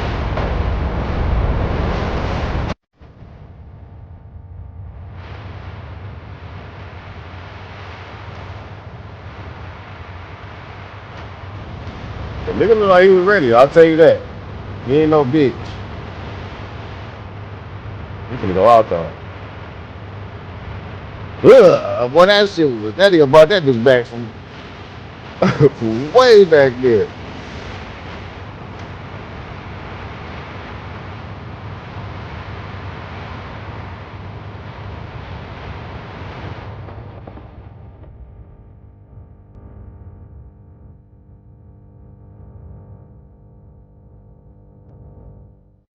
They still gave each other a hug. That's some real shit.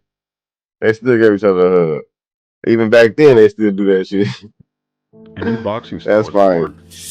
Judge Harold Letterman said, "On that day, I thought James Scott was the greatest light heavyweight I ever saw in my life. That's how great he was. I don't think Bob Foster was as good as that. To respect, hell yeah, that's some real shit. Good. I like the fact that that specific area goes all the way back to, you know what I'm saying, way back then. Rest. In his words, he had to keep working like a Georgia mule under a hot sun. His daily workout regimen consisted of running through the mud of the prison yard with heavy boots, doing over 1,000 push-ups and sit-ups before repeating the cycle all over again. Now, there's some real push-ups, networks nigga. returned to Rahway Niggas is not doing the type of showcase push-ups no more. These some real heavy push-ups. boots, doing over 1,000 push-ups and sit-ups before Look how he repeating the lock it in. cycle all That over nigga again. is really swole. The television networks returned to Rahway. That shit is hard to do, showcase especially a his lot of fights. them. Scott would defeat contender after contender, rising in the ratings after each victory. He was ranked at number 9, then 5, then 4, then 2. The dream was becoming a reality. Nobody's ever went straight to the top. If you ask a college professor, how long He did it beating take the you to shit get out here? this dude. I quote Dr. Freddie Pacheco. God damn. I was getting ready to give up, and he says, "You know, I used to look down a tunnel, and all I could see was the light. I didn't know what was in the tunnel. All I knew was there was a light at the end of the tunnel. I just followed that light. Nobody knows what they got to go through to get to the top. This is where I wound up going through to get to the top. But what difference does it make as long as you get there?" Of boxing's two governing bodies, only the WBA would rank Scott, as the WBC didn't acknowledge his existence. But as Scott rose up through their Fuck the rankings, WBC, nigga. You see what changed they course, going through now. insisting that they would never Fuck the sanction a bout WBC. with Scott for the title. And Mauricio Scott would Solomon. then petition the court so that he could be released on bail in order to compete for the WBA version of the crown. He would be denied, as he had 4 violations in the 5 years he had been in Rahway State Prison. You've been in prison since 1960, most of your adolescent and adult life. Why should we believe that if you became champion and can come out of prison, that you can live outside of the prison and society? Well, first of all, you got to remember that when I was in prison, or when I was locked up, I was young. You know, I had no goals, no values. The hardest job in the institution is getting around the stuff in here. You know, you have people that are envious. You have officers that are envious who, you know, or when I say envious, you know, will do anything they can to stifle your creative abilities or stop you from being successful. I don't think it would be very, very, very hard to train for a championship fight with all the distractions in here. When I said before, that, you know, you find some guys, for instance, if a basketball game was scheduled and boxing is scheduled, there's a toss-up between boxing and basketball, the bag may get destroyed. So the basketball game can go on because there's a conflict of interest. You got some guys in here that can play basketball almost as good as Dr. J, but they never had a chance to be discovered. You know, and the reason why I say that is because, I mean, let's face it. All right, I got all these books in my room, so by reading and writing, I learn how to talk. Okay, now if a person spends 5 to 6 to 7 hours every day doing something, another guy spends an hour a day doing something, who has a better chance of being the best at it? Scott said, quote, "When the people went west in the 1800s, seeking gold, they found it in the dirt. Prison is the dirtiest place in the country, but it doesn't mean the inmates shouldn't have some incentive, something to strive for. We have guys here who can write, who can fight, who can sing, who can compose. There's so much talent in here, sometimes you feel like crying." Scott's dreams would take 2 more crushing blows. Warden Robert Hattrack, who supported Scott's possible move to a minimum security prison, was demoted to a desk job in April of 1979. Oh, that's the new warden fucked would be up. a former guard that once filed assault charges against Scott for striking another inmate with a pipe. Scott would no longer have someone advocating for him as an exceptional case, as Warden Hattrack did. Instead, he would have someone who wanted to put him in the hole. Next came a decision by the WBA officials to remove Scott completely from their rankings. Scott had ascended to the number 2 spot, and the WBA didn't want him contending for their title. Neither governing body wanted the taint of having a convicted armed robber and probable cold-blooded murderer winning their version of a world championship. Seeing the writing on the wall, Scott would retire, but the actions of the WBA made him look like a martyr. Fans and networks were still interested in his career, and Scott would change his mind on retirement, returning against the number 1 contender, Iñaki Lopez. Did he get a With belt? victory, Scott would declare himself as the uncrowned champion. So they didn't felt give him like the empty belt? words, as the removal of his name from the rankings made him That's- seem invisible. Returning to the that's ring 5 months bogus. later, his fighting spirit seemed diminished as he took on the rugged Jerry the Bull Martin. Wow. The Get up, loss to cuz, Martin get up. would send Scott into one last downward spiral. He would No. then be retried for the murder of Everett Russ, with the jury reaching a guilty verdict and sentencing him to a life in prison. With that courtroom defeat on his mind, Scott would enter his bout against Dwight Braxton as a shell of his former self. That's bogus as hell. Braxton was a former Rahway inmate, once upon a time Scott's protege, and the student beat his old teacher into retirement. Man, that's disappointing. Scott would remain in prison for another 24 years until his release in 2005. Now 58 years old, he would be placed into a government-subsidized room in Trenton, New Jersey. Scott would spend his days volunteering in a local boxing gym before living out his final years in a nursing home where he would suffer from dementia. He would pass away in 2018. They really Scott's did niggas fighting dirty, spirit bro. died on the day of September 5th, 1981, when he lost his final match. Whatever fight that was still left in him was gone the moment he exited the ring, as he knew what the defeat meant. He was no longer a player in the game of life, no longer an exceptional case. That's He sad had as now fuck, become bro, I ain't gonna another lie. prisoner with no way out, with dreams That shit had gave me nowhere to go. goosebumps. I ain't gonna cap, bro. I got goosebumps for real. That shit is fucked up. W reaction, buddy. W reaction. You know that shit was crazy as hell. W reaction, bro. All right, Two-Tone, where you at, gang? Let's get back to these squabbles. That's crazy. That shit make a nigga want to do something. I ain't gonna lie. That shit make a nigga want to do something. Okay, what the fuck? You said another one. Hold on, guys. Killshot been. I Killshot. Two-Tone been waiting, guys. Hold on. Let me get Two-Tone his squabble. I forgot J-Pack was waiting. I mean, J-Pack. Jiff was waiting too. Shit. My bad, Chad. We had to get them reactions out the way. Where you at, Two-Tone? You still here? If Two-Tone not here, Chad, we can go ahead and do another reaction. He said they do it like that. We the gods here, bro. Yeah, that's... We must be a something, because, nigga, why do a nigga like that? If a motherfucker ain't no threat, if a motherfucker ain't no, you know what I'm saying, why do a nigga like that, bro? You ain't do nobody else like that, but you gonna do... Man, that's bogus.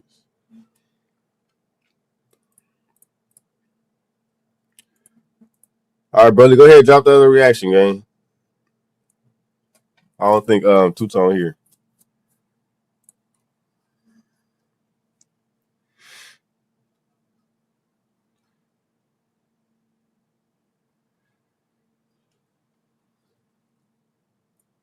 Where you at, Jiff? You still here, Jiff, or no?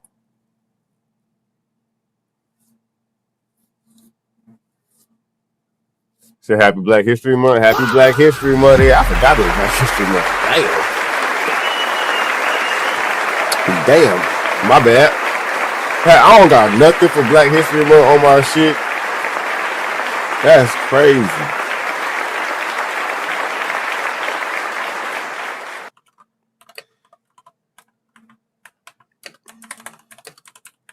That's crazy, gang. I ain't gonna lie. Let me go ahead and post something right quick. Let me see if I can put this on there.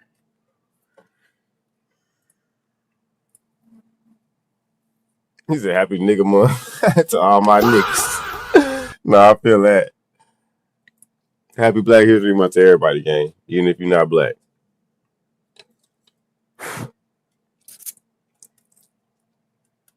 Hold on, let me get my... Hey, where the reaction at, Broly?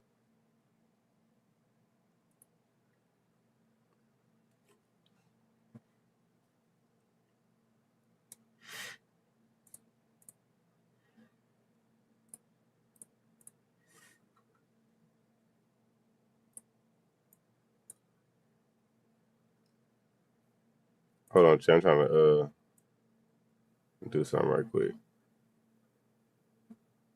Hopefully this shit look right. Oh, I'm tripping. Yeah, I'm tripping.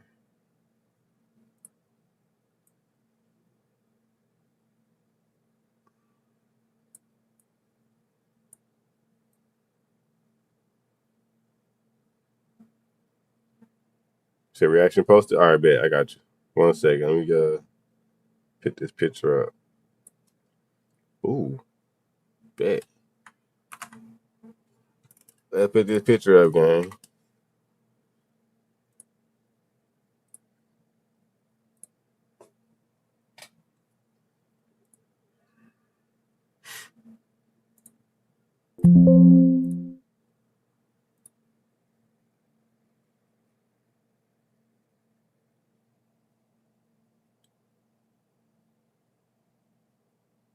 You said random thought. What the fuck was Ice at when Malcolm X said send us back?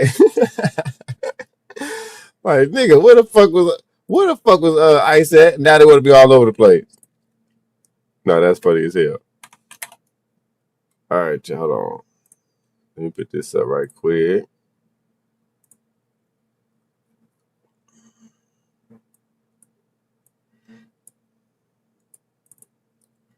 There we go. There we go. Okay, okay. Oh, you know what? I don't got my sub goals or nothing up. I'm tripping. This is a naked string.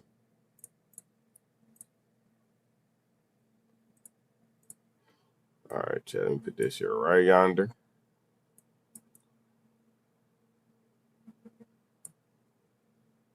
There we go.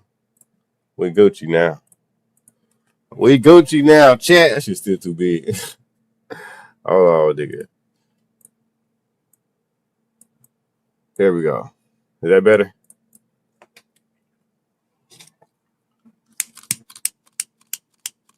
Damn, a lot of went out. Fuck. That be out.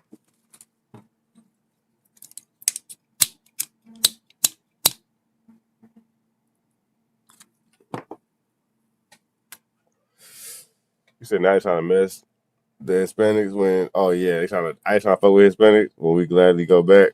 I mean, shit. Speak for yourself, nigga. Go back where? The fuck? Speak for yourself, nigga. I ain't trying to live in no TP hut. Nigga said we gladly go back. Nigga, you would gladly go back. He said, I don't think Malcolm X said send anyone back. Yeah, back to where? A lot of them wasn't even. I don't know what it's called. Afrocentric. Said lions, tigers, and bears. He just said the races should be separated from us. I mean, yeah. If you got ill intentions to somebody, you shouldn't be around them. I don't give a fuck what color it is. If it's white on white, black on black, yellow on yellow, brown on brown, gang. If you got ill intentions to anybody, you shouldn't be around their ass. All right, another reaction chat. Let's get it out the way. This might be the last thing we do. You know you could be vaping formaldehyde. You know you could be vaping formaldehyde or taxidermy. Boxing was just a backdrop. That commercial get my fucking nerves, bro. Up in the film Rocky, The Excuse. The real story, the dirty... Boxing was just a backdrop in the film Rocky, The Excuse. The real story, the dirty little heartbeat of it, was that everyone in that film was clawing at the same... Where the fuck is Myra? Also here. Damn it. I didn't mean to do that shit. Where the fuck it go? Is this it? Where the fuck?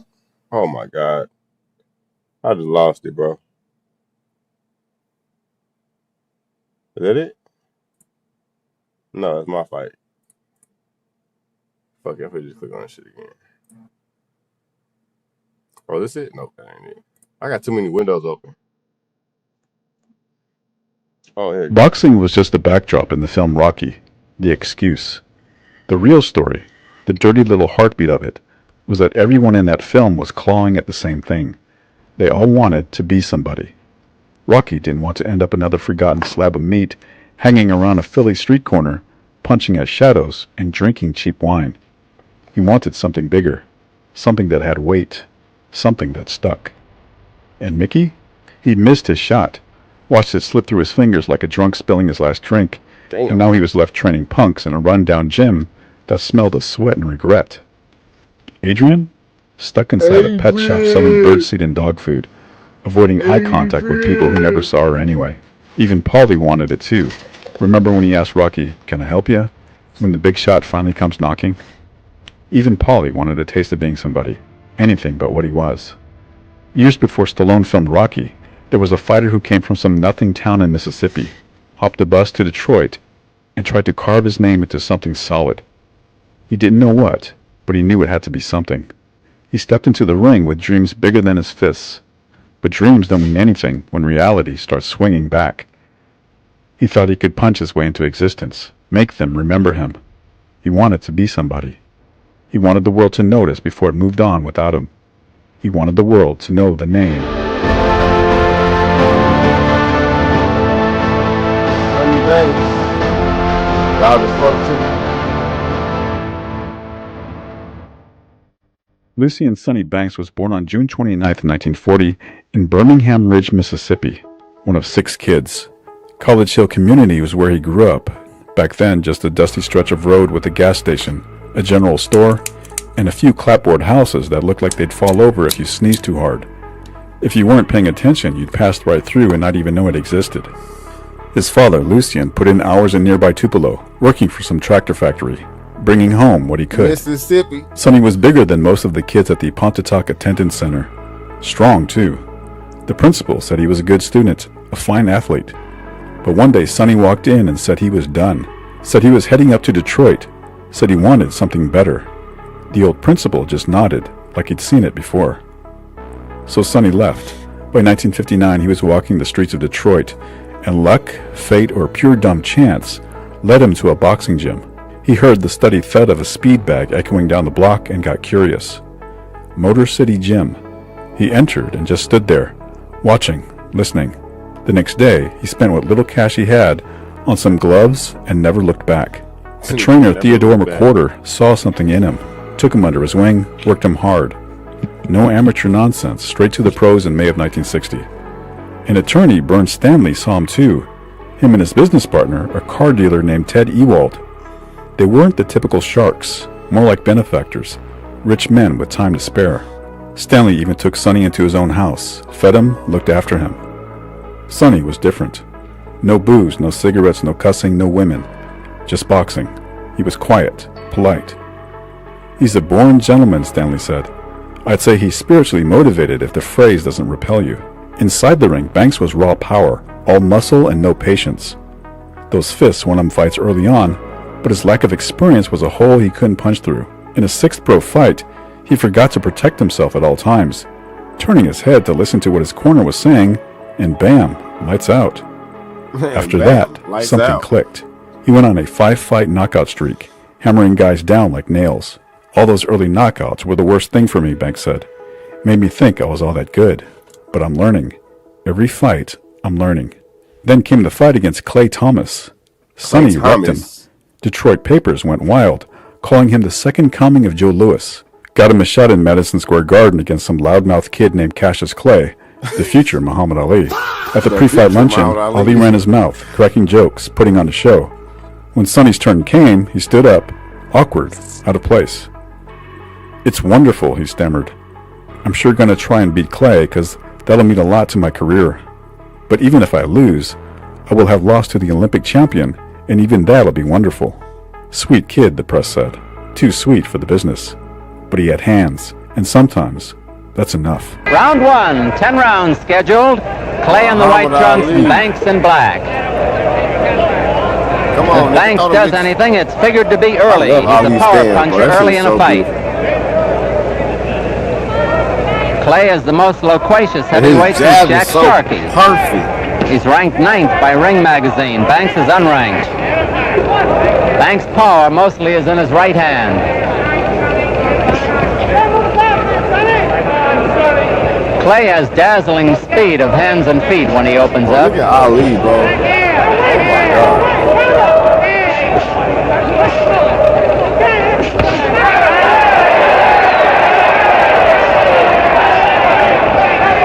Lloyd Patterson, I say reputed to. We were seeing him for the first time ourselves. He got hands on him, cap. Y'all definitely got hands. Ruby Goldstein, the referee.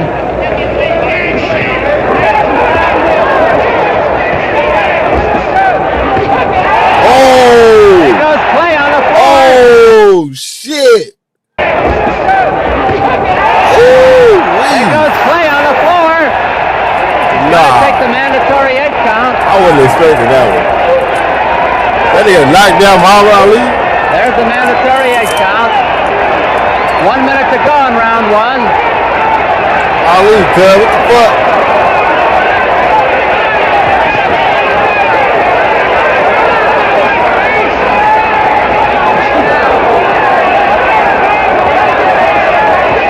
These boys are punchers. Don't turn away. Ali kind of scared though. I ain't gonna lie, Ali, that knockdown scared the shit out. Look how he fighting now. That nigga don't even want to get close to cuz. He's like, hell no. What the fuck just hit me? Less than half a minute to go in the round. Nah, bro got skills though for real. Whoever, Sonny Bates, bro, I respect him, man. He got skills. He said Ali boxing the nigga beautiful. Beautiful, man. And he do it so effortlessly. 10 seconds to go in round 1. Oh, nice combo. Nice combo. Mean combo, chat. Look at the combo he threw. Oh, body, head.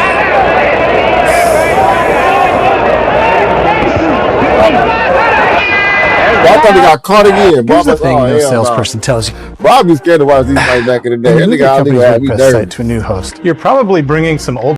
First time that Cassius Clay was ever down.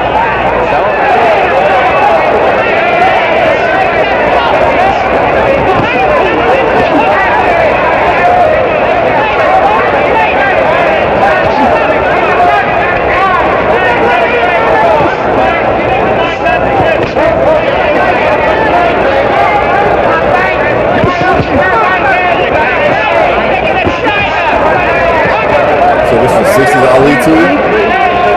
This is young Ali, nigga.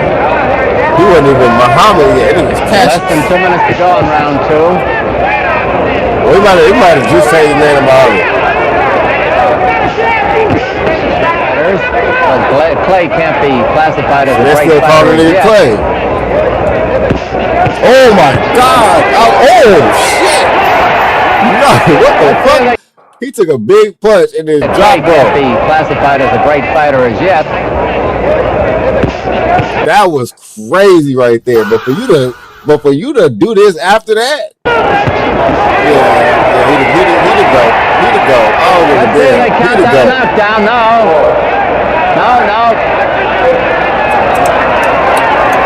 Banks was bothered by that punch, but Ruby Goldstein ruled it no knockdown. Now he hurt Clay again. Oh, Ali. Banks apparently has power in either hand. A minute to go in round 2. Everybody's been looking for Banks' right hand. It's the left hand that he's causing the trouble. Oh, okay. Banks down. That's a knockdown, all right. Quick little right hook. Put him A down. flash knockdown, just like the one that scored Clay in round 1. Yeah, a flash knockdown been a thing for a long time. Mandatory 8 count. Now the knockdowns are even. 15 seconds to go in the round. He said a flash knockdown.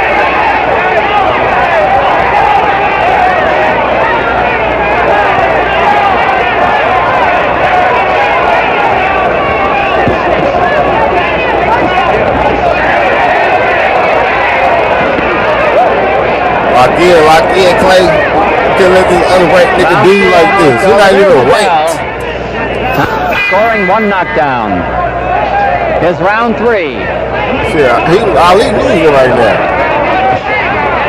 And both have shown inexperience at times.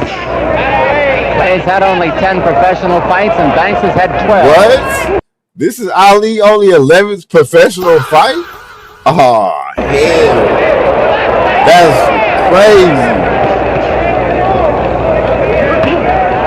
This nigga just got out of the fucking amateurs. Clay's leaving his hands a little bit low. That's understandable when Banks fights out of a crouch.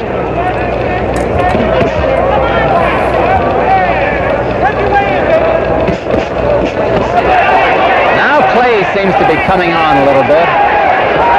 Yeah, showed that Ali felt like a butterfly. Niggas feel like a bee. That probably wasn't even a thing at this time. To flow like a butterfly, feel like a bee. We should dig up some history for it. No, that's Broly. Broly the one that said it. W Broly, Chad. That's a long, sharp jab that Clay has. Turns it into a left hook on occasion. Cassius Clay's greatest hits. 1 minute to go in round 3. Let's just say Cassius Clay's greatest hits, Volume 2. This shit old as hell. 1 minute to go in round 3. Banks was roughed by that left hook. Oh, he is a monster, boy. Look at Ali. Calm down, please. You okay? Now you showing the legend Ali. Calm down, my boy. He's not ranked. Bro, he said there's some fossils. So he got that fossil field over there. Said Green Ali. Oh my God, Ali, stop! But I can't get mad because Ali always take punches like that. Even to the day he retired, he was taking punches. Even from George Foreman, he was taking big ass punches. That's why he got Parkinson's. He's been taking punches his whole career. 30 seconds left in the round.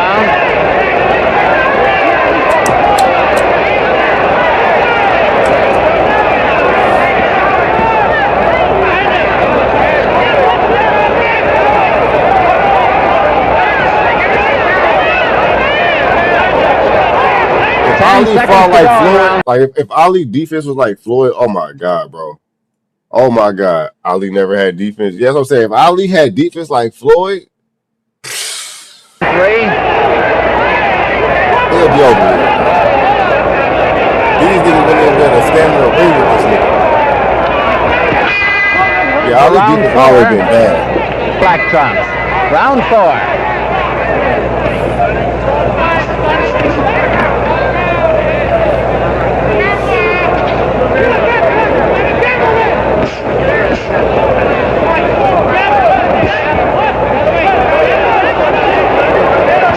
Deontay Wilder versus Ali would be crazy. That'd be a good fight.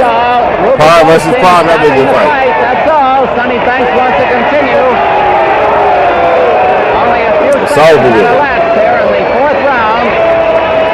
A knockout for Cassius Clay. Coming from behind after being floored in the 1st round. It was the first time. Wait, that was the first round?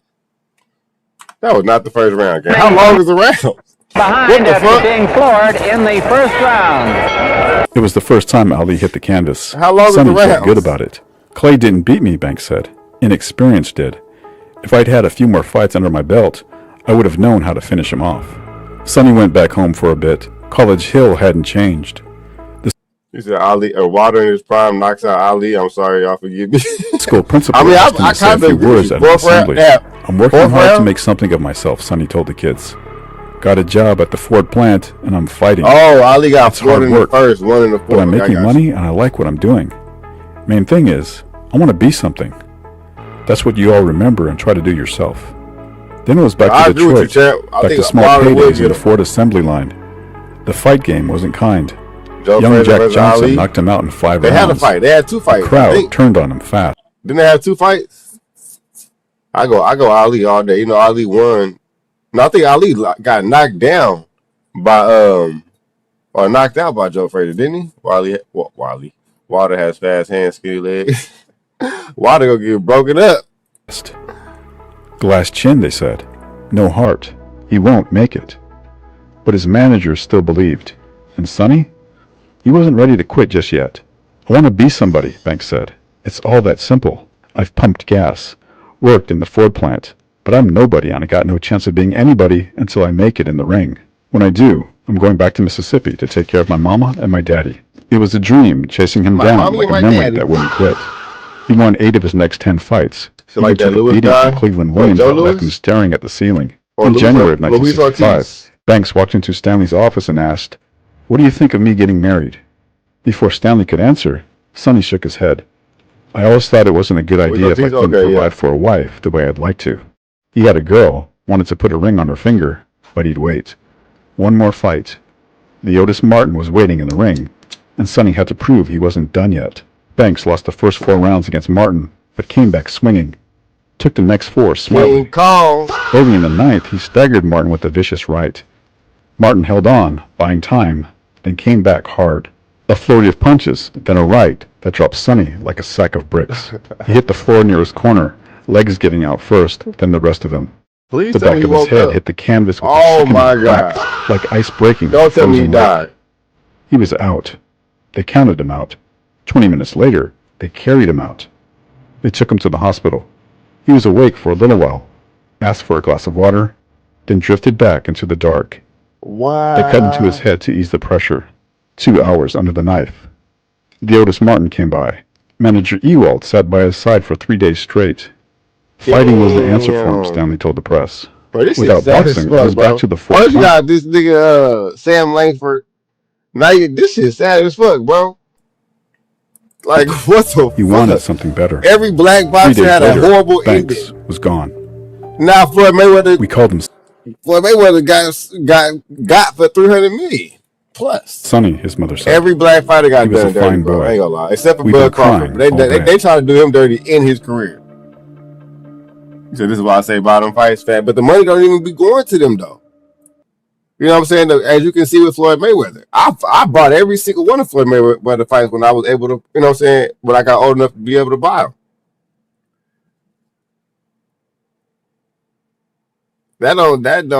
As you can see what's going on with Floyd now, champ, the money don't even be going to the fighters for it. It goes to the people that the promotions, the managers and all that. You said 2 more reactions? Well, the tickets are about to go to Saudi Arabia now. With Zuffa Boxing, yeah, now all the tickets are going to go to Saudi Arabia and Turkey Al-Sheikh in there. All right, well, the reaction we got, Broly. You said fighters need to have their own promotions. I don't think they can. Ain't that the Muhammad Ali Act? Fighters can't have their own promotions and be their own manager at the same time. I don't know if that's the Muhammad Ali Act, but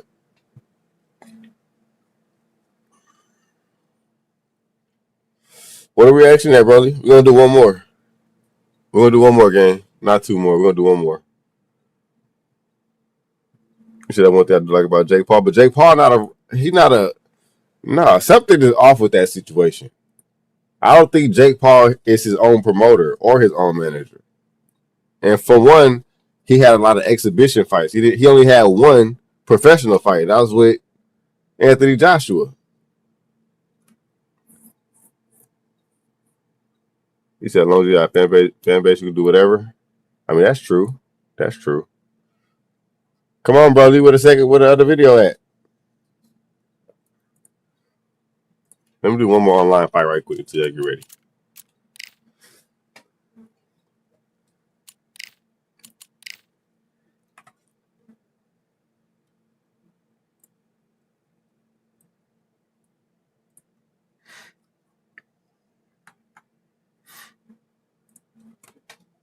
Let's get it.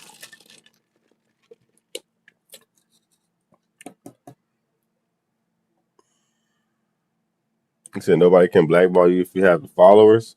I mean, not necessarily. That's not necessarily true. Because if you got, I mean, it depends on where your followers come from. But look at Ryan Garcia. Ryan Garcia had over 2.5 million fans on Instagram, but it didn't translate to them buying tickets. So it just depends on where your fans come from. So you can't be canceled. That may be true.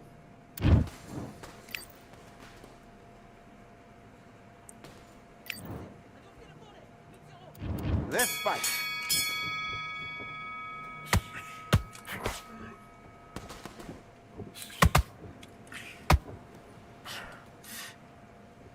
I should have used Ali. Fuck.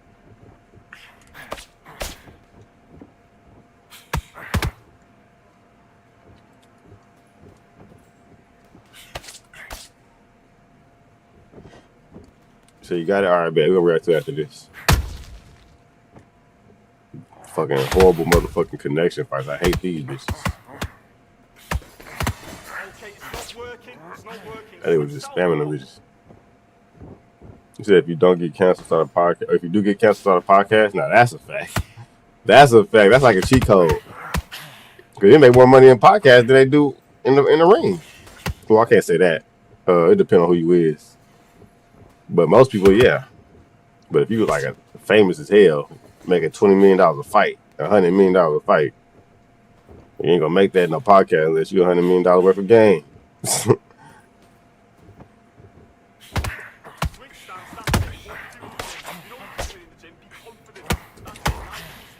Put his ass down for spamming. Look at just spamming punch. Look at him. Trying to throw that motherfucking right hook, that left hook. 1, 2, 3, 4, 5. Can you continue?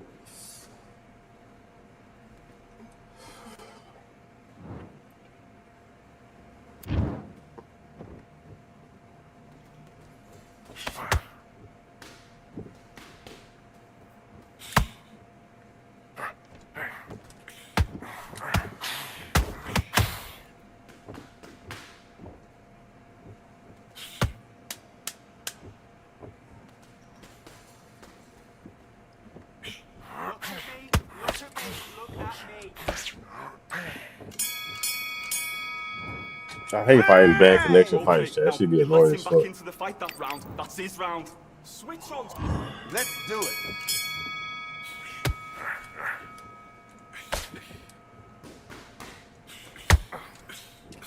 Oh, you want to do that? Okay, I got you. You can do that too. Don't worry.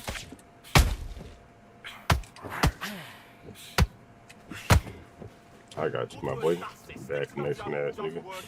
Beautiful, beautiful. I like that.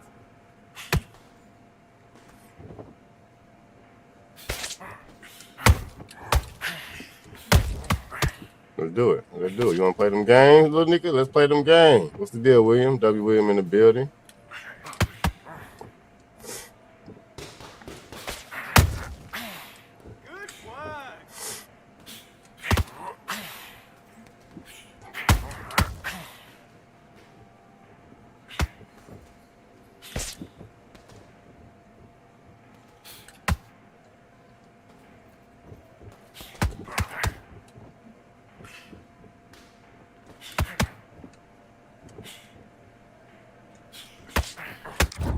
Shit, I pressed the pause button.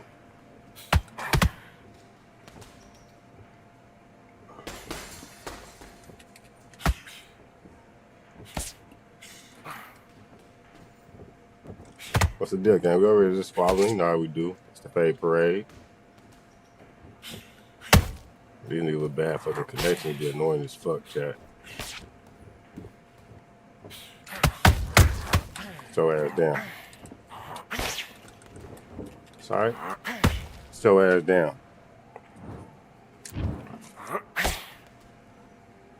You said I got outboxed and ranked like 2 times all day. God damn. 1, 2, 3, 4, 5. Are you Versus Sugar Ray Robinson. Niggas be cheesing, bro.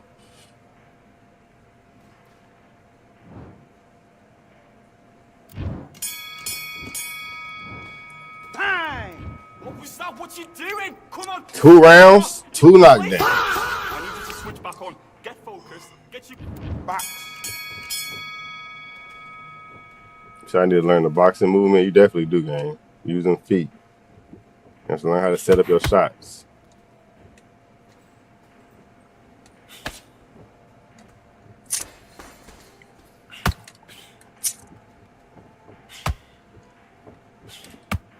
That's what your ass get. Want to be petty? That's what the fuck you get, nigga. You want to be petty? That's what the fuck you get. You said they get on the gas pedal and run. 1, You see this nigga 2, cheesing. 3, Jumping back and forth, jumping back and forth every point. 6. Are you all right?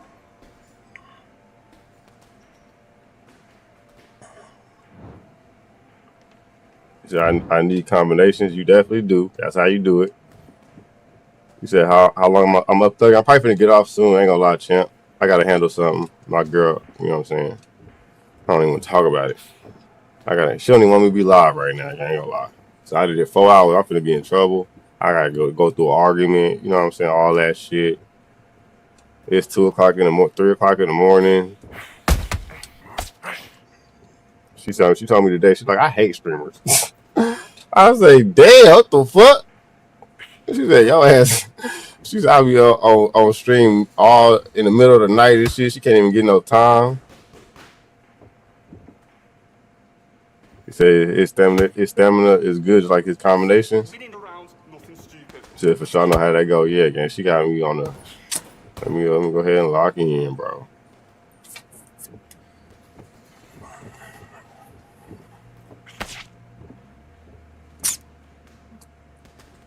I hate streamers. I'm starting to hate streamers.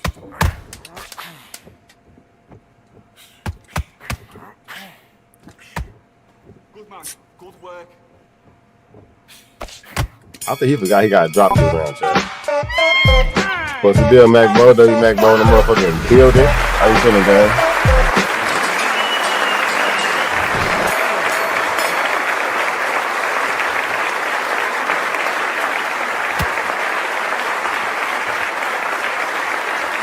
Y'all used to go for knockout. Yeah, I don't really just go for knockout unless the person just can't squabble. Then I'm gonna go ahead and get them out of there. But if you know, so I'm not gonna just go for the knockout. I'm gonna box your ass until I get the knockout. So now you just go for winning, as you should.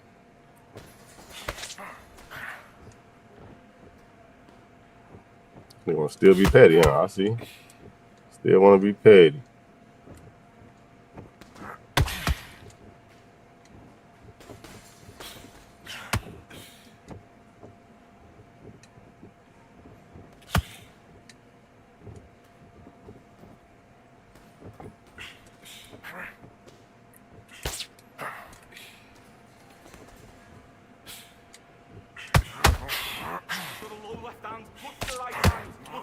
Damn, can't touch it yet. Bro, these niggas get on my fucking nerves, bro. Cheating ass niggas.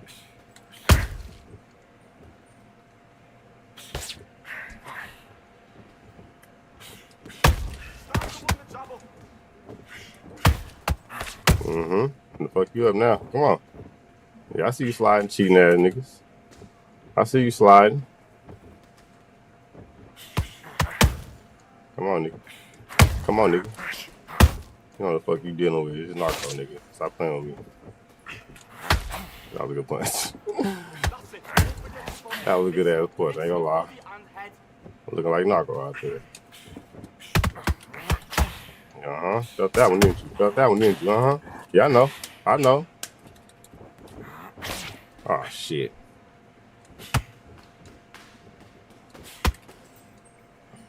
Niggas can't hang, chat. Niggas can't hang.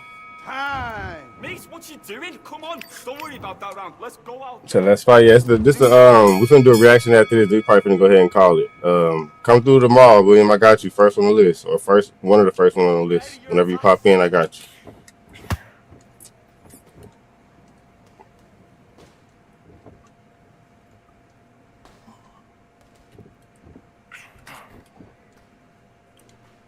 This nigga sucks. Who is this? Time Bender? Yeah, this nigga sucks, bro. I ain't gonna lie. This nigga's trash.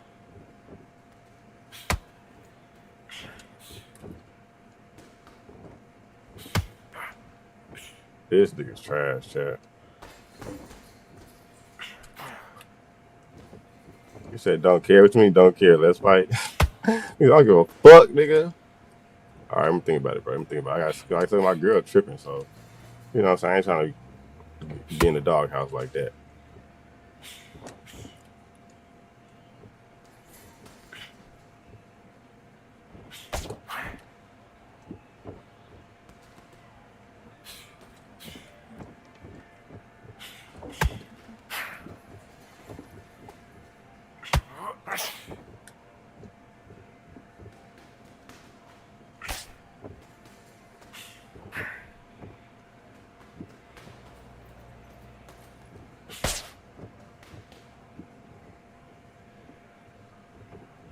Jab, 1-2, 1-2. Now stick a hook on the end.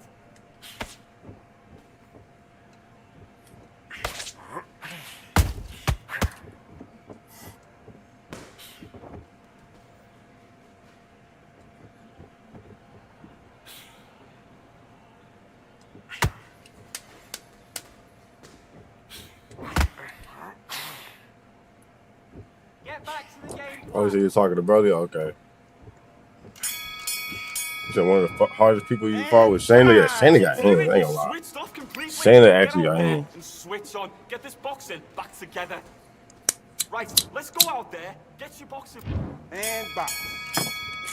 Niggas be thinking Shayna a dude, but that's a real female, gang. That's a real life female. I don't know if she white or she black, but she a real female.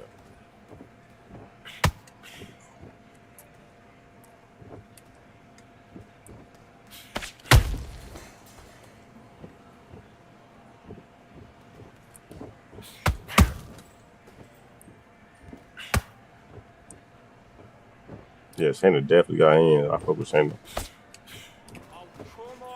He said, I know how that go, William. Okay, man, appreciate you, buddy, for understanding. I ain't trying to get in trouble because I just want to stream. I don't want no issue with my girl. And she swear up and down, nigga want problems. I want problems. I don't want no problems.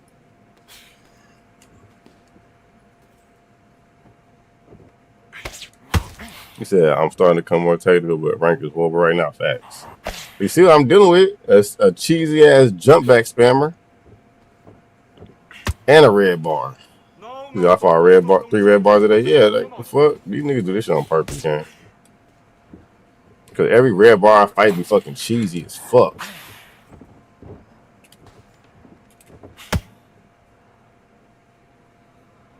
I don't understand what she's saying cause she foreign.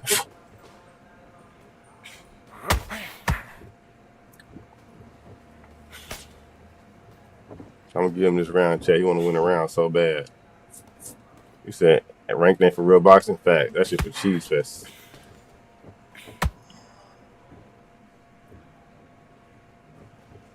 I'm gonna give him this round, chat. You wanna win a round so bad. Sorry, boy.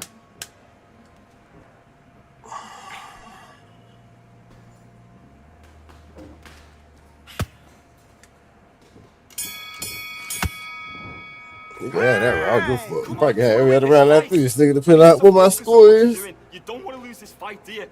Come on, depending on what my score is, nigga, you can have every other round after this. Let's do it. Oh, yeah, you can have these rounds. Nigga, 59, 52. I promise you I ain't gonna do nothing. You tee off on me if you want to, gang. I'll start playing rank once I join the Fade Parade. W motherfucking Fade Parade. W motherfucking champ for the love, buddy.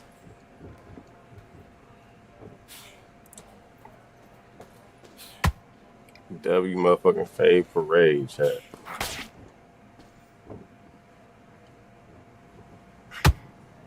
So goofy ass song.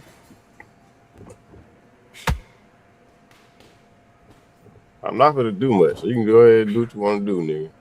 You're just not gonna knock me down. Switch stance, that's it. I'm just gonna be bobbing and weaving. You know you can do it in the gym. Be confident. Should have been bobbing and weaving. Nice and smooth. Stay that way now. Demo! Demo! You should have been bobbing and weaving. Yeah, go ahead and quit, fuck boy.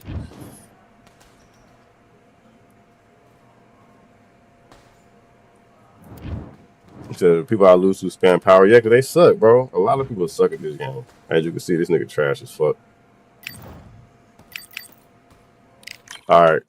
Reaction time, chat, and then we're going to go ahead and call it for the night. What that reaction at, Broly? I see it right here. Boom.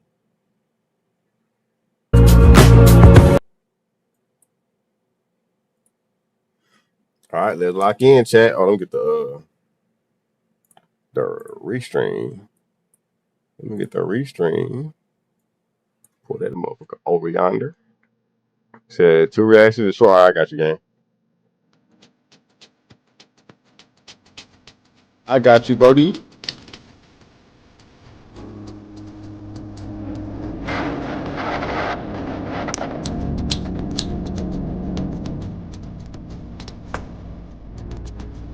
Who is this? I heard him before.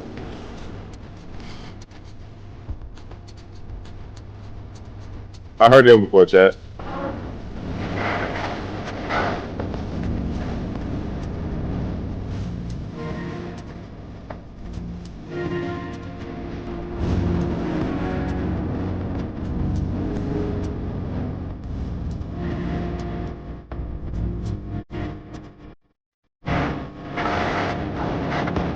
I need to go as fuck.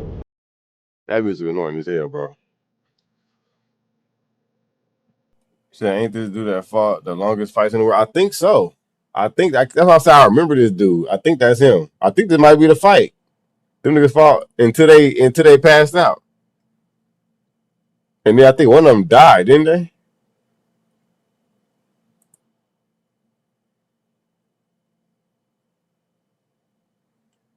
So you don't think so? Okay. So they both was bloody. Hell yeah, they niggas moving sluggish as hell in the 30th round. Yeah, well, I had a plot, nigga. 30 rounds, nigga. I'm gonna have to shoot somebody, nigga. Ain't gonna lie. Somebody in the crowd, shoot this nigga in the leg. 30 rounds, nigga. Nah. You said this was 1900, around 1920. I think that's around the time. The fight was black and white.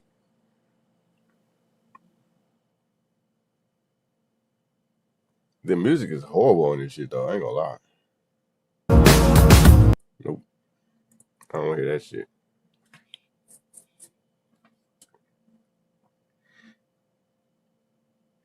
Nah, it's sped up, huh? I'm saying them niggas got hands. That shit sped up.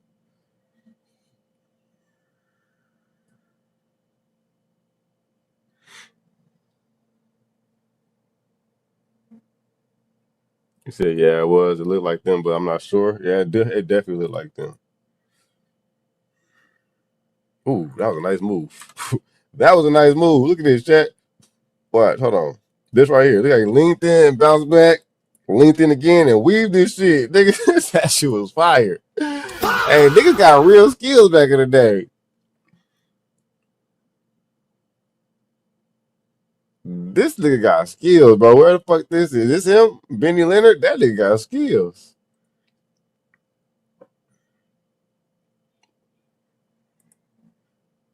That was an undisputed knockdown right there. That love tap. So when the fight outside, I don't remember. Shit, this fight could be outside for all I know.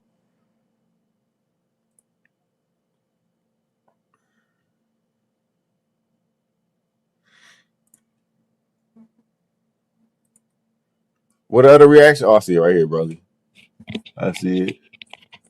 Dude named Galaxy. All right, go ahead and pull it up then. Hopefully the sound ain't fucked up though.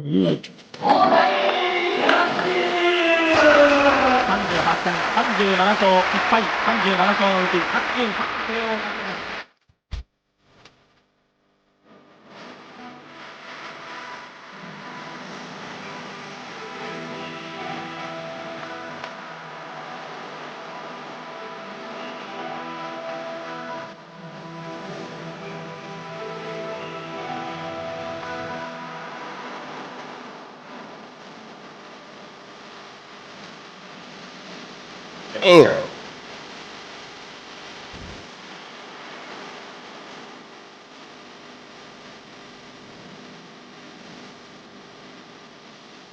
This music is better than the last one. I ain't gonna lie.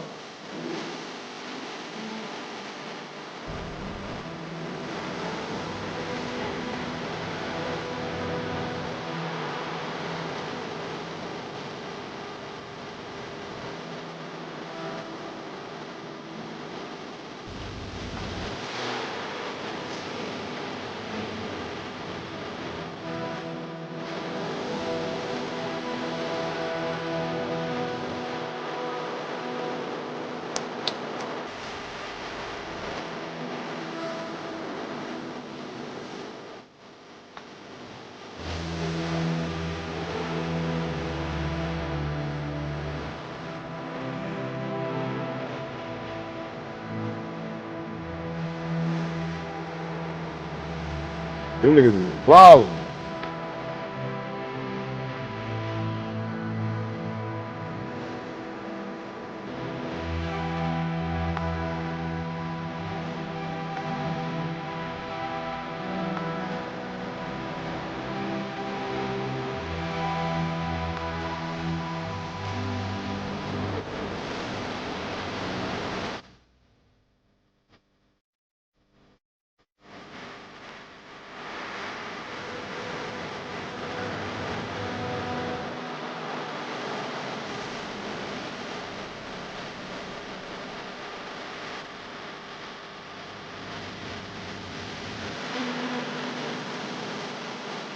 It's easy because hard. So.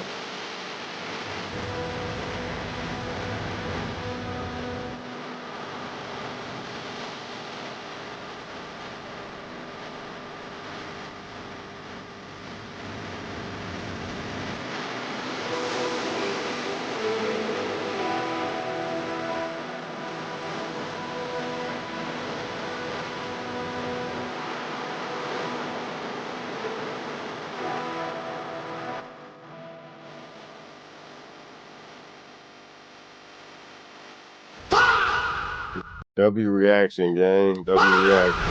What's his name? I can't say his name. W Galaxy, but W Galaxy. Alright, chat. We're probably gonna go ahead and call it W Stream. Appreciate all the love. I will be back tomorrow. Alright, I will be back. What's the deal, brother? I will be back tomorrow, chat. I'm not gonna. No, I can't do one more game. I'm already lit. No, I can't do one more. Bro. I can't. I'm already finna be in trouble. Let me go ahead and get that out the way. Let me get this punishment out the way, gang.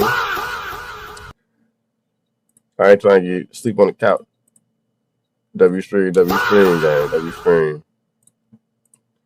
I will be back tomorrow, chat. I'm not gonna leave y'all again. I promise. Let's see who we about to raid today.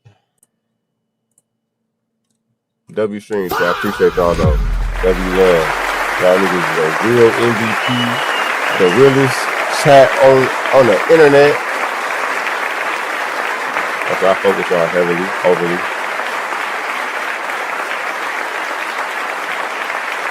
W19 likes, chat. If you watching on YouTube and y'all haven't hit that like button yet, please, we 1 like away from 20 likes, chat.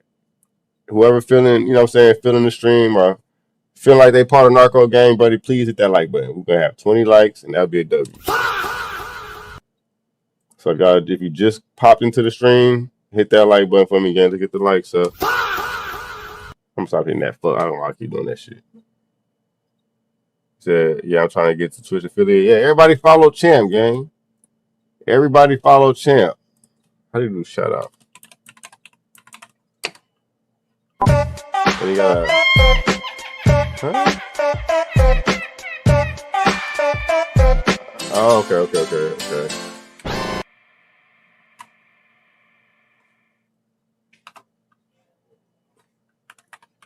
Damn, it said no match. What do you mean no match? Highlight a channel for your viewers to follow. Why it say no match? What the hell? It won't let me shout you out, gang. Hey, can somebody shout out Champ for me? It won't let me shout him out. Matter of fact, let me go on my phone. Damn, my phone did. All right, let's see who we've been raid, chat.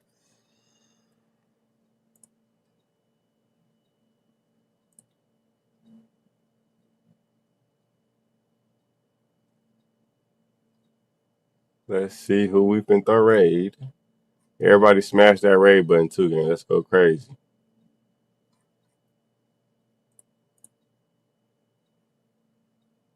For sure, Champ. You already know, gang. We're gonna shout you. We're gonna get you there, gang. We're gonna get you there for sure. Now that I know that's your goal, we're gonna lock in.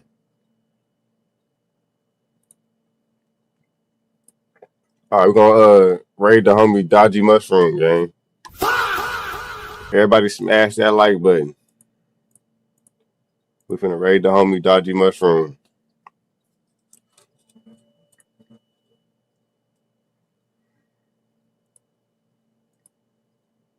W Stream, chat, W Stream.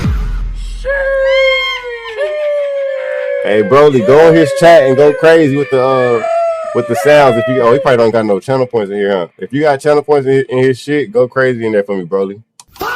You ain't gotta stay in there too long, but just go crazy for a little bit. You know what I'm saying? Show some love. All right, chat. We're finna go ahead and send them off right about now. They are gone. All right, YouTube. I will see y'all later. W motherfucking stream. W likes. I appreciate every last one of y'all. With that being